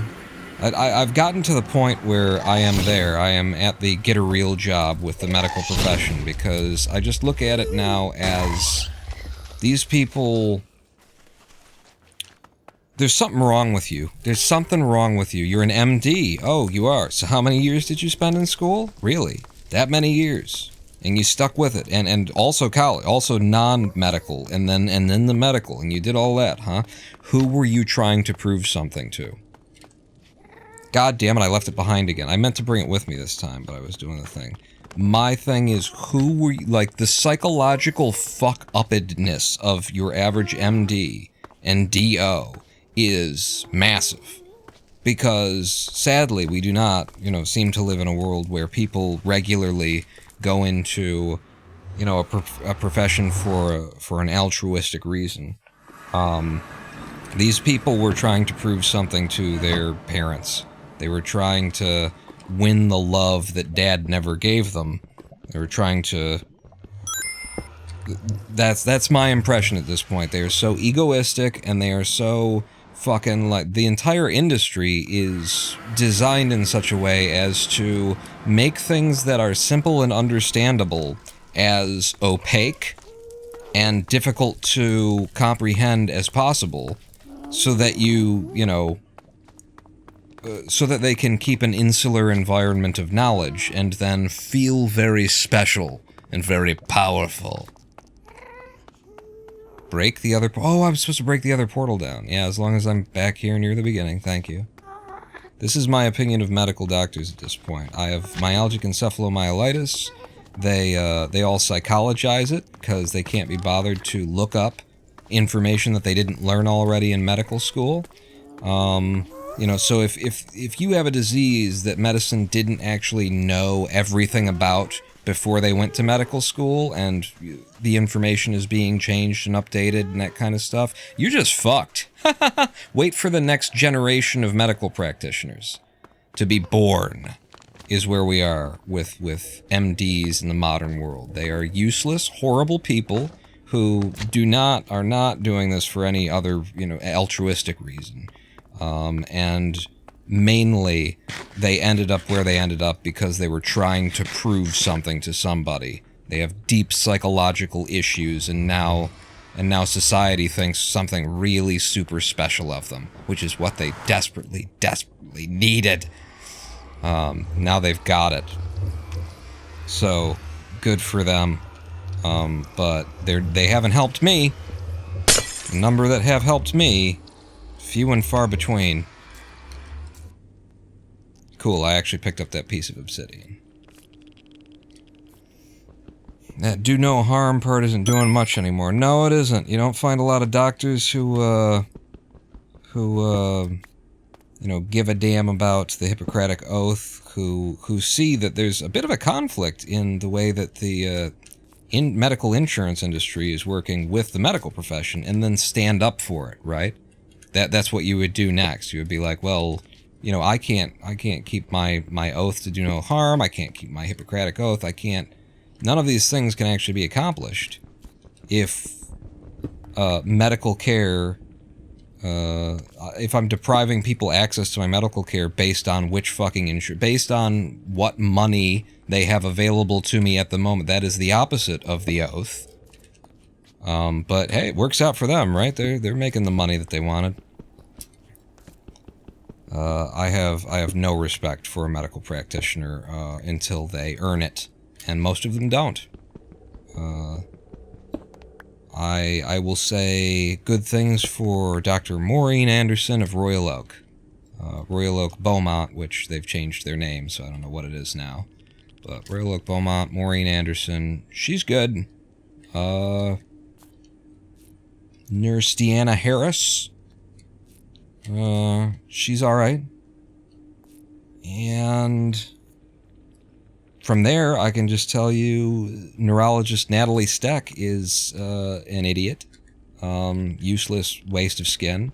Jadwiga Maliczynski is a tottering ancient skeleton of a woman who has no idea about anything medical related if it didn't happen in 1930. Let's see, who else can I name names for? What was Dr. Dickhead's real name? We came to know him, we came to refer to him exclusively as Dr. Dickhead. So, Fuad Bata, aka Dr. Dickhead. He's a useless piece of shit. Yeah. Anybody else?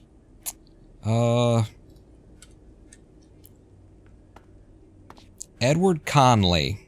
Edward Conley of the Flint Fatigue and Fibromyalgia Clinic of Flint, Michigan, is a he's in it for the money, and if you ever need him to interact with another practitioner of yours, or to participate in, I don't know, like actually just fax over the medical records that he's legally responsible to do so for a social security disability claim, or, you know, any kind of communication whatsoever, he might as well be in the witness protection program. He is desperately trying to not have any contact with anyone outside of his own practice. He's charging $300 an hour to people who have diseases that have made it so that they can't possibly work anymore. He is practicing what is referred to in the industry as concierge medicine, and his knowledge of the conditions that he is treating for is, again, a couple of centuries, it's a couple decades out of date. He was one of the specialists who I paid out of pocket to try and get actual help. Because the doctors that you get for, you know, state Medicaid kind of thing, that's you're not gonna get any actual help. They don't know shit.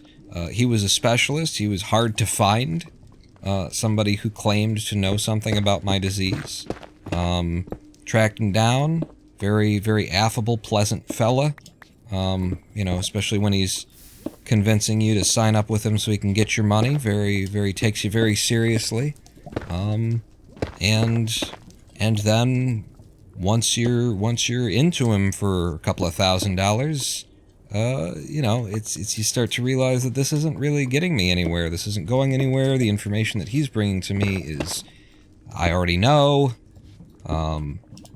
There was one in particular, one meeting with Edward Conley, that was one of our last ones, where, you know, I was telling him about my difficulty breathing, about just feeling like my breathing itself wasn't actually bringing in enough air, kind of a thing, which was a fairly constant symptom back when it was a constant symptom.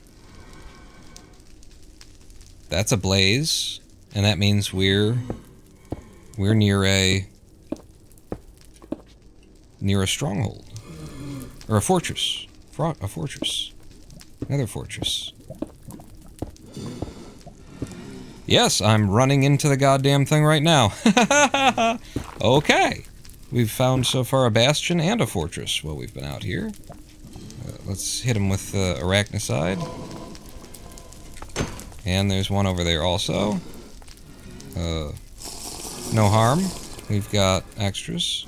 And I'll need room in my inventory anyway.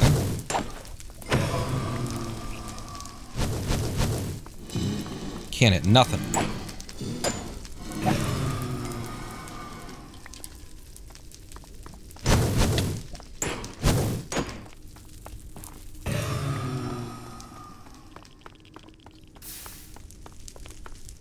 Okay. Where's my... It's over here. This is pretty fucking cool.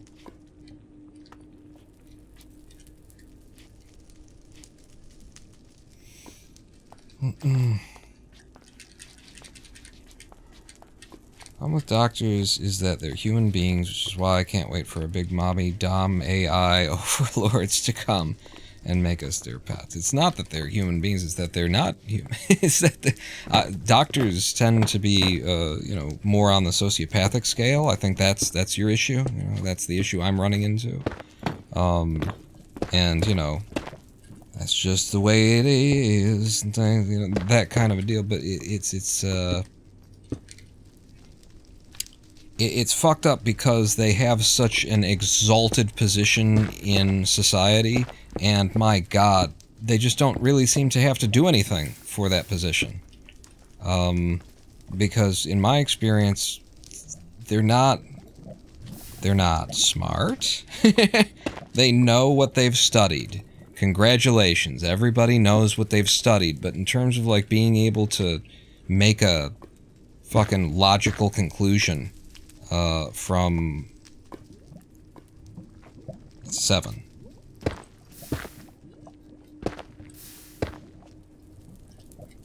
From an unfamiliar situation. Holy shit.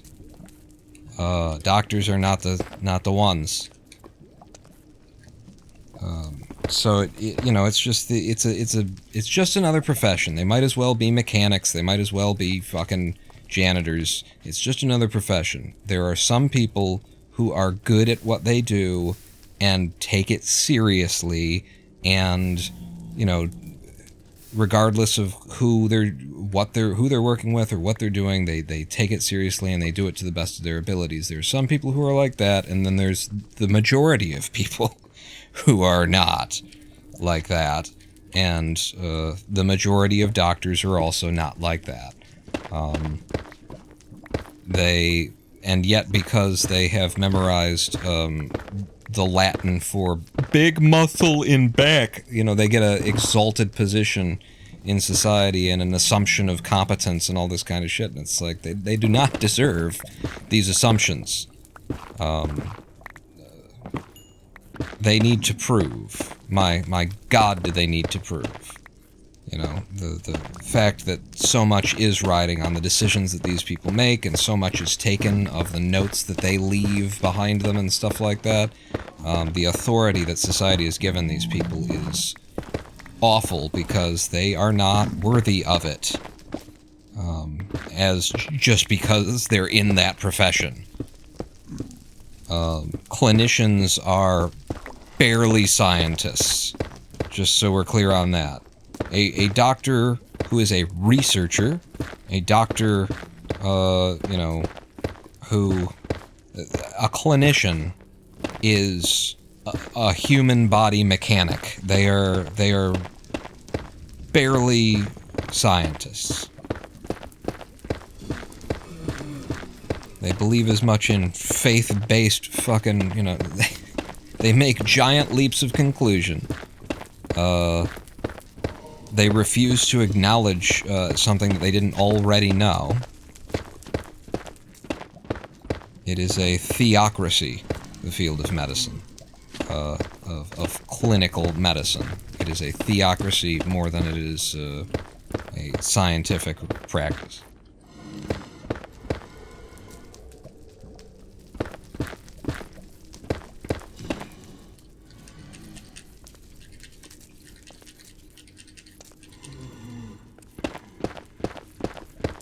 So, in all of the time that we've been going, since the last live stream break, we have gone from, what? We went from 100 and, it was 320 and 140? We've gone from 140 to negative 250. So, 300 blocks. Not an impressive amount of travel. But we did find a fortress, so we now have access to 2 fortresses, 2 bastions, 1 jungle biome that we didn't have before.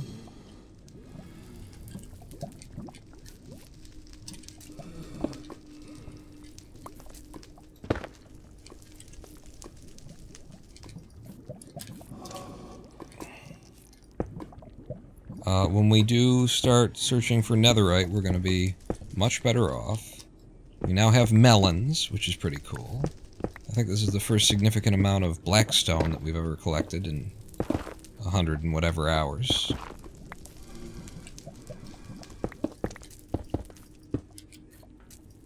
Okay, now back to 3 highing.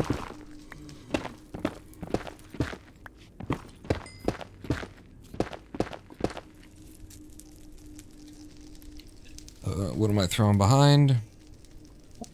This obsidian we don't need. I guess it's another full stack of basalt hitting the ground.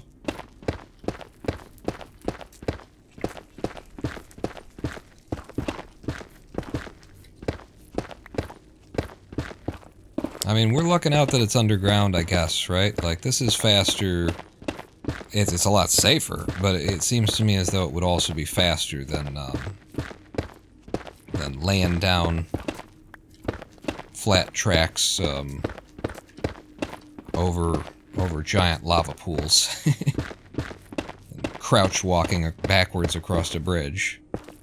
This dog results in the realization of being mugged. Or am I missing something? Mugged? Mugged by my doctor? Wait, what?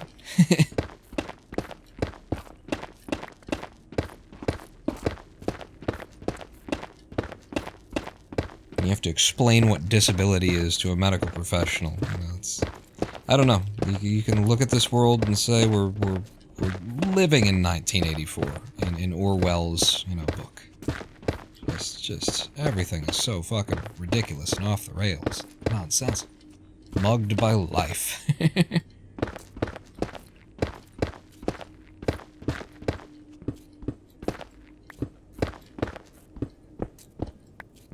You know, and here's the thing is, I grew up in a pessimist household. My mother raised... mother is a very unhappy woman. She is very rarely satisfied with life, no matter what's going on. And so I was raised by that, and I did quite a lot of work to not look at the world exclusively as this pessimistic kind of view. And I feel that I have accomplished quite a lot in terms of being fair to reality and trying to give things, you know, their best, give them a fair whack and give them their best interpretation and see how, you know, other people are other people and they're just trying their best and stuff like that.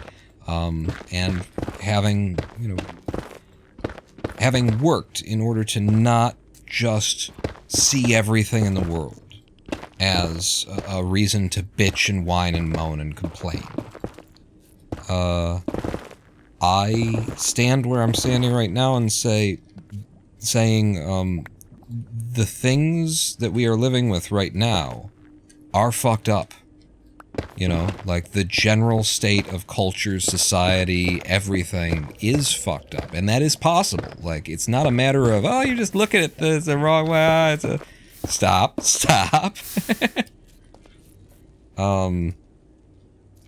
It's not just a matter of, oh, look at the bright side of life. Like, bad things happen, and they are happening, and to disacknowledge that they are happening is a problem.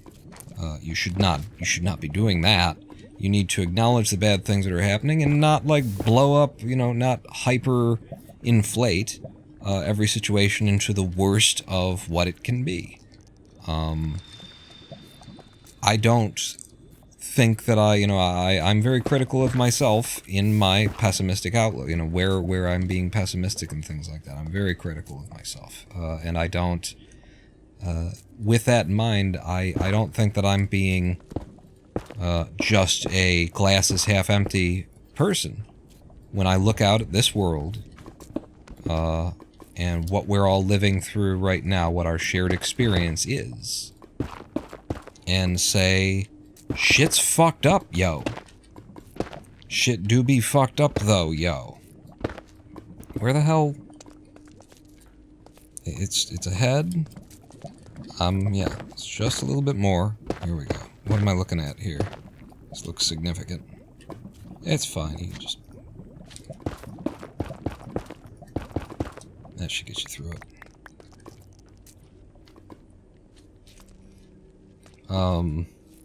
You know, there is just like there's a downside to the pessimist there, the downside to the optimist, the downside to the Californian optimist, who goes out of their way to ignore the bad things, is that, you know, you end up creating a shittier world for everyone because you're not holding anything accountable.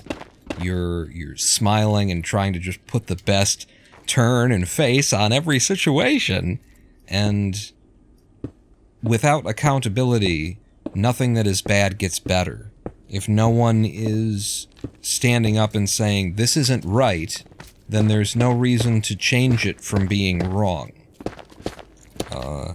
And so I'm very much aware that that is the weak spot of the other side of things, is the willingness to, and an incredibly selfish sort of thing, a selfish willingness to ignore the reality of harms that are taking place and downplay and de-escalate and that kind of a thing when there are real harms taking place that are really, you know, causing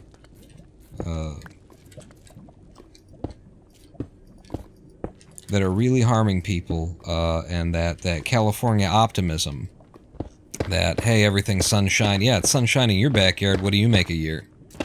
California optimist. And so I try to be, you know, I make a significant effort to observe what is without putting my own shit onto it. You just bridge from here without putting my own spin and twist onto it. You know, when I get to this point that I'm telling you about, you know, I've been fighting to try and get medical care for. It has been since mid-October. We've had an election since then, and I still have not received the medical care that I started trying to get, and it is everything to do with because I'm disabled, and I have been fighting. I have had to contact the Disability Rights Michigan. I am on the verge of reaching out to my senator in order to open a congressional inquiry because the Meridian Medicare insurance has no solution for a person who has my disability, and no one is making an accommodation like they're supposed to under the law. Like, we started out, I began from a position of, you know, oh, okay.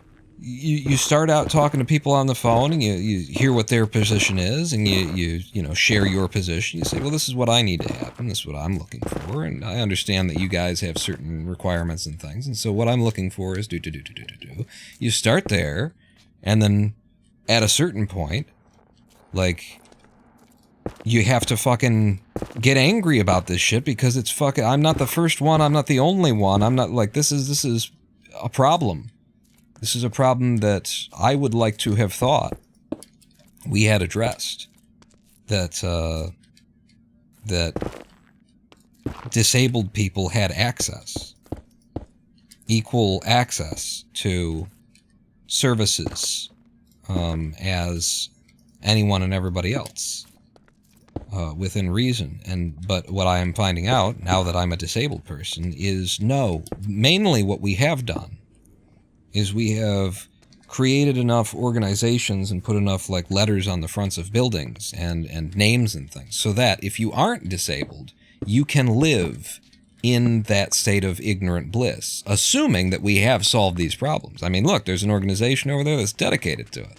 There's federal law that's been written that's dedicated to it.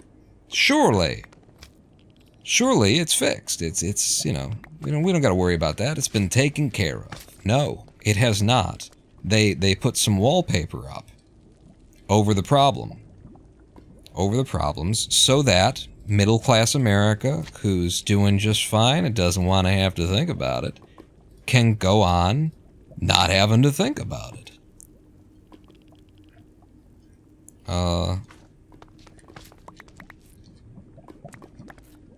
And I hear myself, you know, being negative, and I, you know, having studied Zen and everything, I can just turn all that shit off.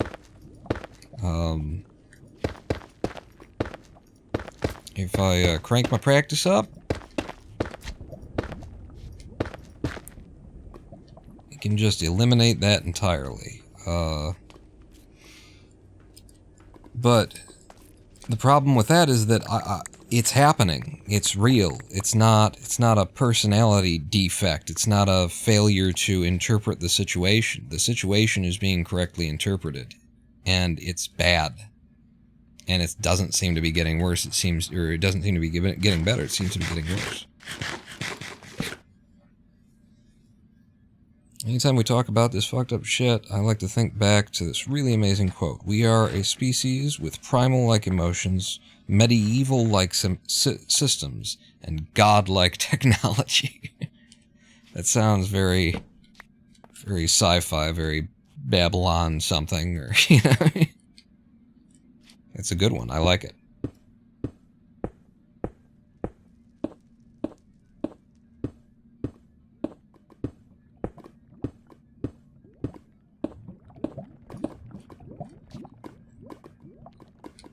Okay, another one of these biomes. Where are we now? After another rant. Negative 510. So we've traveled 600 and almost 650 blocks, I guess.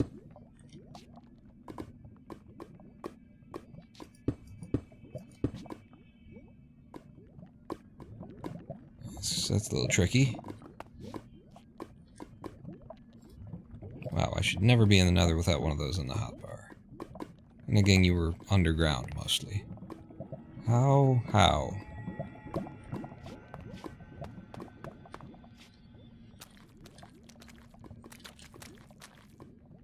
Ew. Listen to the sound of walking around in there with this, audio pack. Ugh. This is all very nasty.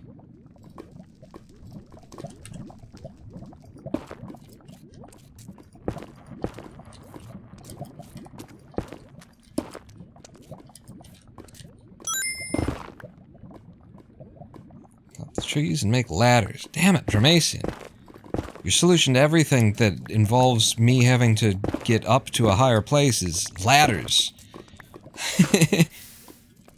It's the correct solution. Why do you keep... Okay.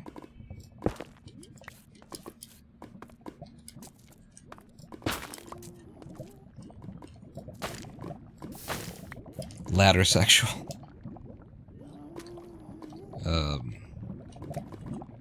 If I did that... I'll at least keep it up here. Seems like it does.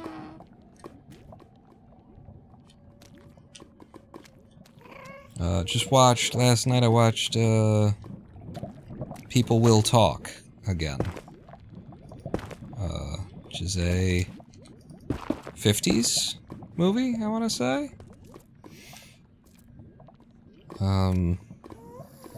And you know, it's a movie that presents a certain kind of, it's got a certain smell to it that suggests things are getting better, even as there are things to complain about. And I feel like at this point in history we're more on the path of things are getting worse, and there's things to complain about.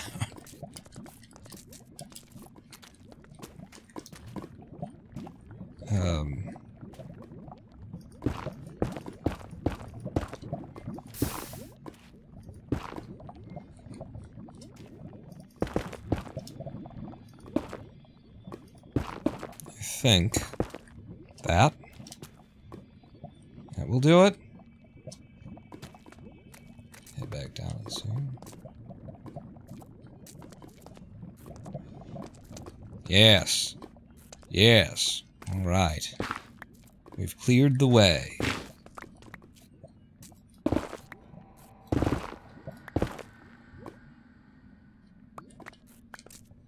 What the hell is that ahead? It's just, it opens back up. Okay. That color sky. Because of the biome we're in. Alright. Back to laying down track and making progress. So, what did I say we're out now? 600?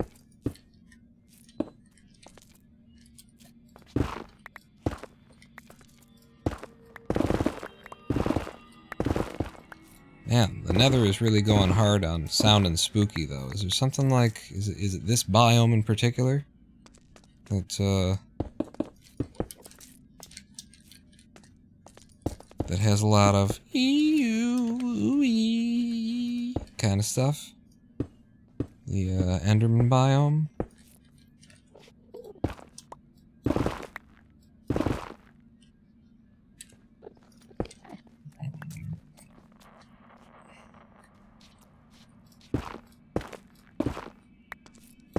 Okay, I'm doing 4. Still doing 4. Basically, like, we have to be very deep Hey. We have to be very deep. In the wall before I will stop using our slabs.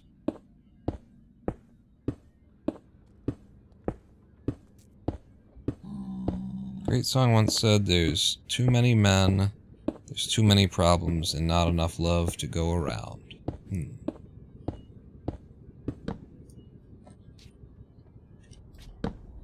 Okay, thank you. Am I just going? I think I'm just going.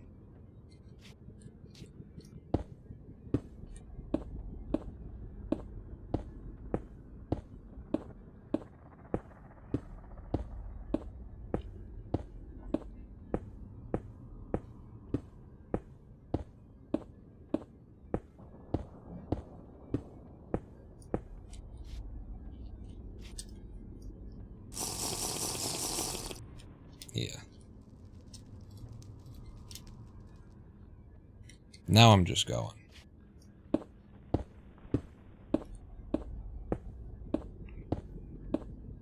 Right over the top of that, that portal. We could use the obby.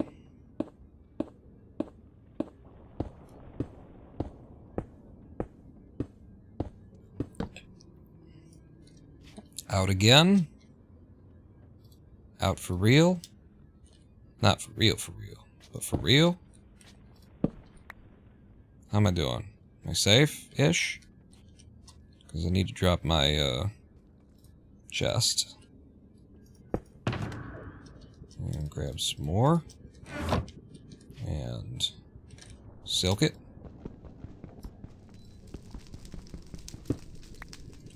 Okay.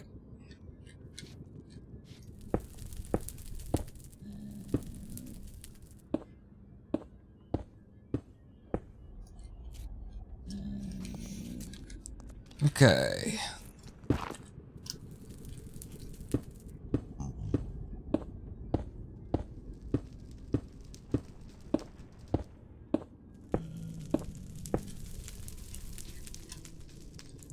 Your fortune?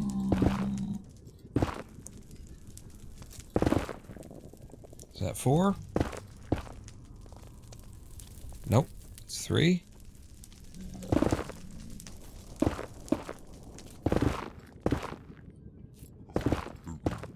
Okay. It's probably as deep as I need to go. I said deep in the wall, and then that's not particularly deep. Just making sure that if anything were to ever fire at us, you know, like it sees us from out there and the gas manages to get a shot off that follows us in here, and it turns out something in the other, and then we end up dead. That's what I'm trying to avoid.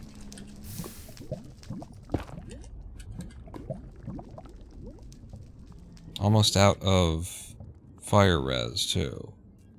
Unless I have more in the chest. Do I have more in the chest? Jermacian, you always know. I don't know what's in my chest, but Jermacian does.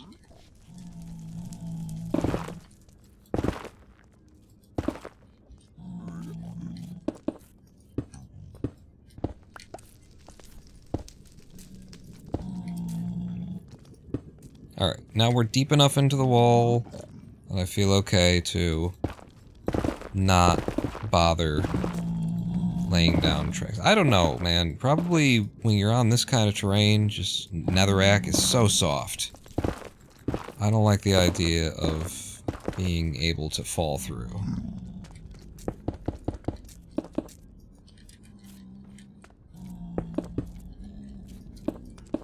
There's my hat. Brilliant. You think I have 2? Okay, cool.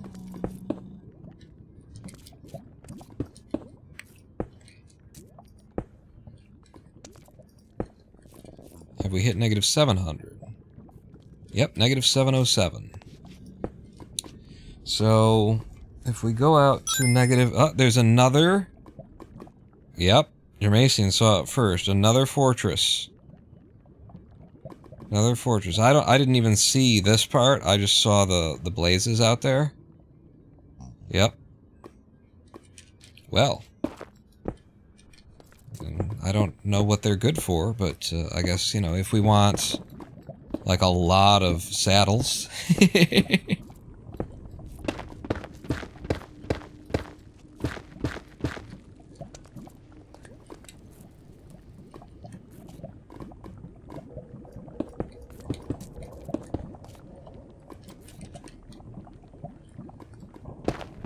Yeah, chests. Like the chests themselves save us on wood making chests. There's lots of stuff in the chests. Horse armor, saddles, gold.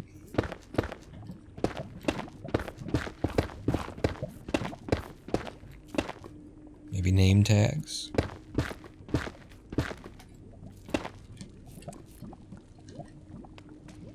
Yep.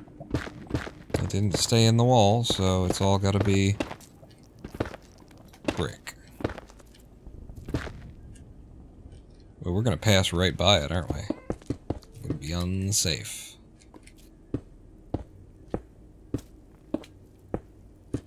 In fact, this is unsafe after I just heard the magma cube. Alright, I think it despawned. Damn it.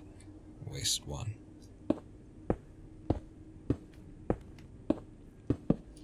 Fuck. Hate that. Get back under here. Drop our ender chest again. Yep, 2 more fire pots. Empty out of crap.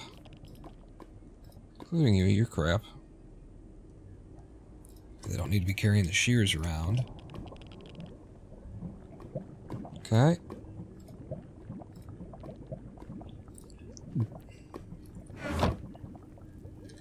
And then silk touch. Time on the fire is 2 more minutes. Wow, I thought it would be up a lot quicker than that.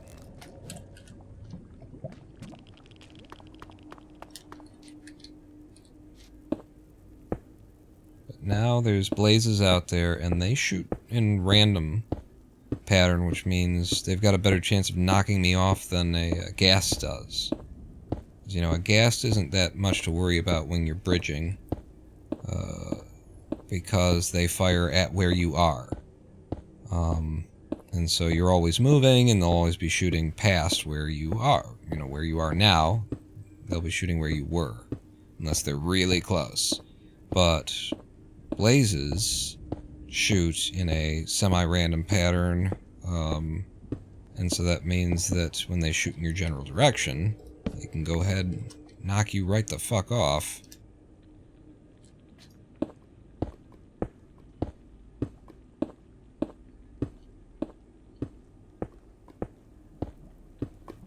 Which means that being near this fortress is the most dangerous bridging we've done so far. Wow, all the stuff that's up there.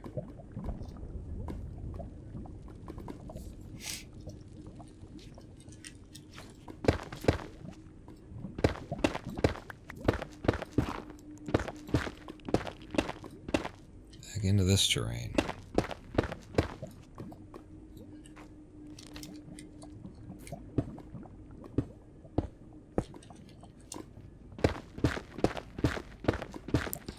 So yeah, when will it have been 1,000 blocks? I mean, we didn't go 1,000 out in the other direction, actually. We left from 340 or 320, whatever, and we ended up at 1,000. So we actually only went 700 blocks out in the other direction. And we've already gone out, Jesus, we've already gone out 1,000. Haven't we? Like, or we're very close. If we left from 120 or 140 or something like that. If we left from that, then 850, negative 850 is 1,000 blocks. Let's go to negative 850.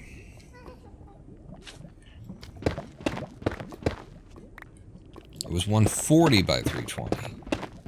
Alright, so then if it's 140 instead of 150, then let's go to negative 840. Wait, what? Negative 860.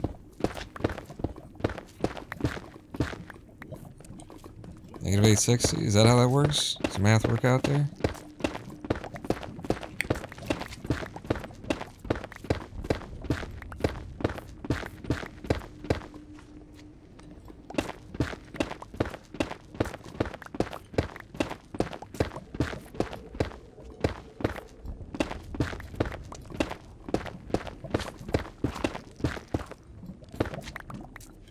Almost.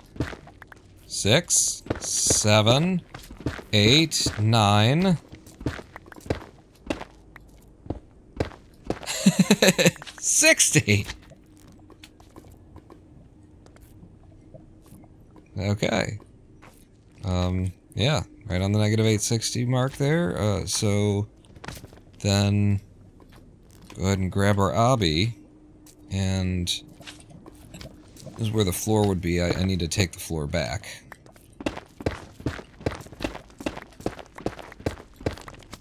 Some of it. Same thing over here. Take this a little bit deeper.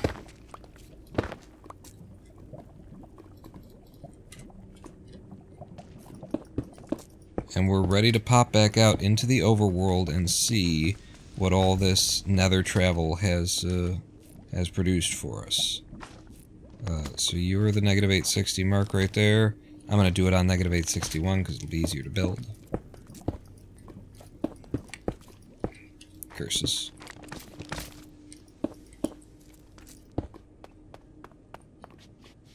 You're 860.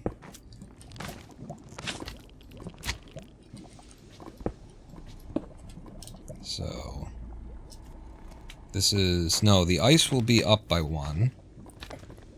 So then you go there. You go there, my friend.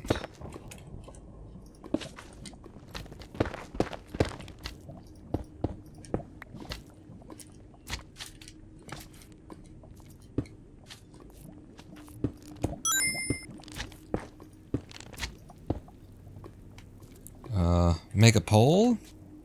What, like a betting what's through the portal kind of a poll? Is that what you're thinking?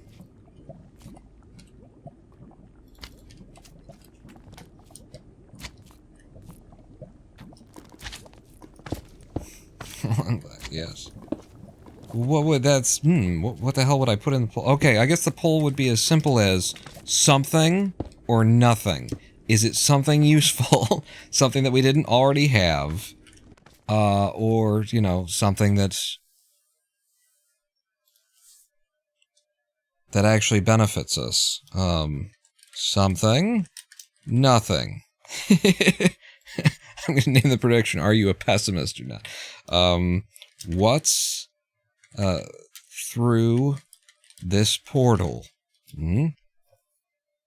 Submission period is going to be give you what do we got? I'll give you a minute. You can have 1 minute on this prediction. Confirm prediction. Yeah. Is that out? Prediction started. What? And then win channel points if you make the correct prediction. They're wasting some of your 60 seconds here with this. Come on, say the thing. All right.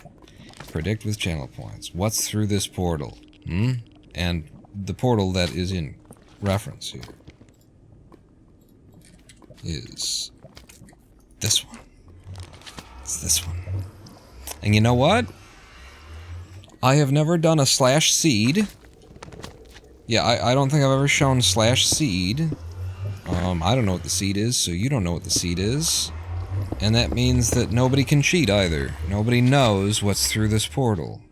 I'm pretty sure.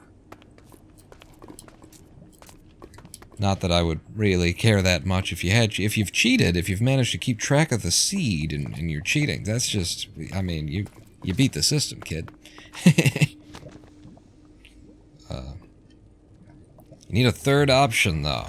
Yeah, that's true.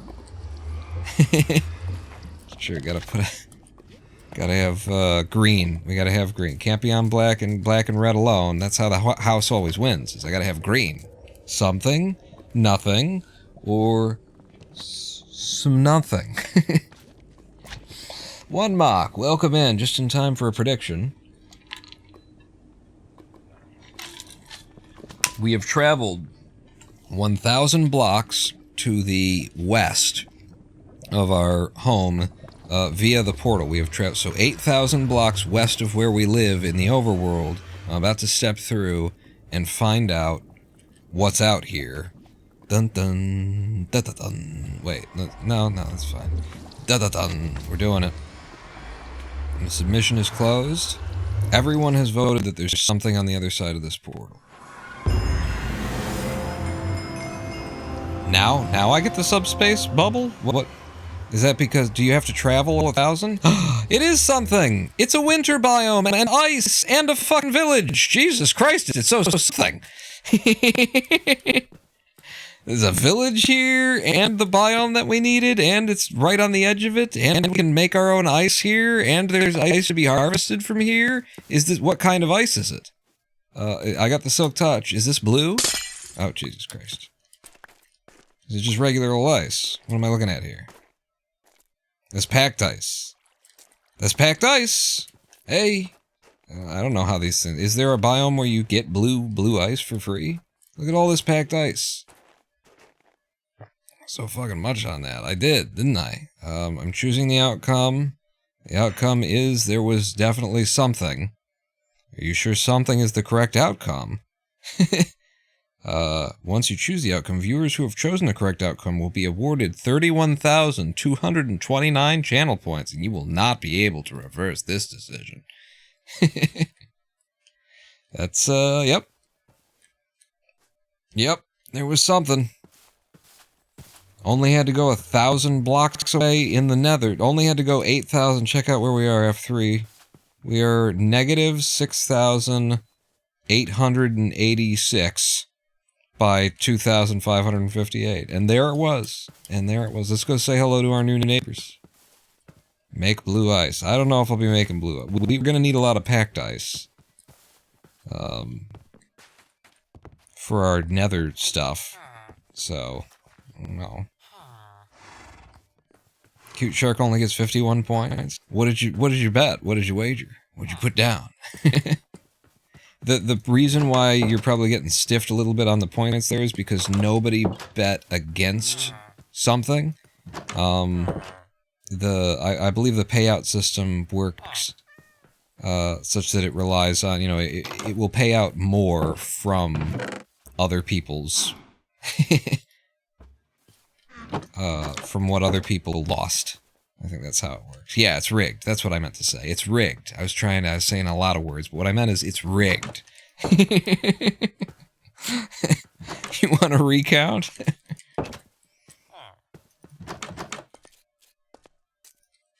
Yeah, it's just a village. It's I don't expect to find anything of value here, but you see a village and you gotta say hello. You gotta rob them. What the hell is that? Top right corner, it's just a weird generation.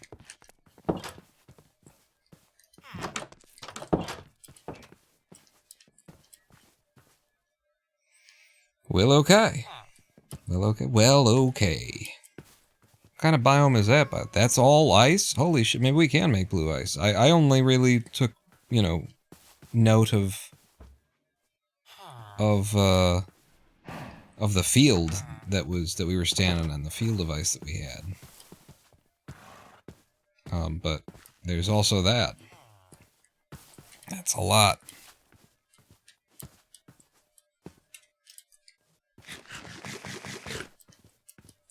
This is what we needed, though. I figured we were gonna find a winter biome and then have to do a bunch of work to start to create like an ice farm and start growing it, making ourselves and all that kind of stuff. But we walked right into, what is this biome even called? Biome is ice spikes. We walked right into an ice spike biome. Brilliant.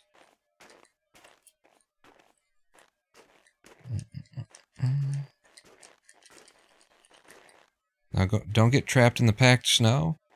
Time to harvest ice. I think so, although our inventory is kind of fucked, and even my ender chest is a little bit stuffed right now, I think. Let's get down here.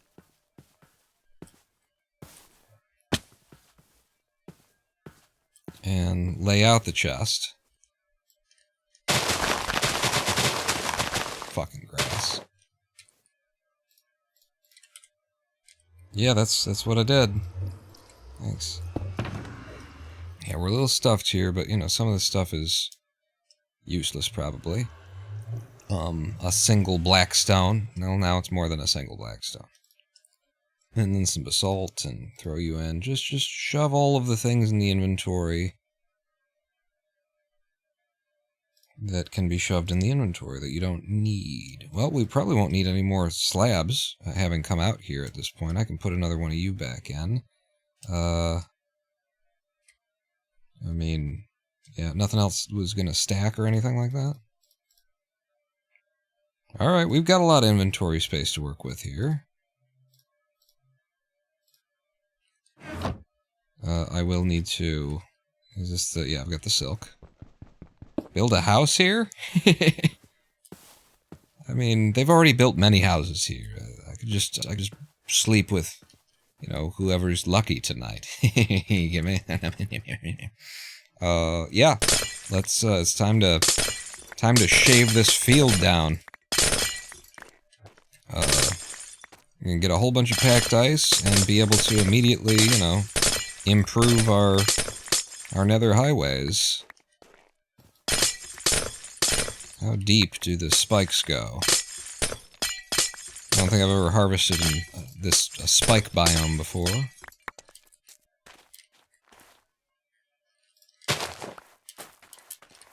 One dirt. Fuck off.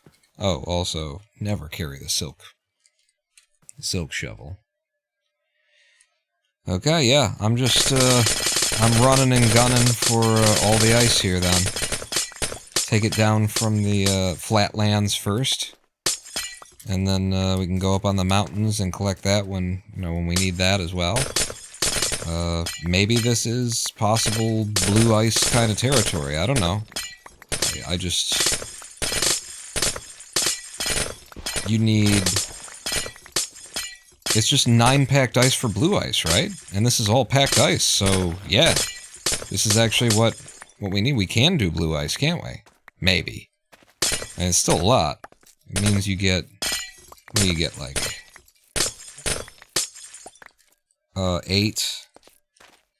8 packed ice from a stack? Now it's time to ravage Mother Nature for all she's got. This was just water. This was... This isn't fossil fuels or nothing. This is just, I guess it's water and thousands of years worth of minerals and sediment deposit, but it's just water. It'll rain it back. I don't know. It's not as though when you remove something from the ecological cycle, it is then removed from the ecological cycle. It's not like by harvesting this water, it will actually never melt and never go back into circulation. We live in a fantasy world, right? I am just shocked at how many people seem to actually continue to live in a fantasy world where that basic observation that the world, even though it seems very large, is a place of limited resources. And just because even the water falls from the sky, if we took all of the water up out of that sky, there would be no more water. The water does not come from the sky. It's like, it's just shocking that yeah, there are people who still, and it's not that I don't think that they don't get it. It's just that, I don't know, that sort of childhood understanding of the world is hard to replace, I guess. Of just feeling like shit comes from nowhere, yo, or everywhere, yo. What do you think? Should I be making this into blue ice? Because we can store a lot more blue ice. I think I should be. Yeah.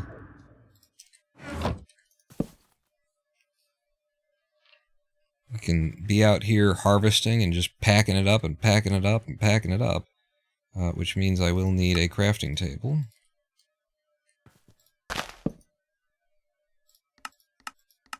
And the money right there. That's the money. Just gonna put you here and you there. Yeah. That's the money, baby. Yeah, so welcome to the rest of the live stream, everybody.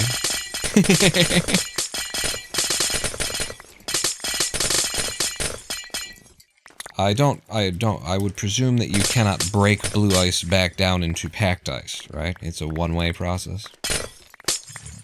That would figure.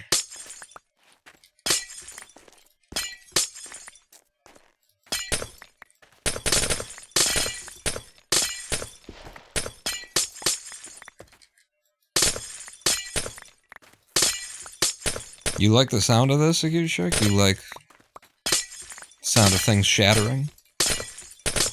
Is this a different sound effect than usual because of my sound effect pack? Is it better than normal? Or is this just the usual sound effect? Yeah, I think my sound effect pack is just for footsteps and stuff. That sounds right to me. Ice biome, yeah, there used to be one before Pawn got here. Oh, yeah. It used to be cold over there. He completely disturbed the ecological cycle of the heretigical manifecules. This is just glass. That's all we're listening to. It's the sound of breaking glass.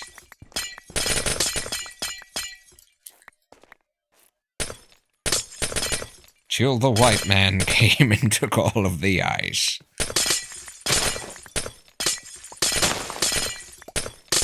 It's funny, like, watching that old movie, I watched again last night, which I highly recommend. Like, listen to me and fucking do the things that I tell you to do.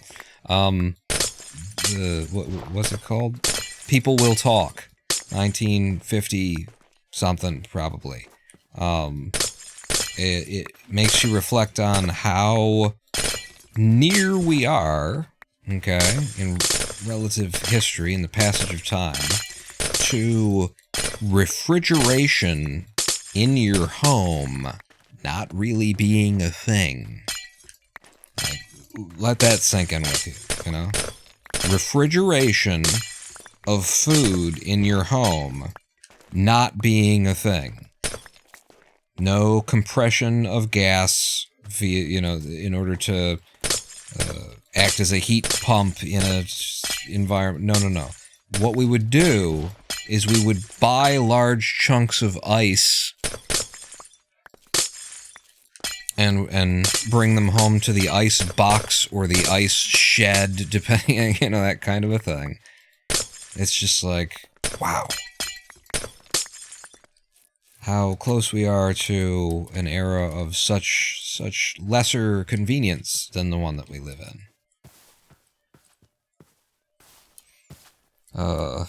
And, you know, more so, black people didn't have equal rights in the United States until 50 years ago. There's another one to just chew on a little bit. Even on the books, even in premise, even by just the law and not actually in reality, but black Americans did not have the equal rights of 60 years at most. Between 50 and 60 years ago. Not even according to the law, which of course, at this point in America, now, according to the law, there are equal rights for people of all skin colors. However, in practice, we know the truth, don't we?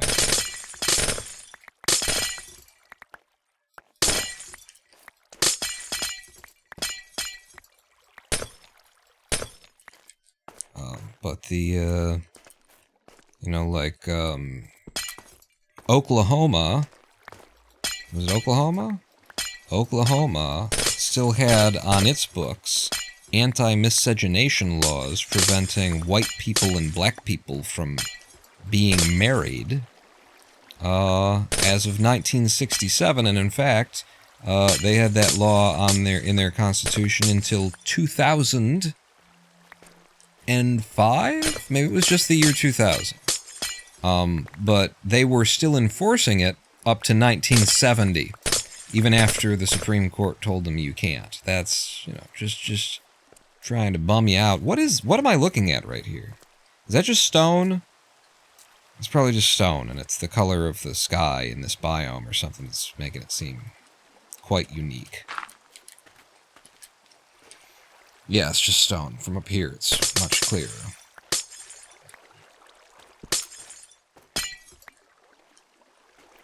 Your father was born in 67? So there are people alive today that lived through that. Oh, yes. Oh, yeah. That's not long ago. 60 years? 60 years is nothing. I mean, yeah, it's the better part of one whole human lifetime, but, you know, it's nothing.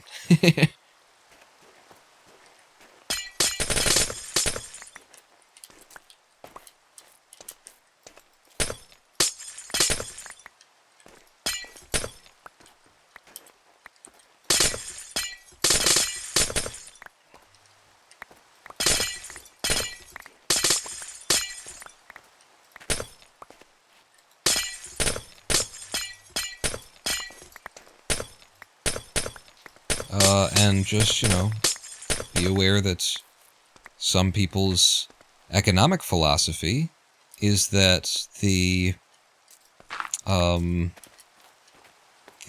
second-class citizen oppression, repression, American apartheid state that followed 244 years of slavery has had no impact on modern black Americans. There is no economic lasting impact.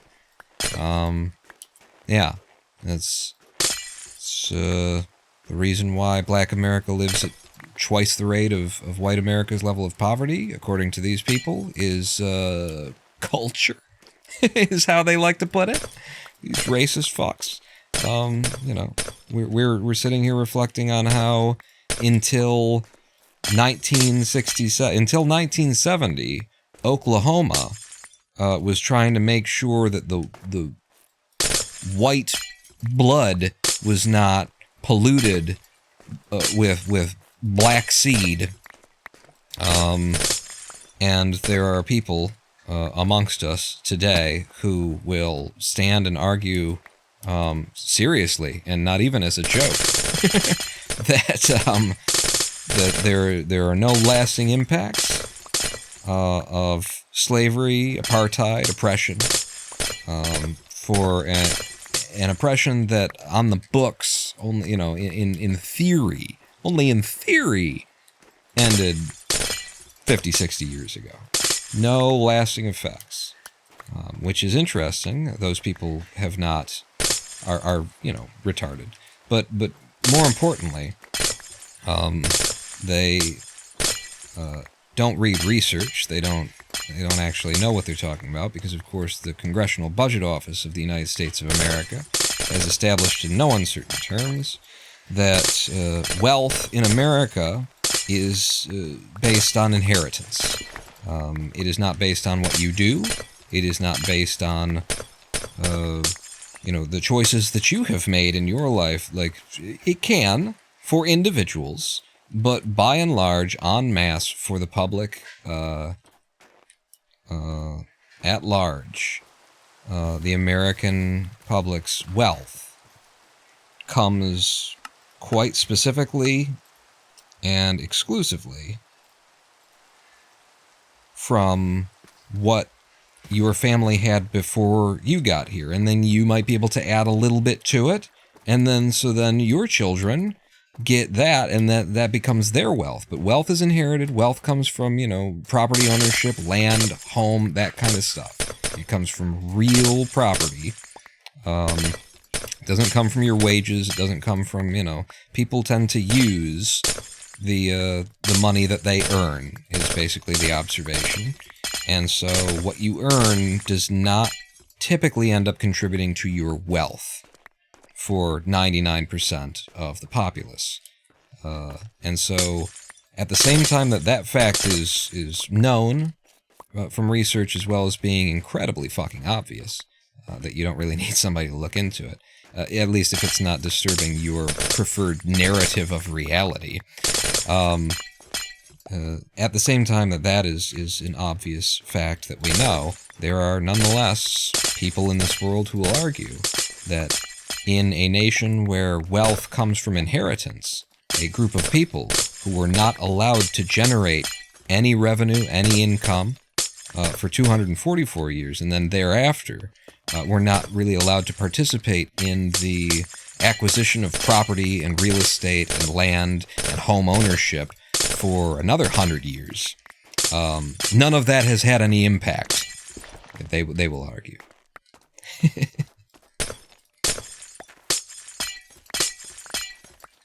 I don't know. I'm just, you know, kicking things around. Kicking ideas around, kicking words around while we're slapping ice out here, baby. Also like the fact that we are closer in time to the T-Rex than the T-Rex is to the Stegosaurus. Really? Really? I don't know that stuff. I don't know about the various ages of Paleolithic versus succuba mother. Can I sleep out here without getting blown up by a creeper? I could, and I did. Take that, bitches. We're starting to get jammed up.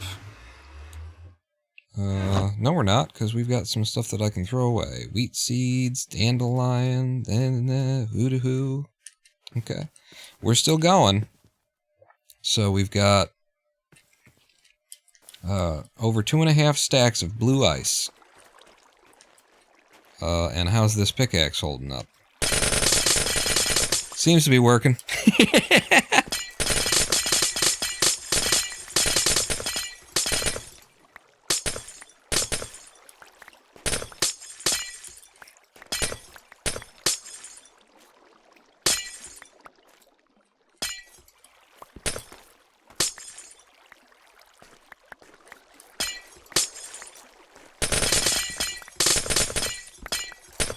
I have to, like, try and hold myself accountable, like actually focus on taking as much ice as quickly as possible, right?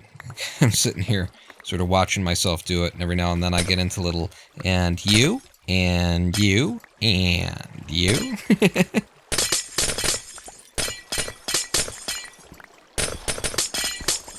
Just hold the button down and keep smacking, baby.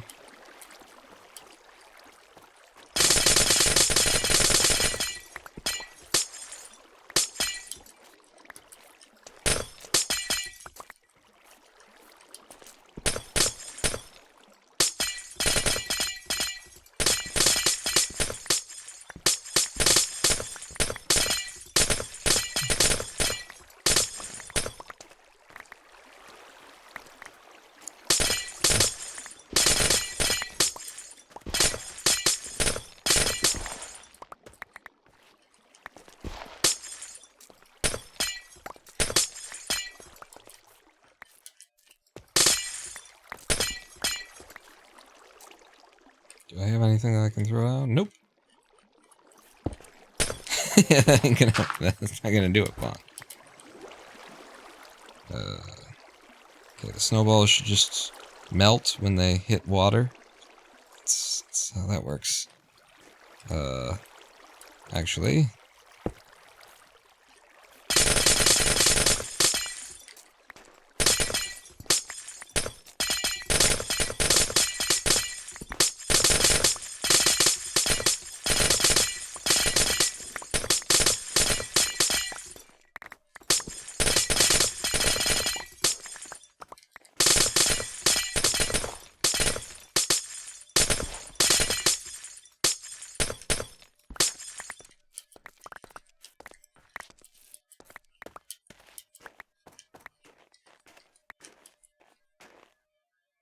Okay.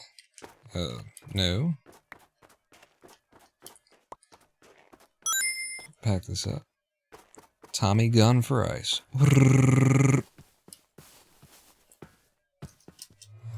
So that's 3 and some stacks. Yeah, let's clear out, like, I'm gonna hit this guy anyway, because then the whole field I'll have taken, more or less. But then maybe we head back through the Nether and lay down this blue ice.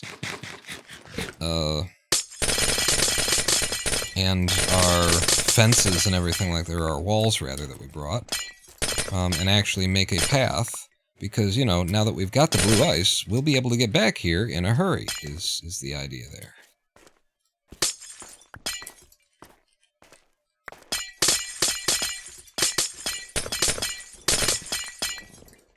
Sharks are older than the dinosaurs.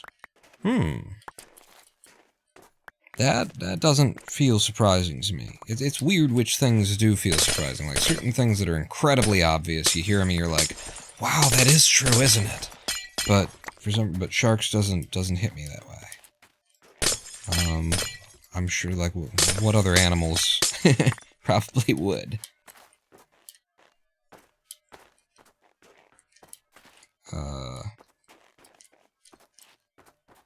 Gators, crocodiles, stuff like that. Those are ancient, right? Yeah, this right here. What about this right here? What about we leave on this? Yeah. I have cleared out the entire, like, flat area of this biome. Look at that. Remember what it looked like when we arrived? Get the hell out of my way, huh? Seeing this like that. I should have taken a shot before we arrived so we could do a before and after, you know? But yeah, I can press the rest of this, and then we can place that down as we're placing these guys down through the Nether on our way back, and then we'll be able to get back here in lickety and or a split. And I'll put the packed stuff back in the thing. Do you have those trees?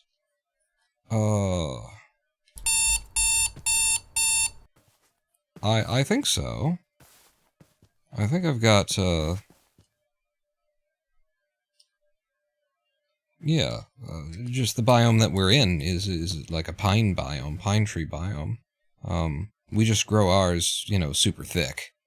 But, yeah, I think we've got those trees and that wood. And we've got oak.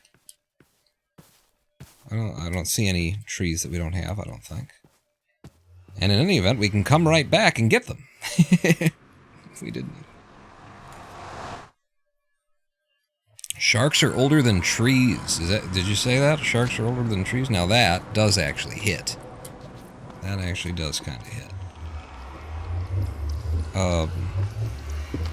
So, there's a question. Would I go flying through there if I came blasting through here?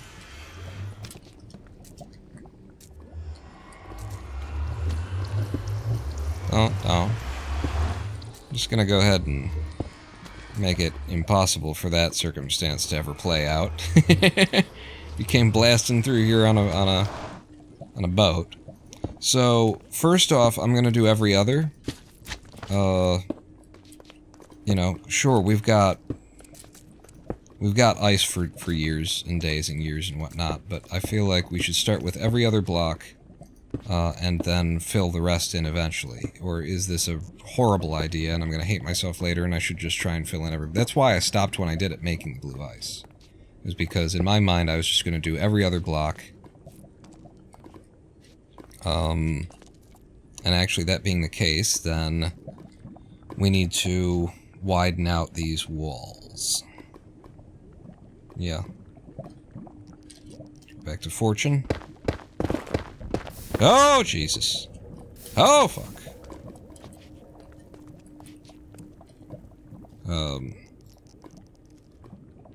Yeah, I guess. Why'd you have to do that? Hmm? Why'd you have to... Why you gotta be like that? And honestly... Am I actually clear to just do this? I think I'm probably clear to just do this.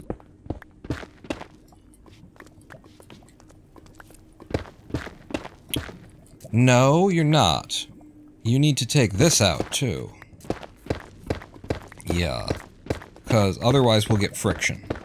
Otherwise we will get friction as we're trying to travel. It's these two layers that need to be removed, not the two above it. That's what I was trying to figure out there.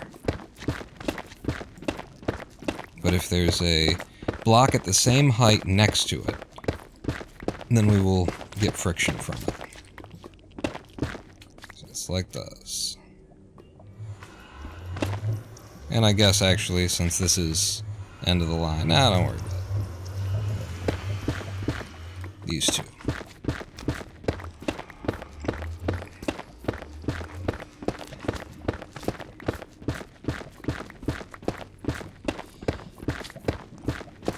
And so then the question is, do I have to line the walls inside here, or should I line them with walls? Or, you know, to save material and time, can I just not? So I'm going to take my boat and set it there. Oh, Jesus! Okay. Yeah, there's some issues. That freaked me out. It's freaking me out again. That freaked me out because we were in a complete and total black void. It felt like I had been put just completely into the wall. So we don't have to, you know. I wouldn't just don't get out of the boat while you're in this situation. No. You kind of do, don't you? Oh, shit. Because I moved into it when I steered that way. It wasn't just when I got out of the boat. So, yeah. I think the best thing to do in terms of, like, saving time and resources would just be to take this up by one more. I could put the walls in, but I'm betting that I don't have to put the walls in if I just do this. And then we're not burning through so many walls. And the walls cost, you know, they're 1 for 1. They're not, slabs are 2 for 1. The walls are expensive.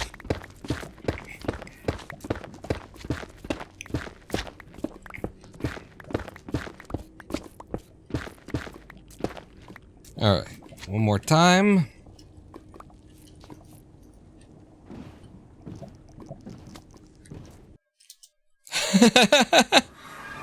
That happens quick when you're in a boat. Let me get out. Okay. I didn't realize it worked like that. Is my boat gone? It fell through the other side? Is that? Ah, there it is.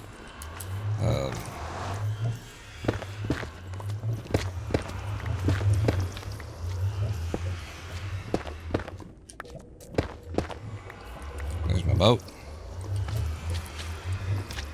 But yeah, this is fine. This is how we'll do the interiors. We just have to make it a 3x3 space with the ice in the middle. That's how that works.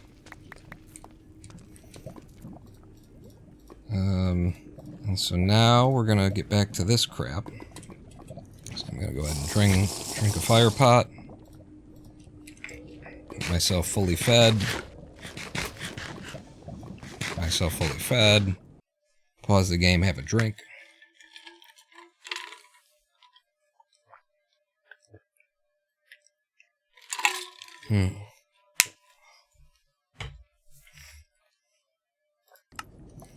Okay.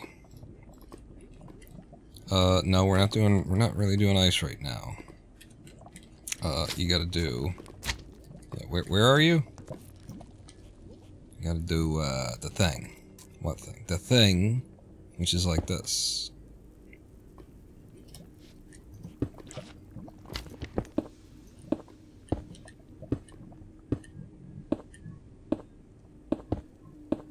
Stop.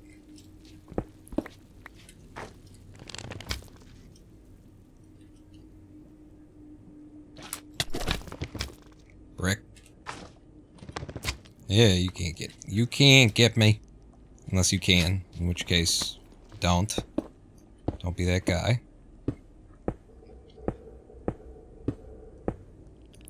Yep. Trying to see, like, if there's a faster angle at which I can be reverse strafe walking. Hey!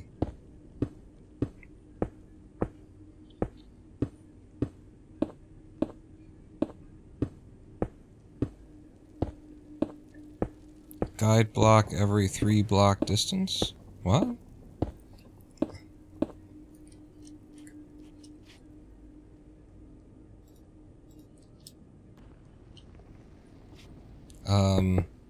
You're saying, like, I don't have to put down walls everywhere to keep the boat in the path? My other thought here is that once we've placed this ice down, I would ultimately... I don't want a gas to come along and blow it up.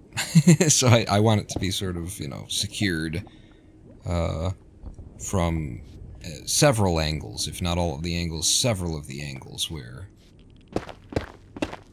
a gas can destroy it. Actually, I don't know what blue ice... I wasn't thinking that blue ice was even a possibility for me. What is the explosion resistance of blue ice?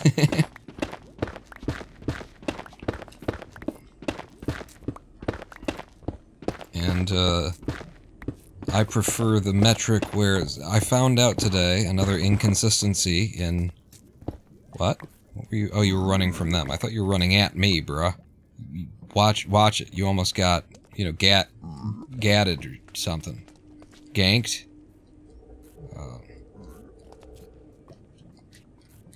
It's ice. Yeah, but it's blue ice. It's magical ice. It's not magical. It's crazy fucking ice, yo.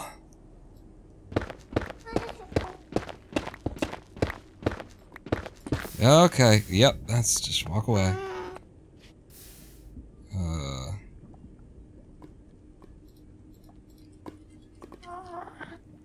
How we doing? Many minutes.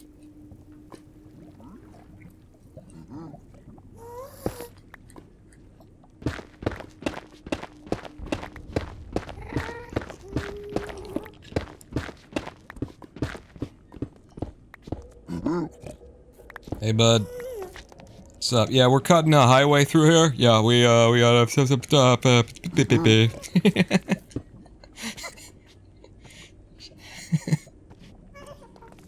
Sound like you know what you're talking about, I guess. Yeah, we're gonna have to, you know, it's, you're not gonna be able to come back through here, so, you know, last chance to get back home if you want to.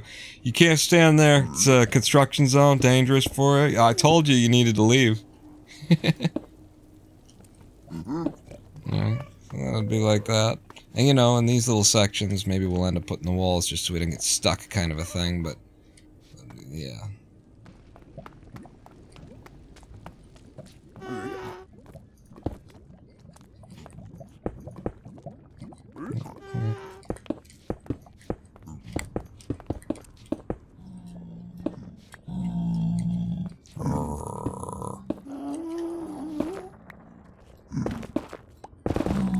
Okay, I'm gonna need you to step away.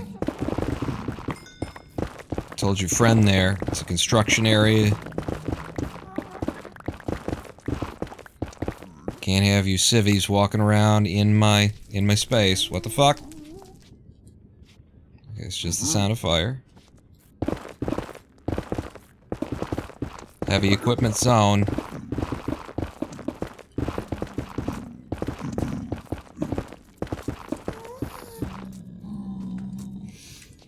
Okay. Yep. You're gonna walk onto my track too, but it's fine because with blue ice you're going so fast you just go right through them, is what I've heard. Blast right through them. Game doesn't have time to process that you were supposed to hit something.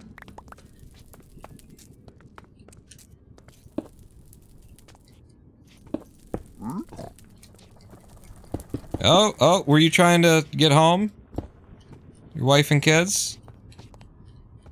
Doesn't look like you're trying to get home to your wife and kids. Looks like you're trying to walk on my highway here.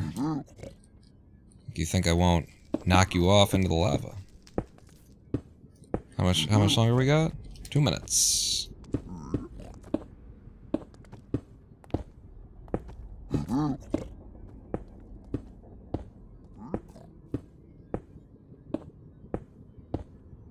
Oh, I was saying I found out when I was looking into, you know, explosion resistance for our Nether Highways here, that another inconsistency in the documentation of the game is that Fandom lists the explosion resistances on a scale where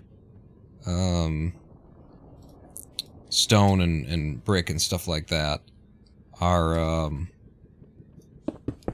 30, and then the like Wikipedia or the wiki.minecraft or whatever lists them on a scale where the blast resistance is 6, and then on some portions of Fandom it still refers to them on the scale of 6 instead of 30. So it's just another part of, you know, lack of consistency in the wiki maintenance around the highest grossing game of all time. And we're out of walls. Did I leave my... God damn it. It's fine. Is it? I mean, I guess it is. Feeling a lot more comfortable in the Nether these days. Heard someone say Dom. Just because you heard it doesn't mean anybody said it.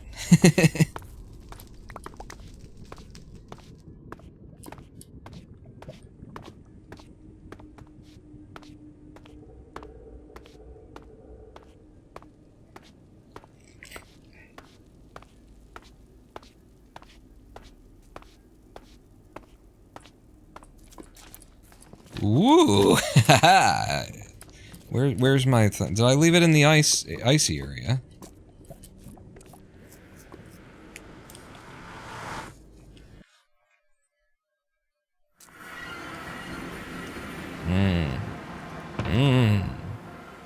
Okay, we've got one more anyway. You can go in there so that I can have that. And then I need another space, so you can go in there, and then that's what allows me to pick up you and bring me with you.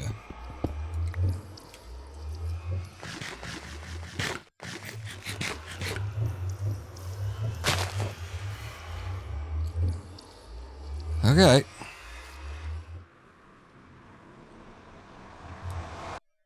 Almost out of food, too, so it's time to go home. Or no. Yeah!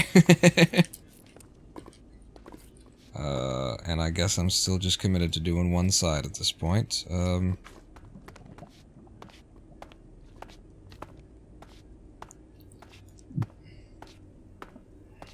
Need a lot more walls.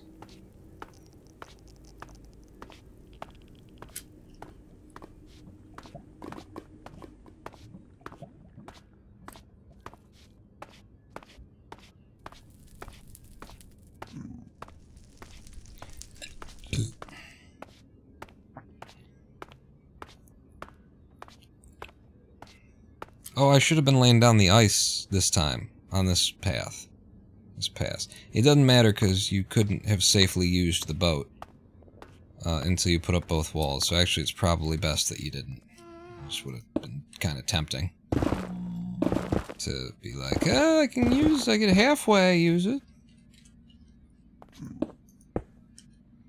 I mean, this area is so small, it's gonna end up getting just walled all the way through.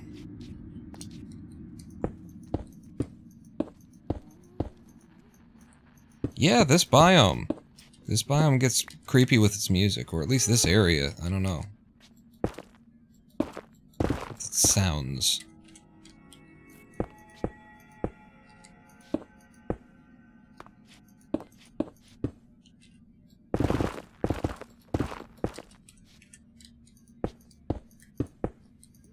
Yeah, I don't have to place it on the when I got a wall next to me. I can do it like that.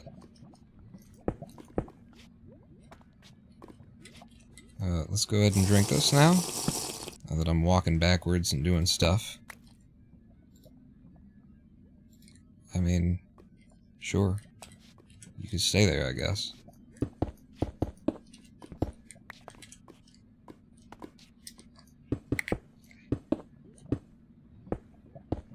Always wonder what the overworld cave staying meant. It at least only fires when there is open space around you, I guess, is the thing. Like, so you can, if you're strip mining, you can at least determine that there's a nearby cave or some kind of an opening somewhere nearby. But yeah, I don't know. I don't know how useful that is.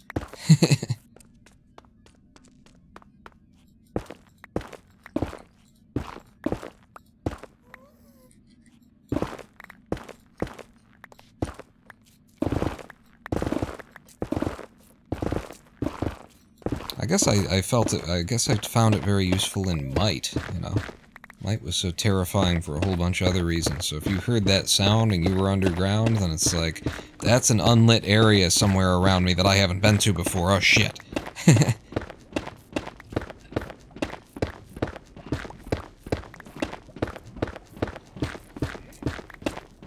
Always had it.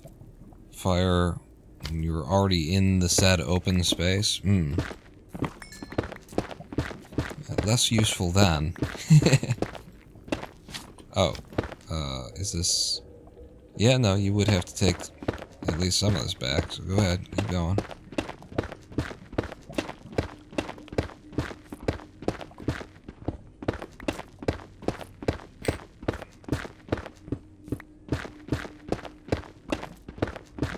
Slow going.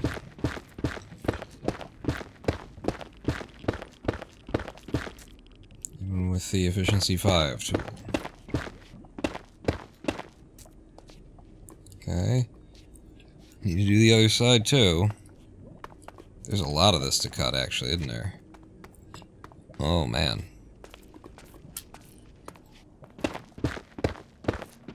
Well, we're in for it anyway. I need another drink.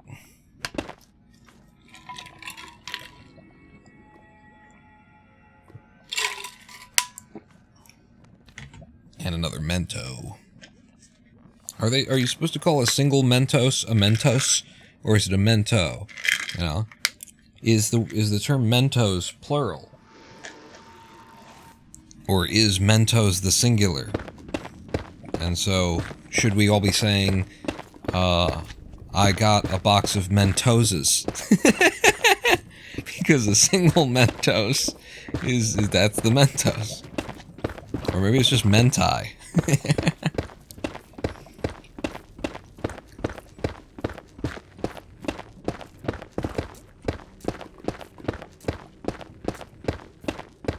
Mentai.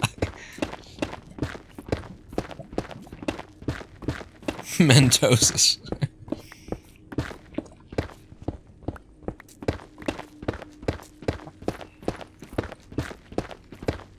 Or maybe it's just a murder. I like that. Or it's an army of Mento. MECFS. Did you know that a group of frogs is called an army of frogs?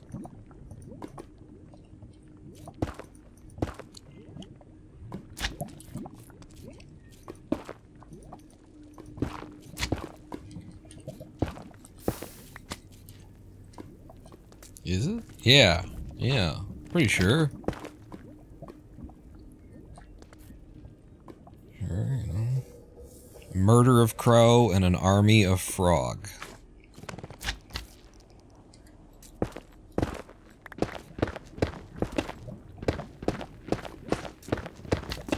That is awfully close and awfully thin on the old wall there. I want to go up and just take that out a little bit, I think. Yeah.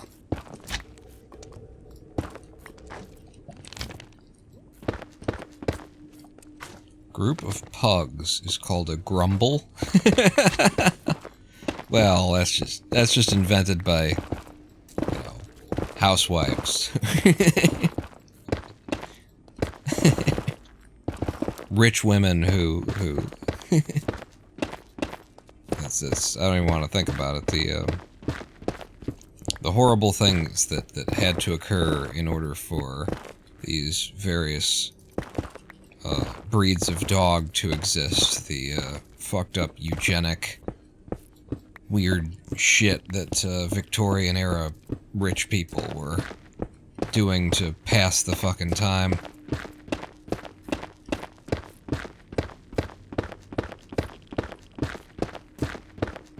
I have created a dog with an incredibly long snout. I have created a dog that, because of the inbreeding I've forced it through, dies at the age of 4, never quite breathes fully because the nostrils aren't large enough, and can barely support its own weight. Oh, how interesting, Charles. I think you've won the competition for the day.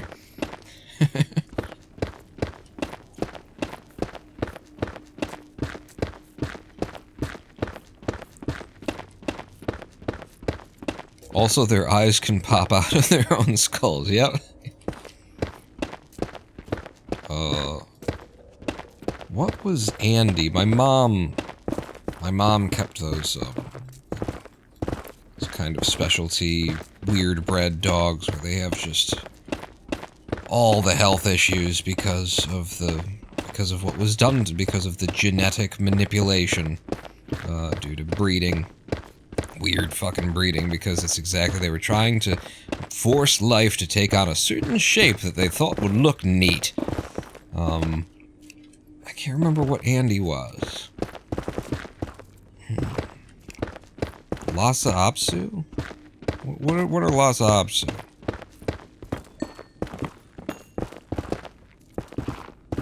What are those? It was a small dog, and it had been mistreated, so it was terrified of everything.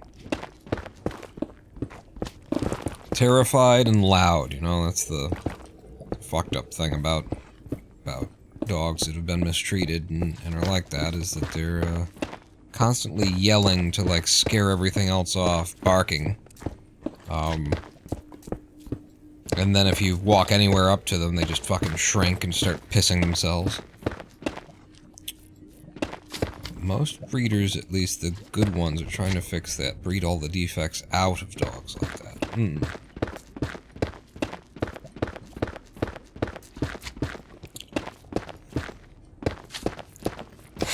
I'm sitting here like, should I say that? Because, like, I don't want to be... I was just talking about how, you know, I was raised a pessimist, so... you know, I was raised to see the negative in the world.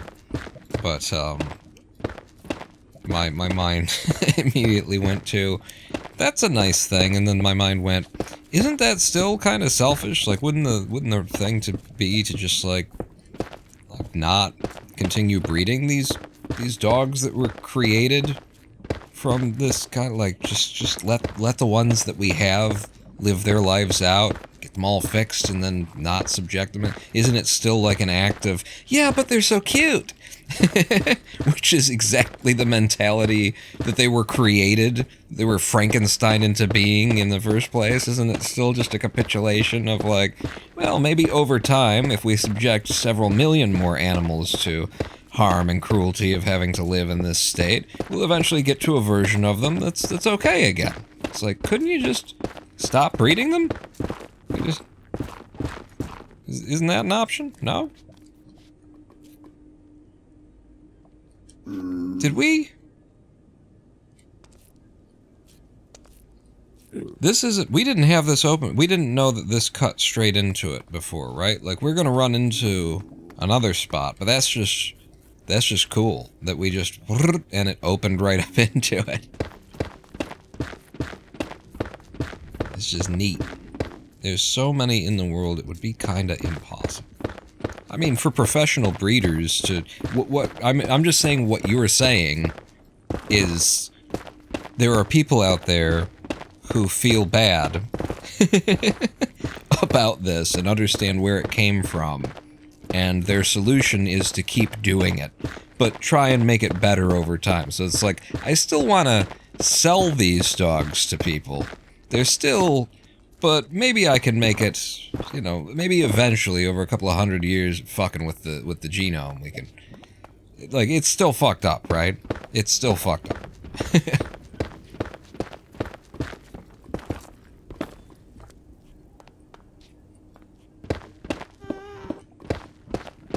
I should check and make sure that lava's not gonna fall on us here. I'm out of save my ass juice. We need to stop doing this then and go home. And get more save my ass juice before we carry on. My god, this is a distance that we traveled.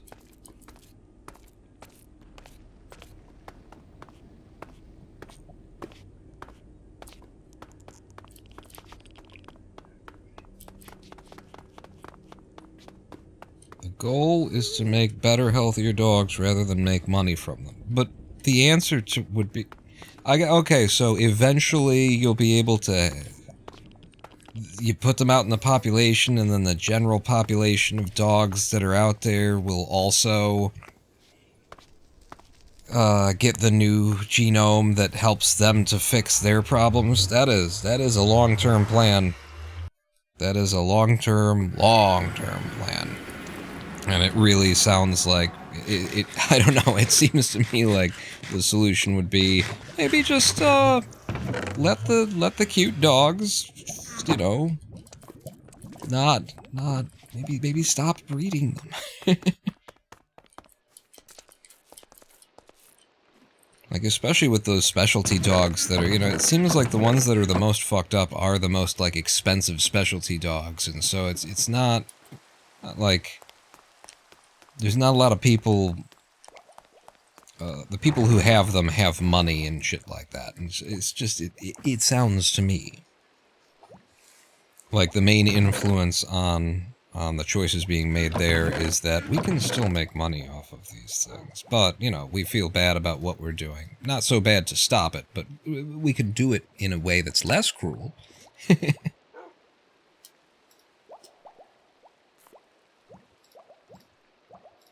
Not zero cruelty. Reduced cruelty. I am a reduced cruelty breeder.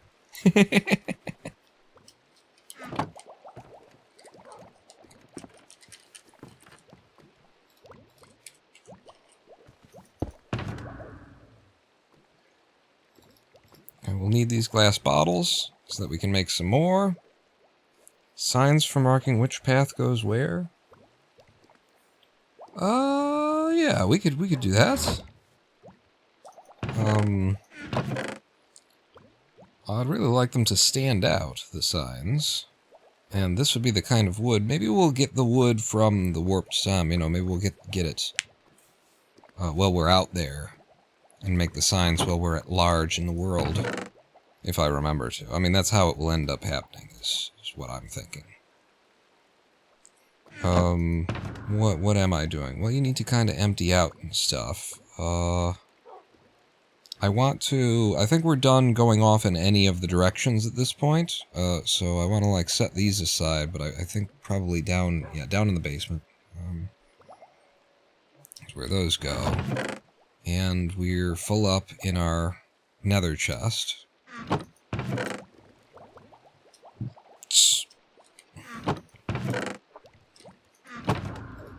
Give me that crap and that crap and that crap.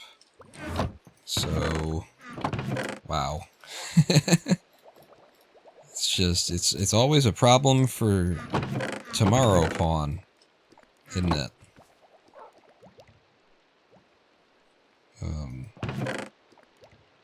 Picked up some money.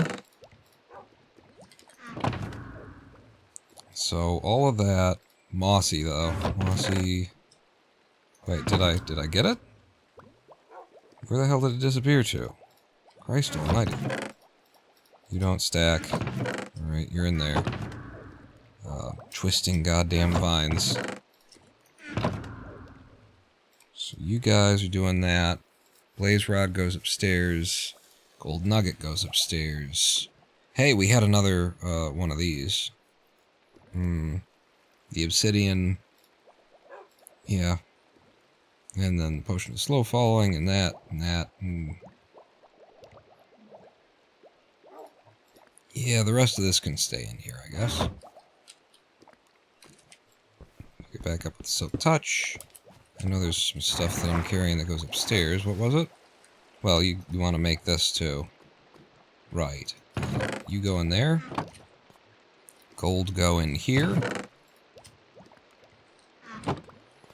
And we're gonna make more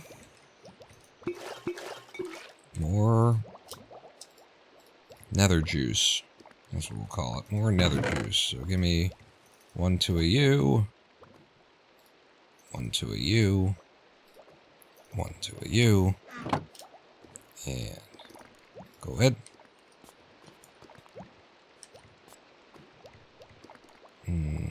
Anything else I could be doing while I'm waiting? I'm sure there is, but I can't think of it. Oh. The wrong ones went in.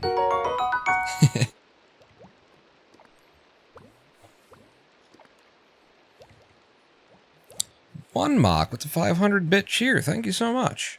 Oh. Oh. I put empty bottles in the brewing stand instead of the correct ones. Magma cream now, and then redstone dust. We're making some pretty, you know... This is the longest I've ever been alive in a hardcore world. I've never been alive 110 hours. I've never made a blue ice nether highway system. We're doing shit, is what I'm saying.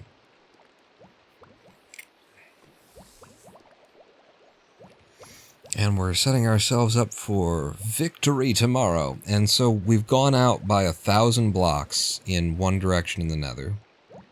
And found this ice biome, which has tapped us into blue ice. But that ain't the end of it. Because we can pop in and out. You know, we still have to check.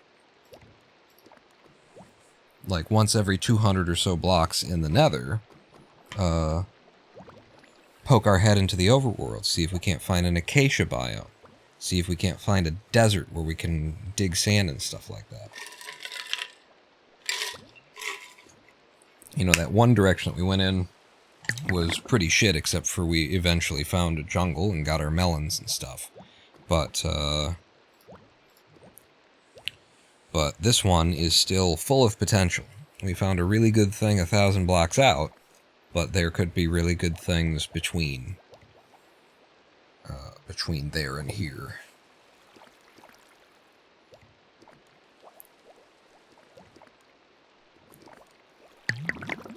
And finally, redstone. But we're going to need more obby for that. And, I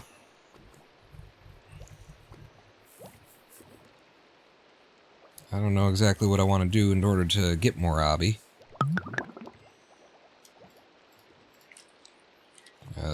Shall we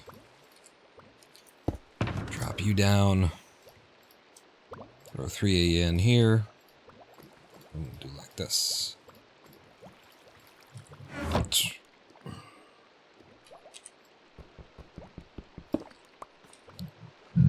Ugh. Anything else in my inventory that doesn't want to be there? Oh, we need food. Look at that. Look at the food that we need. Like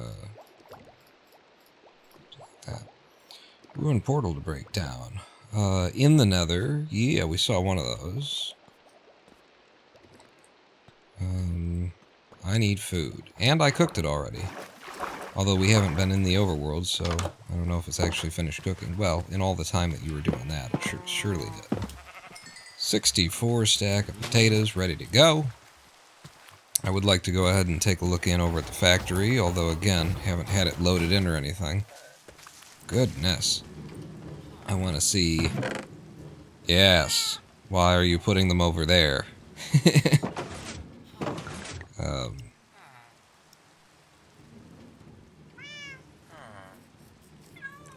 I think maybe the way that I should set this up is to give the top row melon priority.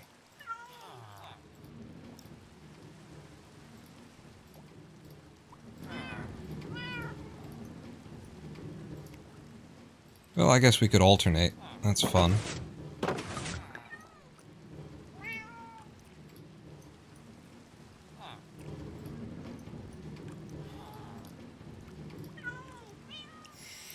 Yeah. The fact is we will always have more pumpkins than melons, though, so maybe do like that.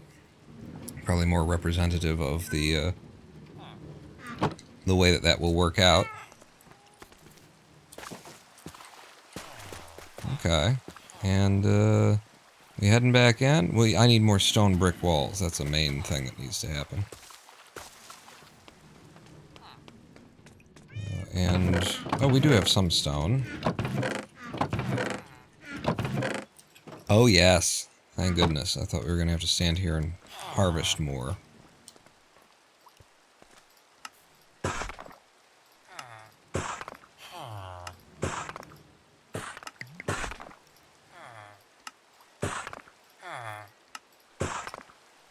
Okay. And we can go back into the Nether now. I'd like to lay out one, full path. The one that goes to the blue ice biome for us, if that's at all possible. It's a lot of work. If that's at all possible to do before the end of this stream. We've been here for 6.5 hours. I'm willing to go for 7.5 is the most that I think I do these days. Wait. Was there something in here, or did you want to leave something in here? I feel like there was something. No? No, not really. Take that guy. Alright.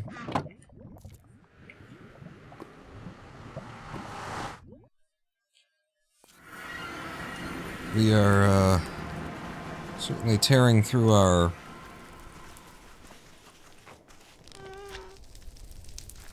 pickaxes today. Lots of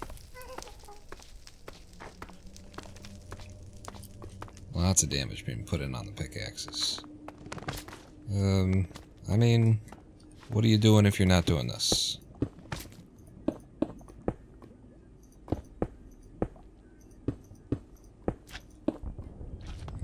You'll want it there eventually, and as long as you have to travel through these areas, you might as well secure them.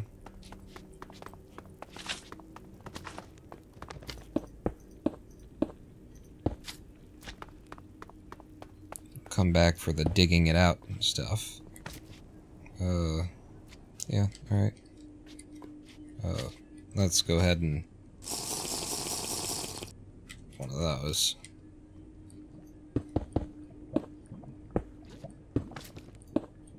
Yeah.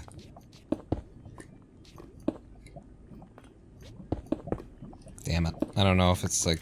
I want to at least experiment with trying to just be stood up and moving fast, because the walking back thing, it's a matter of like whether or not I feel too unsafe or I do that too often. Like the speed at which we could be doing this, is it an increase of speed is the only real issue here, and is it safe? But if I just clap 2 down every time, it doesn't look like I'm making an error too frequently.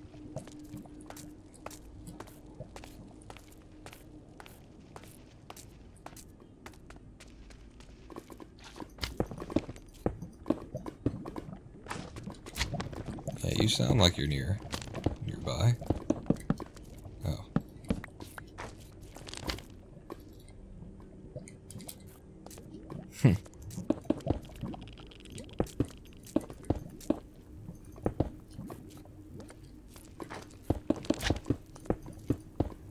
It'll all need to be done eventually.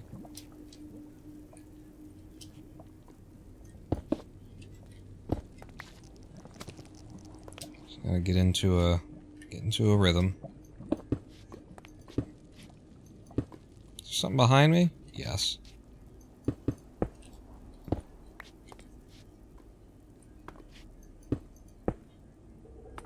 I had been into a rhythm and then I've lost it. We are right next to the fucking Nether Fortress. Hey, bud. What you up to? Trying to knock me off, get me killed, that sort of a thing? Cool, cool.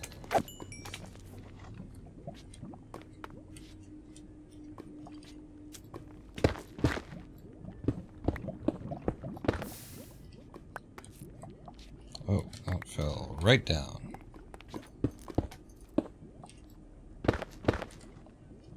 I think the shift walk is easier to get into a rhythm. Yeah, there's no rhythm to it. It's just hold and walk. Yeah.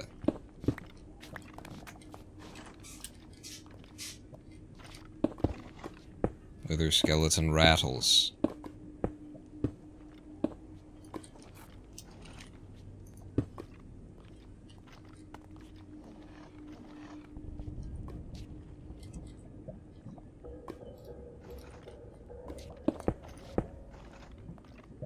Hey, bud. What's up? Oh, you know what? You could give me a head. He didn't even give me head. I mean, a head. He didn't suck my dick.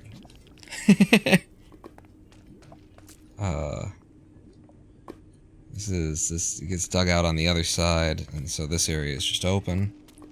No head, right? No head! Fucking... Jumps on skateboard.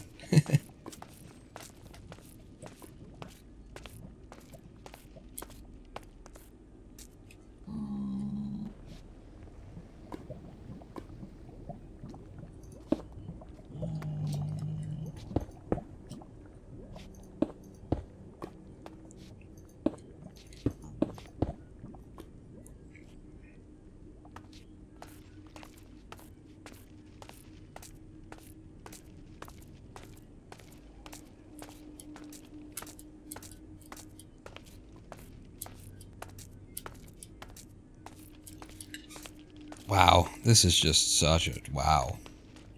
That's a lot. That is a lot of a lot.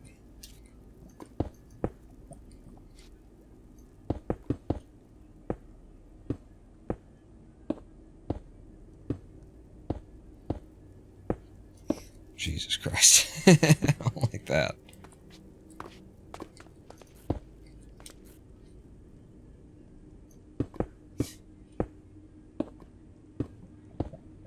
No, fucking motherfucker.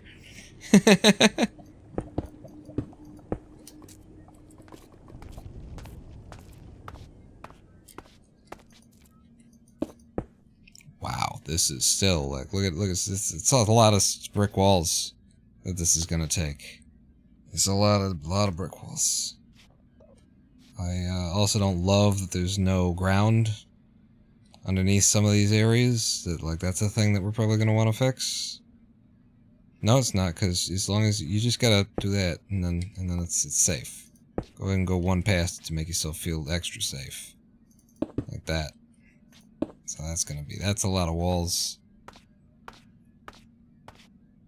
You gonna be here for a minute? Oh, remember what we said?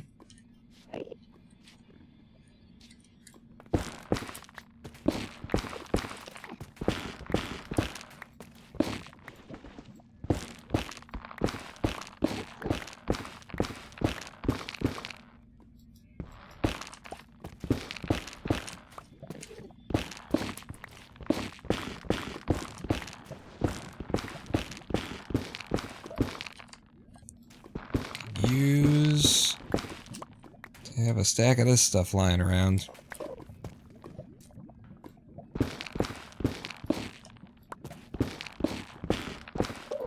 Boy, do I hate this sound. Did they consult people on like how to make a sound that would make people's teeth itch every time that it fired? Is that something that is that the intention? Because if it wasn't intended, then...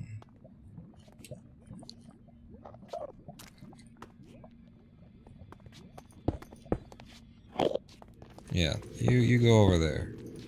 I'll let you know if we need any.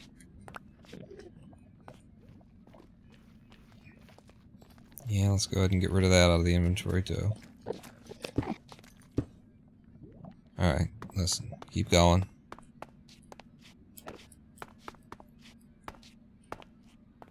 Holy shit.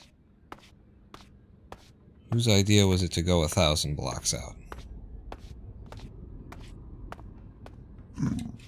Was it yours? Huh? Speak to me, or I'll push you off the side.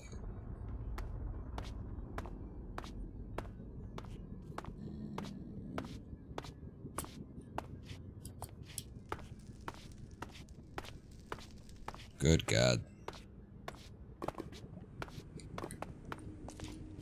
Okay, is that that's not, nope. Keep going. I'm just going all the way to the end now. Holy shit, we do not have enough walls. Gonna need a whole inventory worth of walls. Just for one path. Shimata. I'm a lumberjack and I'm okay. I sleep all night. I work all day. He's a lumberjack and he's okay. He sleeps all night and works all day. I cut down trees. I eat my lunch. I go to the lavatory. On Wednesdays, I go shopping and have buttered scones for tea. He's a lumberjack and he's okay. I like the fact that the zombie pigmen are passive. Yes, it's a good thing that they are. Can I do this on a walk? Probably not. Probably not. Still probably just, this is the best thing that you can do. Because otherwise I'm just going to keep placing them, you know, between, like that. Whereas if I just commit to this, then we'll place everyone in the right place anyway.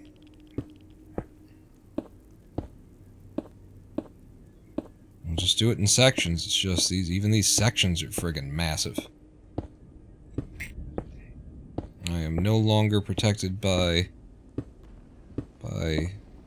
fire juice. I need to have another one. I'm gonna stop and have one right now.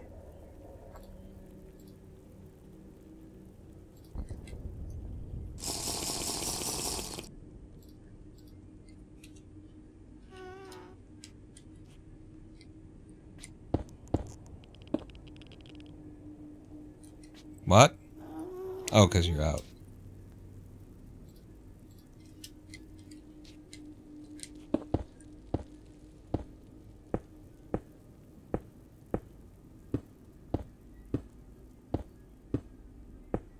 And this is why I took time before the live stream to consider, like, what is the best option here in terms of, like, what's gonna be the speediest, what's gonna be the least dangerous, all that kind of stuff. This is why I took the time to consider what would make the most sense to do. And there's just no good way. There is just no good way. This is as good as it gets, and it ain't very good, is it?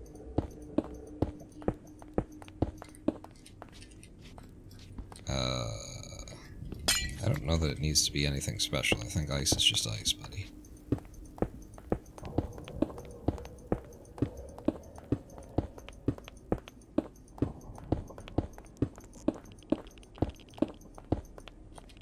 I missed it.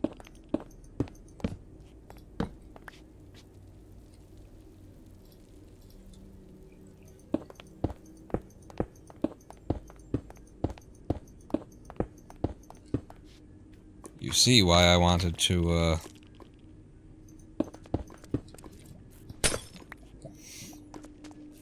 why I wanted to do every other instead of all of them. At least to start, you know. Oh, what am I doing? I shouldn't be laying down the blue until I've laid down the walls. That's what I meant by doing this sectionally.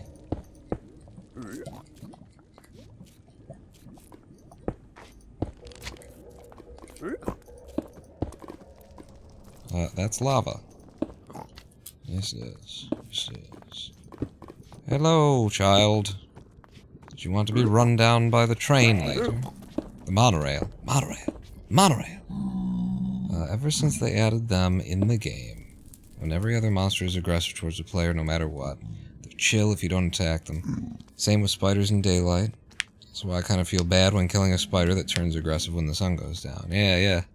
It's, that's like a whole field of game study, really, is the idea of how to recontextualize the player's experience with an enemy that is fundamentally the same. And just what they've managed to do with the same mobs. The same. Doesn't really change. It's pretty good. Good shit show.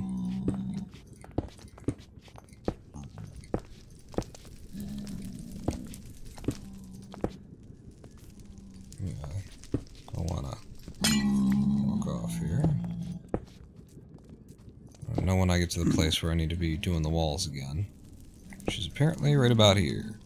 I need you to stand back, sir. I need you to clear the construction area. Thank you. I'll give you a chance, but you're gonna have to jump. No? Well, and that's that. You live here now. You live on the tracks. Yep.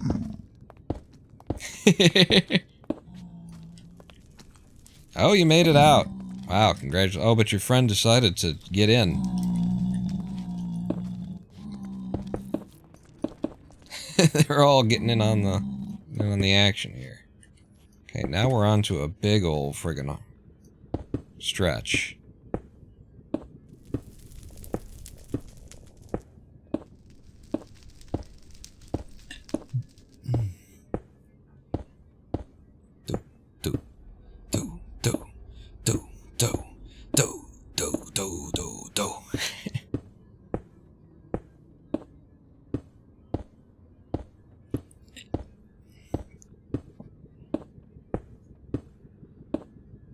Put a fire resist on the hotbar.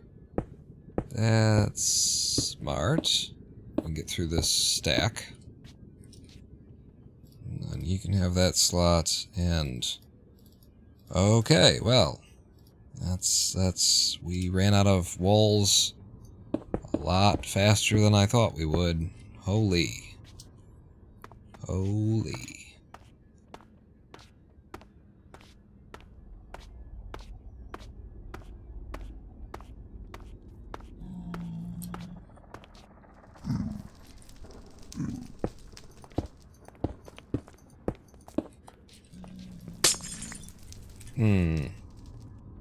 I'll just have to keep looking behind me. Alright, get into the flow. Look down more. It's just a timing pattern. Pawn, don't even look at it. Damn it.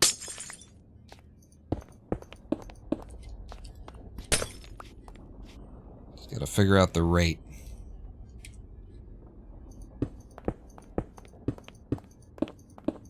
There it is. Okay, we're past the safe zone. We don't do anything more like that. Okay. Need a lot more walls. What I can do on our way back is open up these areas.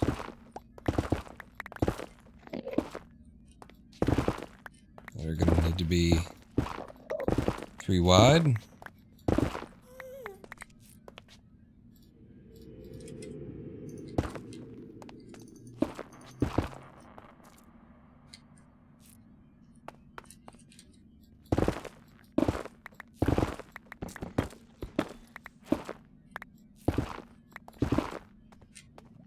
Okay.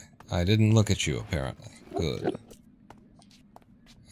This is another place where it would be. And then you'll cross across there, and then, yeah, okay. Okay. Why did I do this? What the fuck? Whatever.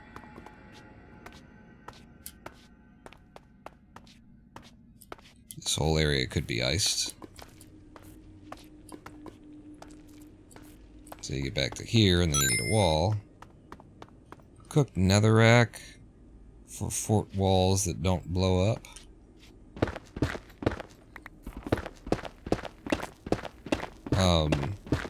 What's the explosive resistivity? I thought it was basically all 30.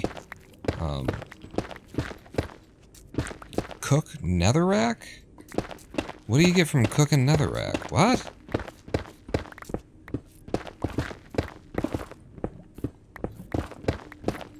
Cook netherrack for fort walls that don't blow up. It may just be that we've been here for 6 hours and 45 minutes, but nothing's sort of making sense to me. Nether brick. Is nether brick... I thought... When I looked at the chart, I thought that, that it all had, like, the same explosion resistance. Because I started out just asking Google, what's the most explosion-resistant thing? And, like, of course, the first article that I found said, oh, well, you want deep slate brick.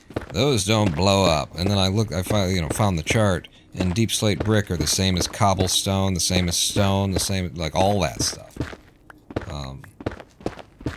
So I was being lied to, or rather, I wasn't being lied to, I was just being, they were misrepresenting the idea that one of these things is better than the rest. Although, that said, we know quite thoroughly that the wiki is not to be trusted.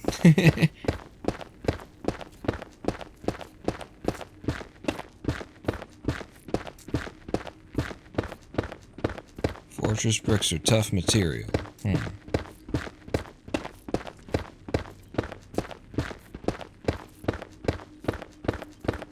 I suppose I was mainly concerning myself with just explosion resistance and specifically for a ghast, which, from what I read, ghasts on the scale that fandom uses anyway. Ghasts can't blow up anything that has a explosion resistance greater than 26, I think it was. And just about everything that is a stone-like material is 30. Granite and all the weird stuff, along with cobblestone and stone and so on and so forth. Okay. Yeah, no, that's the best way to not have to have it all be walls, is open this up to a 3x3. We have determined that is the way.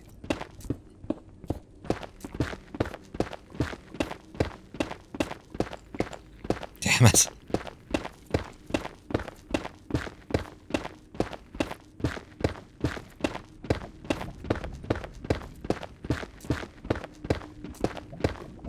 Can make a wall of nether bricks and get a ghast to shoot at it.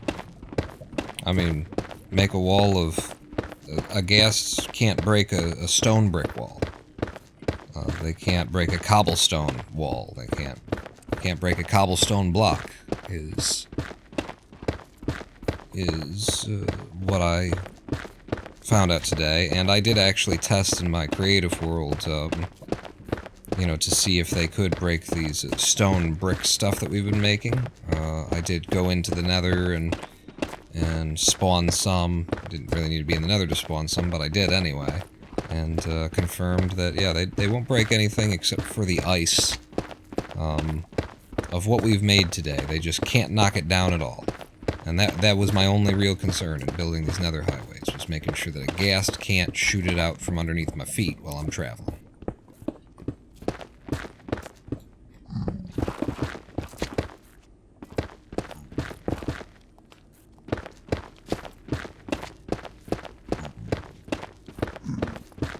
Yeah, I'm just so I'm almost shocked at how much damage or how much like durability we've taken off of our pickaxes today, and this is a project right here. Boy, is this a project. Haha, bitch. Oh.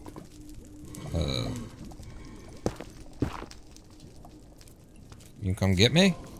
Hey. Yeah, come get me. Silly. Oh, you're just gonna actually come get me, are you? No head? So no head?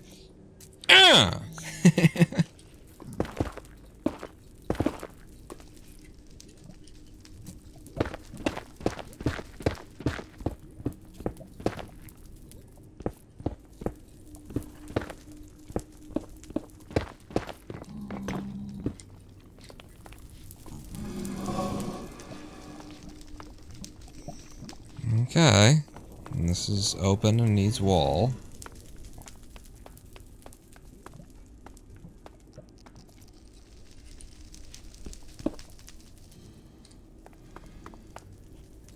All of this will actually need to be removed. Wait, will it? Yes. Yes, it will.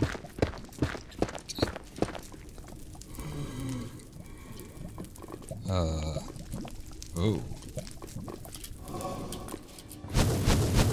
Okay. Thank you, sir.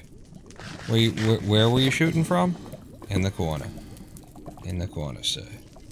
Well, made him. Might as well use him.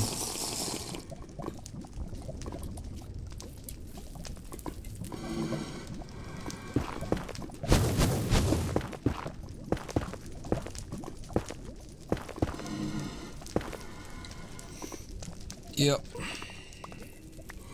Well, that's gonna have to go back.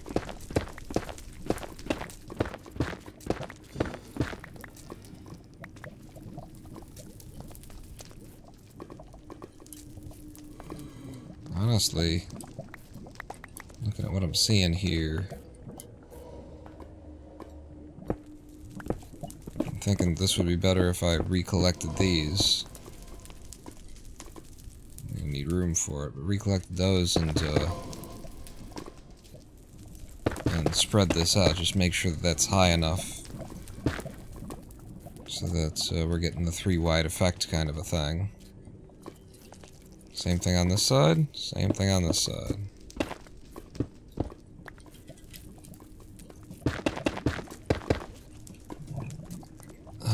Well, on this side you've got to take that down.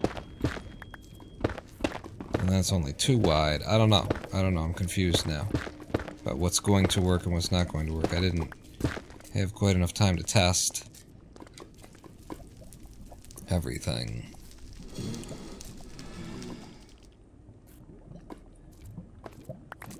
Whatever. It's a specific section. Oh, I need to pick this stuff back up.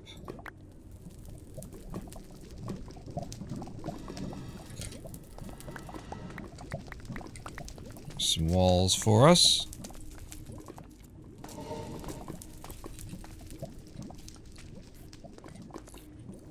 And then what are we gonna do? Are we yeah, and then you're 3 by 3ing again.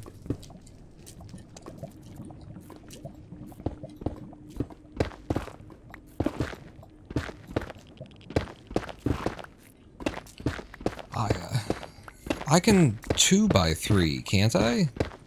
I mean, the problem would be when I re-enter and exit sort of the areas where the walls are gonna be, I'll get stuck. I'll get hung up for a moment, probably. But it doesn't necessarily have to be 3 by 3, does it? The boat will fit through a 2 by 3. That's not even up for debate. What else would be the problem?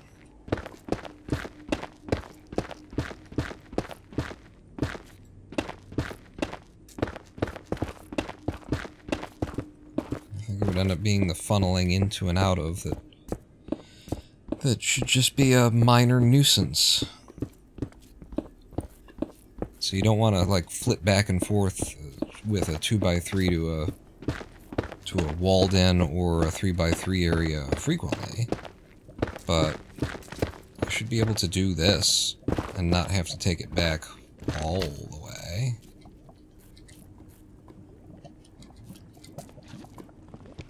Sup?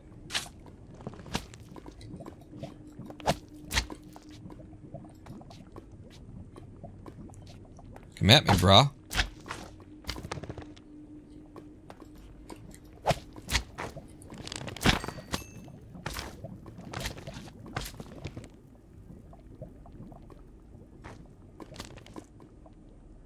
Come at me, brah. Sucker.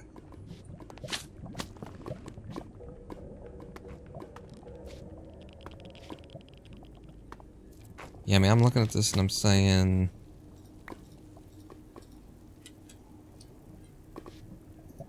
this should work.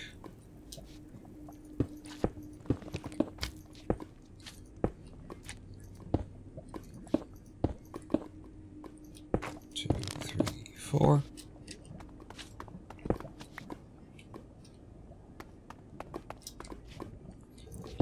Five. So this leads into this. And maybe this would have to be back by one, or this needs to be opened up by one more kind of a thing, and then you're brought through. Yeah. But that should work. I put one there. I put a wall there.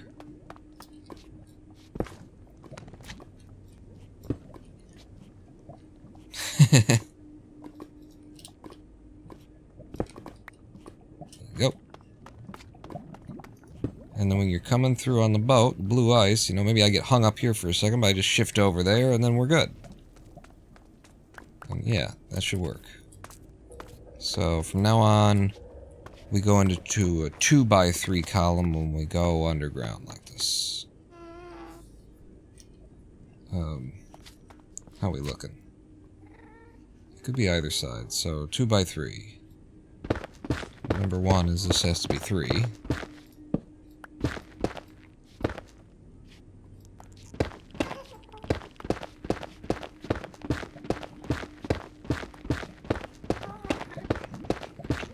Getting back toward the entrance now, finally.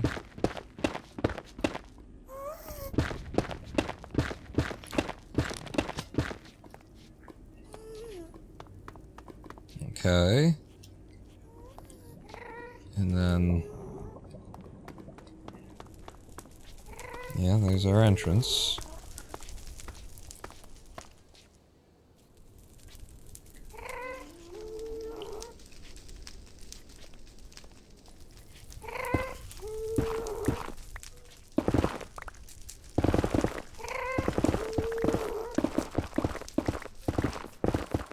Wow, look at how much damage the pickaxe is taking. I just finally noticed it's down to the orangey yellows.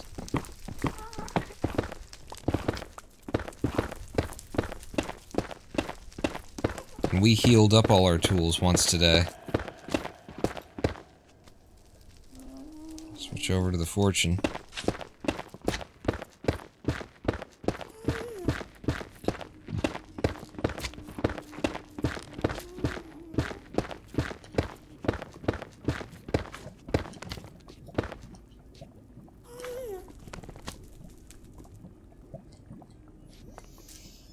Okay.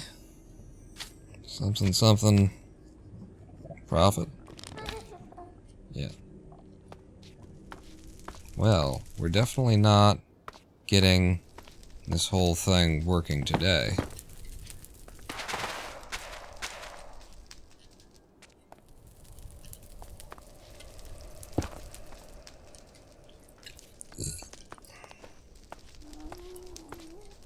One whole path locked in and doing what it do.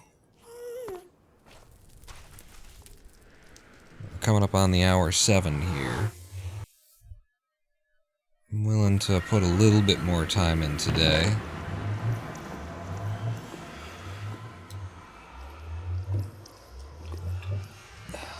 This is just... Yeah, it's just a chest full of shit now, buddy. Oh, that could have been stacked there. For an extra slot. Let's unload.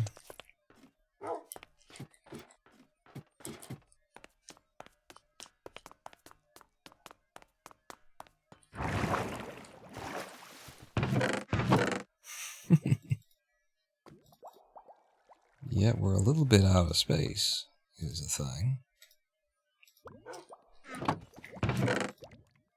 Oh, wrong one. And I will make some signs.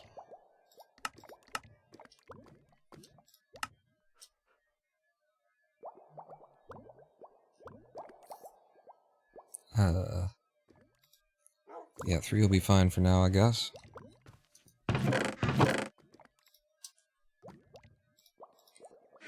Yeah, bones go up in there. You'll go upstairs. Could make more of that, but I'm not going to. Okay.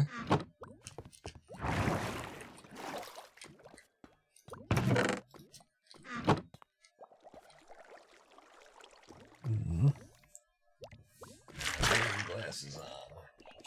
We did this whole thing with me not in my glasses. That's how good my photosensitivity has been today. Only now am I getting a little bit weird. The coal goes up here too. Right. You go pass out. Good night, a cute shark. Thanks for hanging out with us. I should be wrapping up now too. But I'm gonna get us the materials that we need to keep going and see what happens.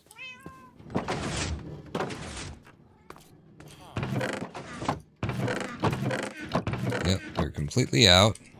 So, using the silk pitch, yeah, the silk axe, it's almost aft.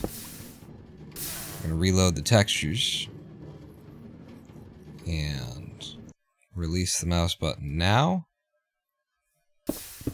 And now it's just going all on its own. Hell of a live stream. Made an incredible amount of progress in one day toward having Nether Highways, having functioning Nether Highways. Found ourselves the melons we've been waiting over 100 hours for. Found an ice spikes biome that provided us with all the packed ice we could dream of, which opened up the possibility of making these Nether Highways blue ice from the start. I just assumed that they would be packed ice, and nothing more. But once you've got that resource available to you in that quantity, might as well go for it.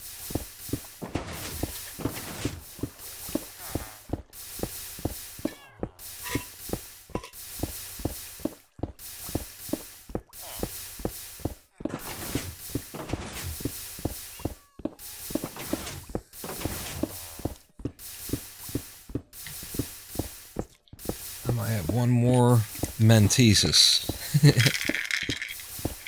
Almost out, too.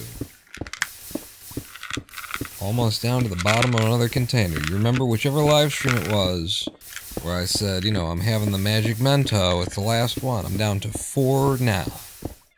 So from that live stream to this one, I managed to go through almost one entire Mentos container with a little help from Lady Pawn, who also enjoys and she runs through them faster than I do, so she'll come in and steal some of mine occasionally.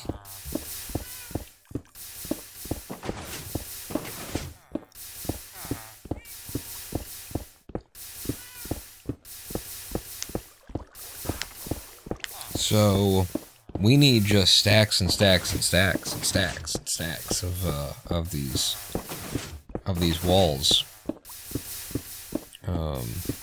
And I feel like, as much as I'm trying to figure out a way to to do some of this underground passage where it's 2x3 instead of 3x3 and stuff like that, I feel like we're going to end up having to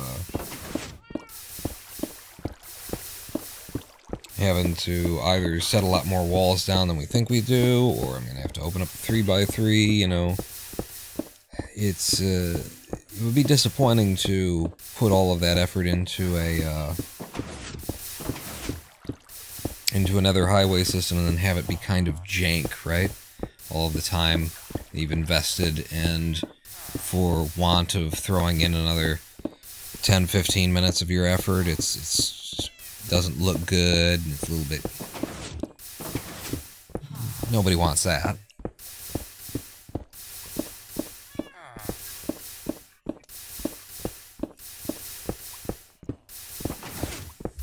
Alright, I will now check on how much we've done. Make one similar to the clay farm. A stone manufactory? Is that what you're talking about? Get a little bit more serious about our automatic stone production. Yeah, I didn't figure that we'd have that much need, and we are definitely have a need. Look at that's just 55, 6, 7, 8, 9, 0, 2, 3, 4.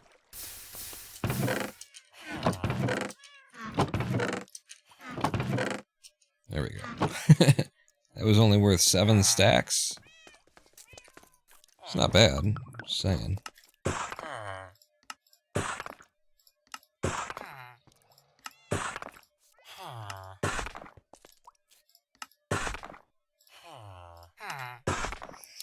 I will place these stacks in the nether, maybe. I will start, anyway, and we shall see. But I will also need them fire potions.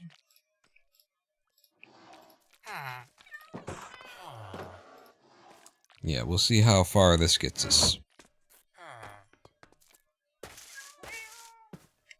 And we're gonna have to spend some time at the XP farm to repair these tools. So look at them pickaxes. Just destroyed, wrecked. Tool repair? Yeah, I mean we need to, but might have to just have it be the next live stream, which I should say again now that we're coming to the end of this one. I said last week, and I've updated on the schedule, that this Sunday will not be a live stream. Brandon and I will be shooting for my YouTube video, second session. So yeah, don't expect me Sunday at 2 p.m. I might do a makeup stream during the week. It's possible. What are you gonna do about this whole thing here, Pawn? Well,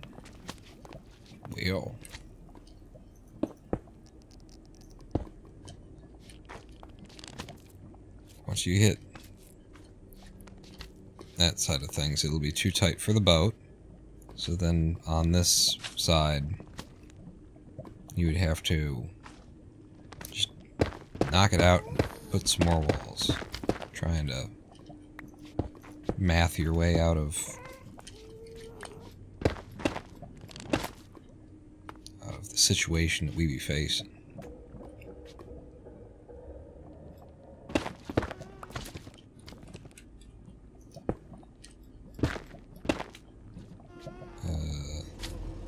Yeah, actually, what the hell was that sound? Rattlesnakes in the nether now? What the fuck?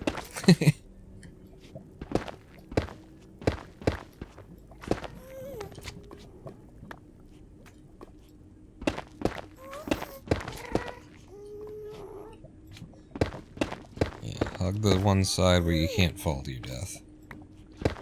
And as long as we're here.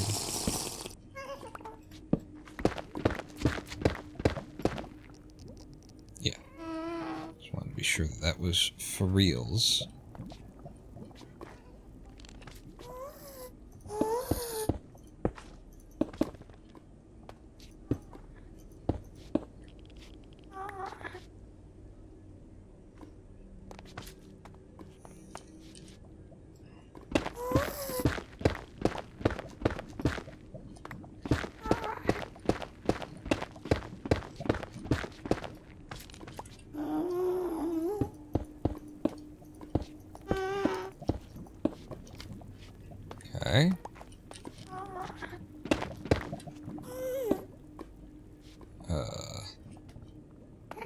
Do you ever end up having a bottom here? So the answer is going to be no.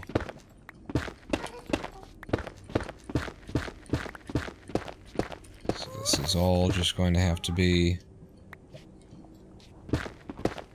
walls. It feels so unsafe where I am right now. Even though we're locked in, couldn't fall if we wanted to.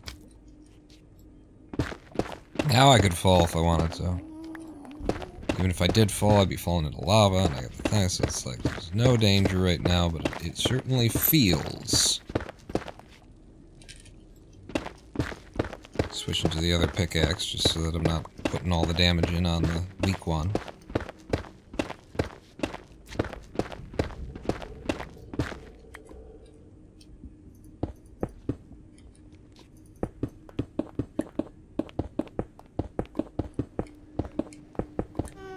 Okay. And now the other side.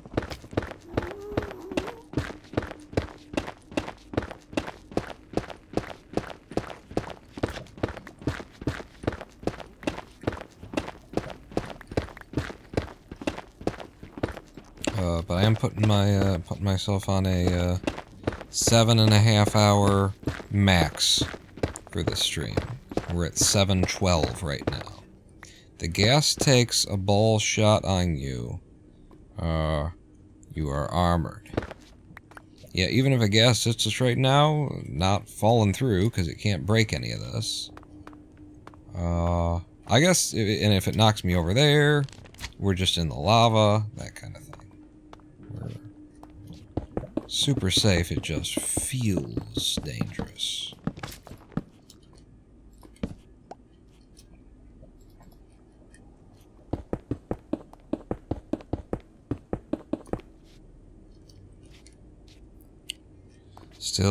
Still fighting the same fight.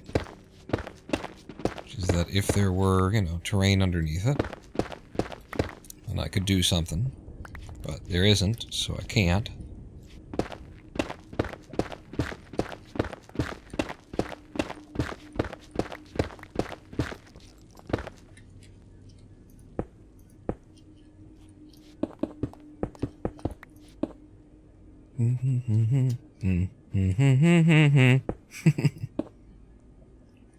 Alright, let's do this. Do-do-do-do, do-do-do-do-do.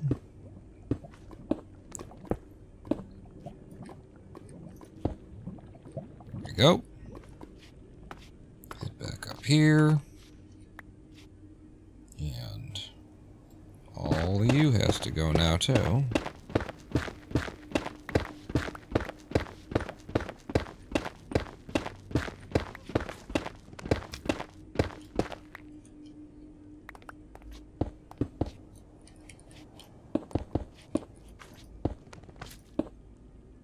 Okay. It's a big stretch done right there. Big old stretch is just done, and this was the area where I was like, and then we should be able to do 2 wide through here. So let's presume that we are able to do 2 wide through here. And then this is still 2 wide. Then we get into here, and we should be able to, into this, which means we just need to hang the walls. And I decided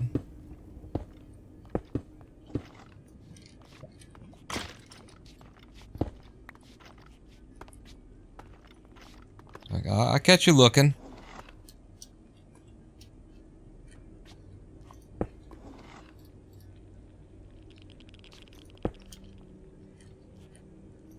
Not a great place to be. Surrounded by wither skeletons. Jesus Christ, what the fucking... I hate it when you do that. You know I hate it when you do that. Why do you keep doing that? You can't be there. That's friction.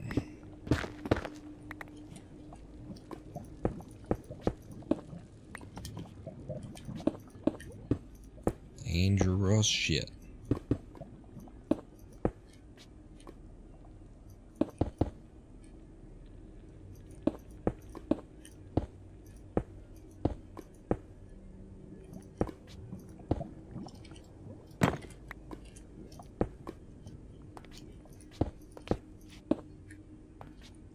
Okay, and then this opens up, and everything's just good. Everything from the entrance now, though there's a little bit at the entrance that I haven't done, but everything from the entrance now is good.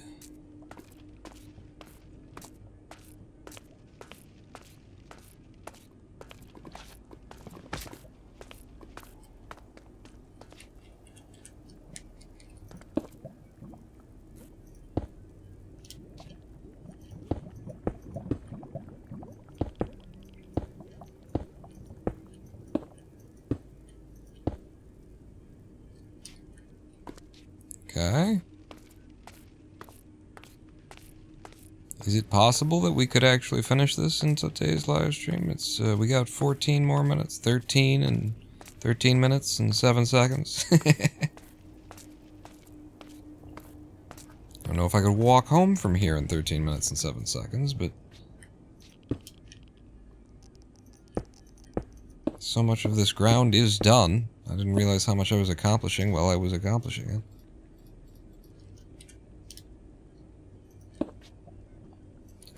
Top off. It's safe, first and foremost. Again, another activity where had we had Elytra wings already, had I gone in and gotten them. How should I be saying that? I always say Elytra because we have Elytra hologram wells in the community. But do people say Elytra? Lee? Or do they say lay? Lay lady lay. What are the kids, are they big into? What's your dad big into lately? Still big into trains? What's he big into now? Space Ghost Coast to Coast thing.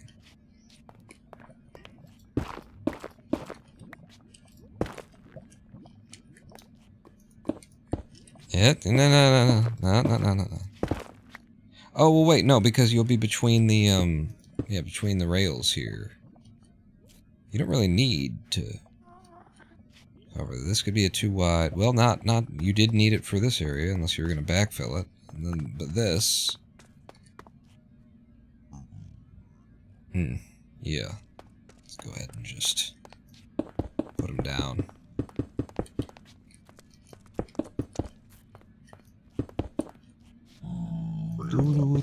Holy shit. Now there's a span. There's a span to cross. What's up ahead of me? Oh, it's already mostly done. We only gotta go about halfway across here.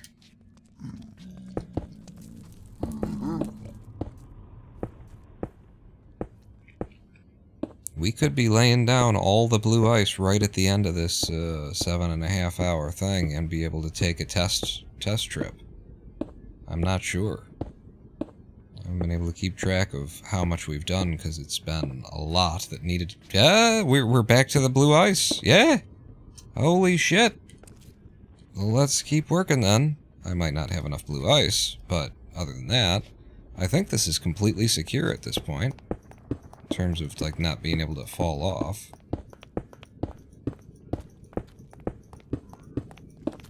But as long as I'm walking backwards, let's not get cocky about it. And we got one more after that.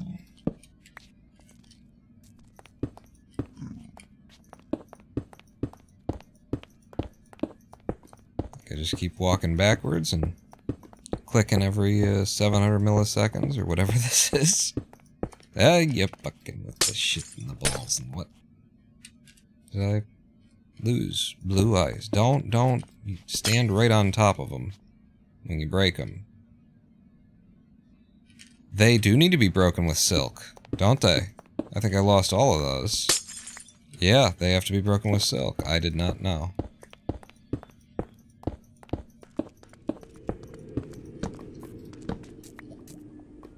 Yeah, we don't have anywhere near enough blue ice. I'm gonna lay down everything I've got.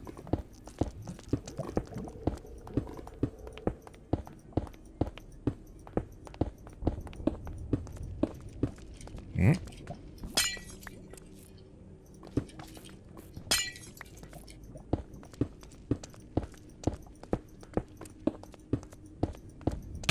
Hey! Oh! Sup?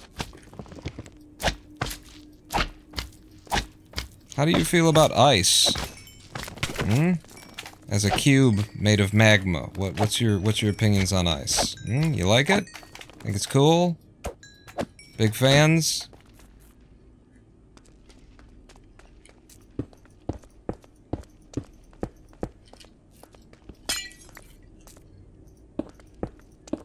And that is all of our blue ice so far.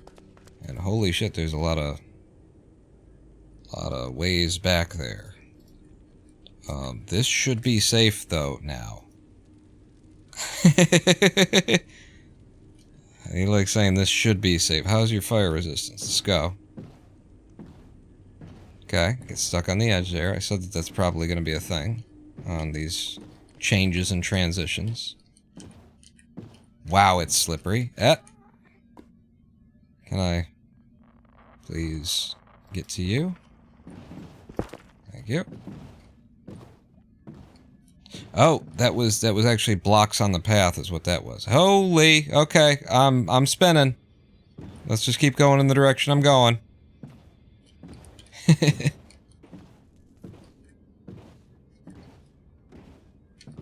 Yeah, this is where the sort of nasty transitions come in.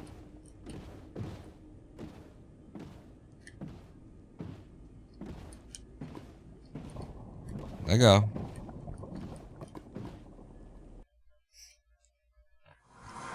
Well, okay.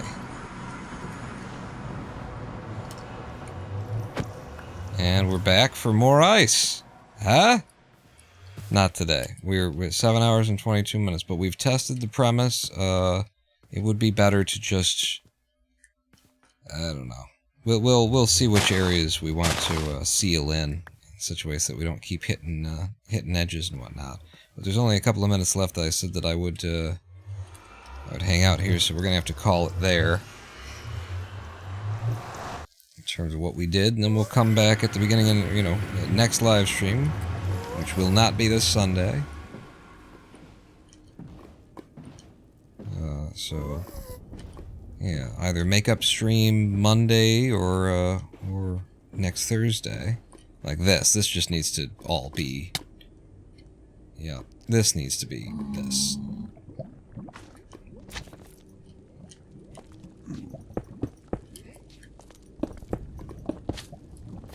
There's no benefit to leaving this like this. This is the stuff that was, you know, done before we got... It was done earlier. It was done much earlier. 35 minutes ago or something. Okay, what else ahead before I get my boat back out?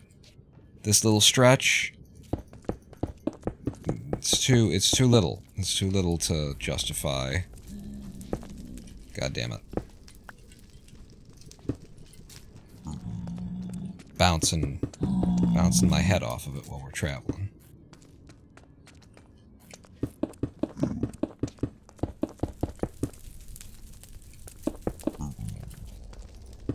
Okay. Now it's a nice big stretch. I think it's worth getting the boat back out.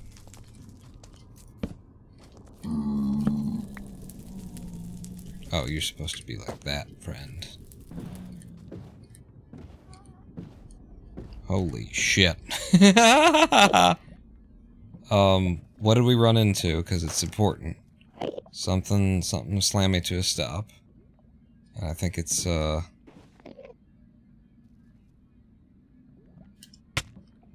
Yep. Yeah, so there's this. Seems like the kind of thing that probably an Enderman dropped next to my fucking track. Does that seem like it to you as well, Enderman? Is that... I shouldn't mess. I shouldn't mess with... Aha, here's another one. It's on the side. I think that's the one we ran into first. Yeah, go ahead. You can slide back slowly.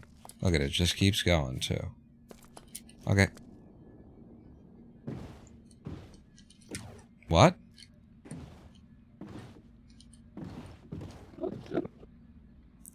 Really?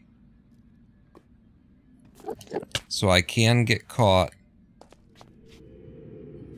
Hey, you'll be gone. You'll just be gone, won't you?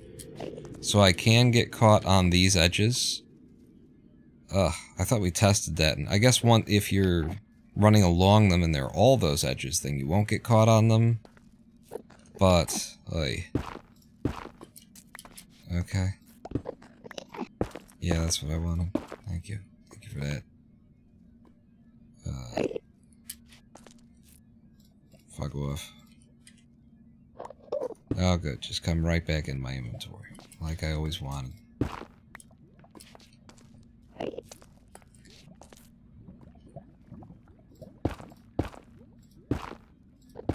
It's an extra thing.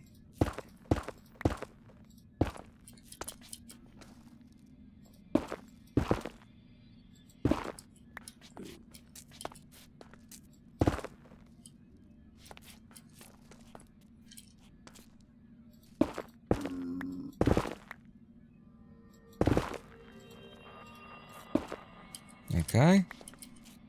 And you. And now it's all flat. Should be. Boat.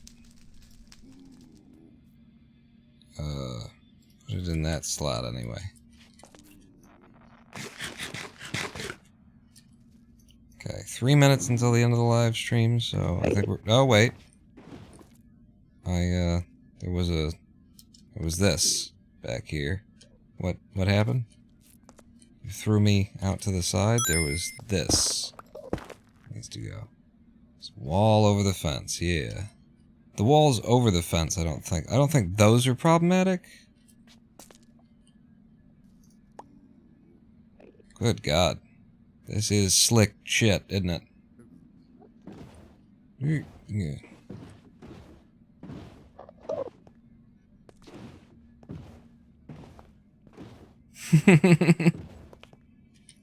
Yeah. I really don't want to mess with you.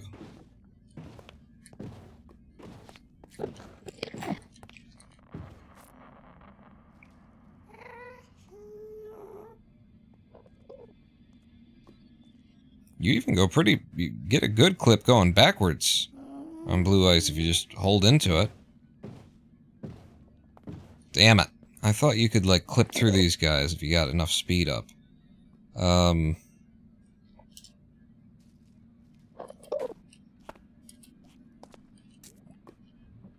mean, we're gonna have to do it, right? You're blocking my exit. I've only got 1 minute until the end of this live stream, friend. I really don't want to fight an Enderman on a bridge in the end.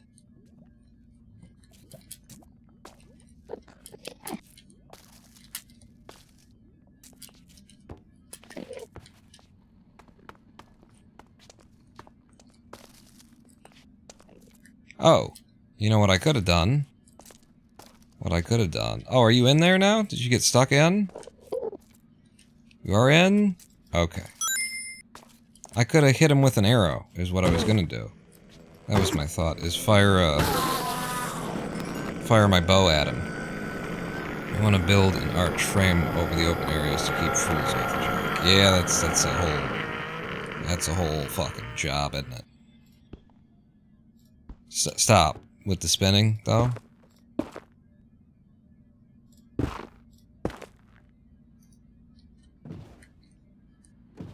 Alright, whatever. Let me go. I gotta get home now.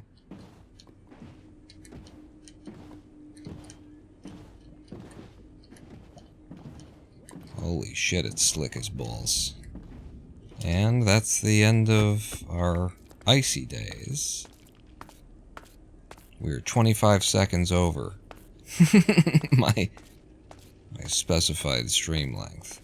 How much more do we have to go here?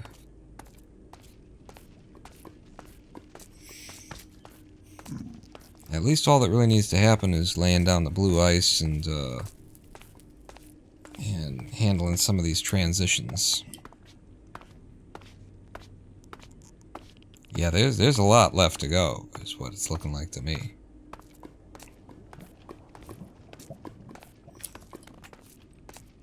The distance that we covered was like four and a half stacks of blue ice.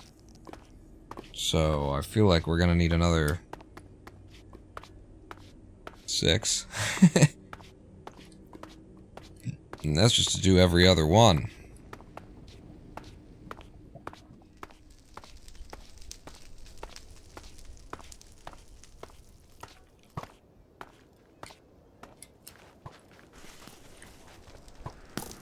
Missed me.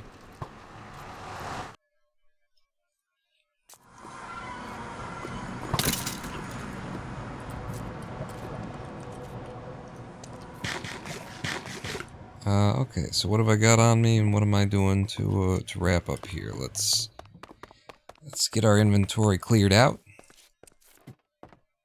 So the next time that we come back, we can get right to whatever it is we're doing, which is almost certainly going to be finishing off this this nether bridge, this nether highway. Some more basalt. I got no more room for it. I need like more, you know, I need what we've got here. It goes up some. We need to do that in the middle of the room also. Can you store any more of this shit? Can. You did. What about blackstone? You can take blackstone, surely. And then the magma cream goes upstairs. Magma cream goes upstairs. Yes, it does. It goes over here. And then we just got all this basalt. The signs are for the job that we're on. Nether bricks. Nether bricks. We can probably fit that somewhere. You guys like so. Potions of fire resistance that we never used. I have those on hand. I'll even leave the glass bottles back here. Okay.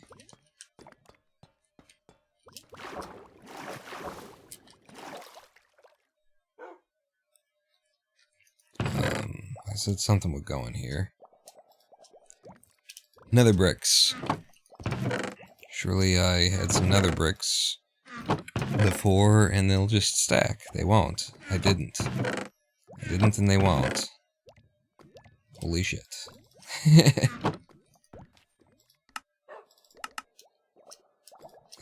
Yeah.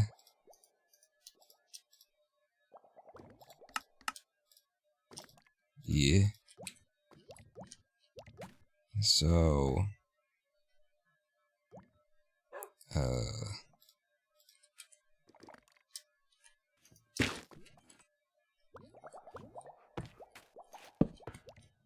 Right? Yeah.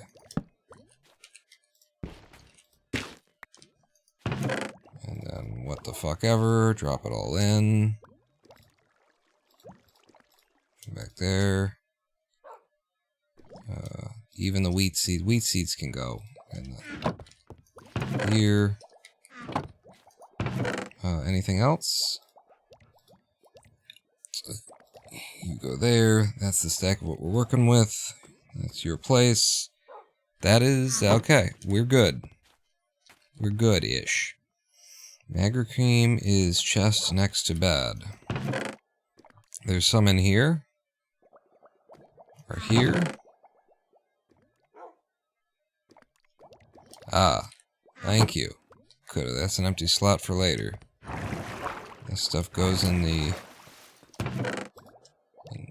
yeah, potioneer's chest. Okay, let's have a little walk around, wrap up, to see what we did today, which is pretty much exclusively... Oh, now you're gonna walk. Now you're gonna walk? There you go.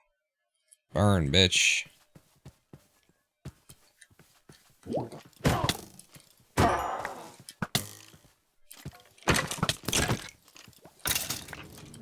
Okay, so number 1, we got that many cactuses now. Number 2 was all the nether shit. Number 3 is that we're online here. What is going on there? We are online, fully online, growing melons and pumpkins now. The melons are being assembled automatically by my underground automatic melon assembler. So we are at full production rate. All them pumpkins, all them melons, it's all happening, it's all coming in. And other than that, there's not a lot that we did, because everything else that we did was mainly in the nether today. It was almost exclusively nether stuff that we worked on today. So I'm just going to go into the rafters of my factory and have a nap. Wake up bright and early. That was a real yawn. I did try to exaggerate it, so that's probably the fakest sounding real yawn I've ever done. And then I'm going to quit the title, and I'm going to transition the scene, and then I'm going to minimize the Minecraft, and then I'm going to say, I am the Ronin Pawn. Ah.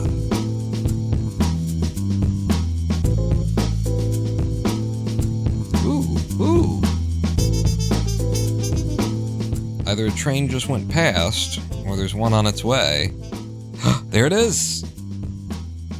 We're ending just in time to see the engine of the locomotive pass. Wow. So thanks for coming out and joining me today, everybody. Remember to not be a monster, if you can. Even if it's an election year. Maybe don't. Maybe don't support genocide. Just gonna say, maybe don't support genocide. It was on the ballot. There were other options. You chose the genocide option. Don't do that. Don't do that. Thanks for joining me. Trying to end on an upbeat note, you know. Don't join me back here this Sunday, because I won't be here. I'm gonna be shooting with Brandon, prepping my YouTube video. But do meet me back here next Thursday, and look out for a potential makeup stream on like Monday or something like that. Odds are kind of against it. If I shoot on Sunday, I probably need to recover on Monday, and then it's like I should be taking the rest of that time to do editing, so probably just see you back here next week, same time, Thursday, 3:30 p.m. U.S. Eastern. Pawn out.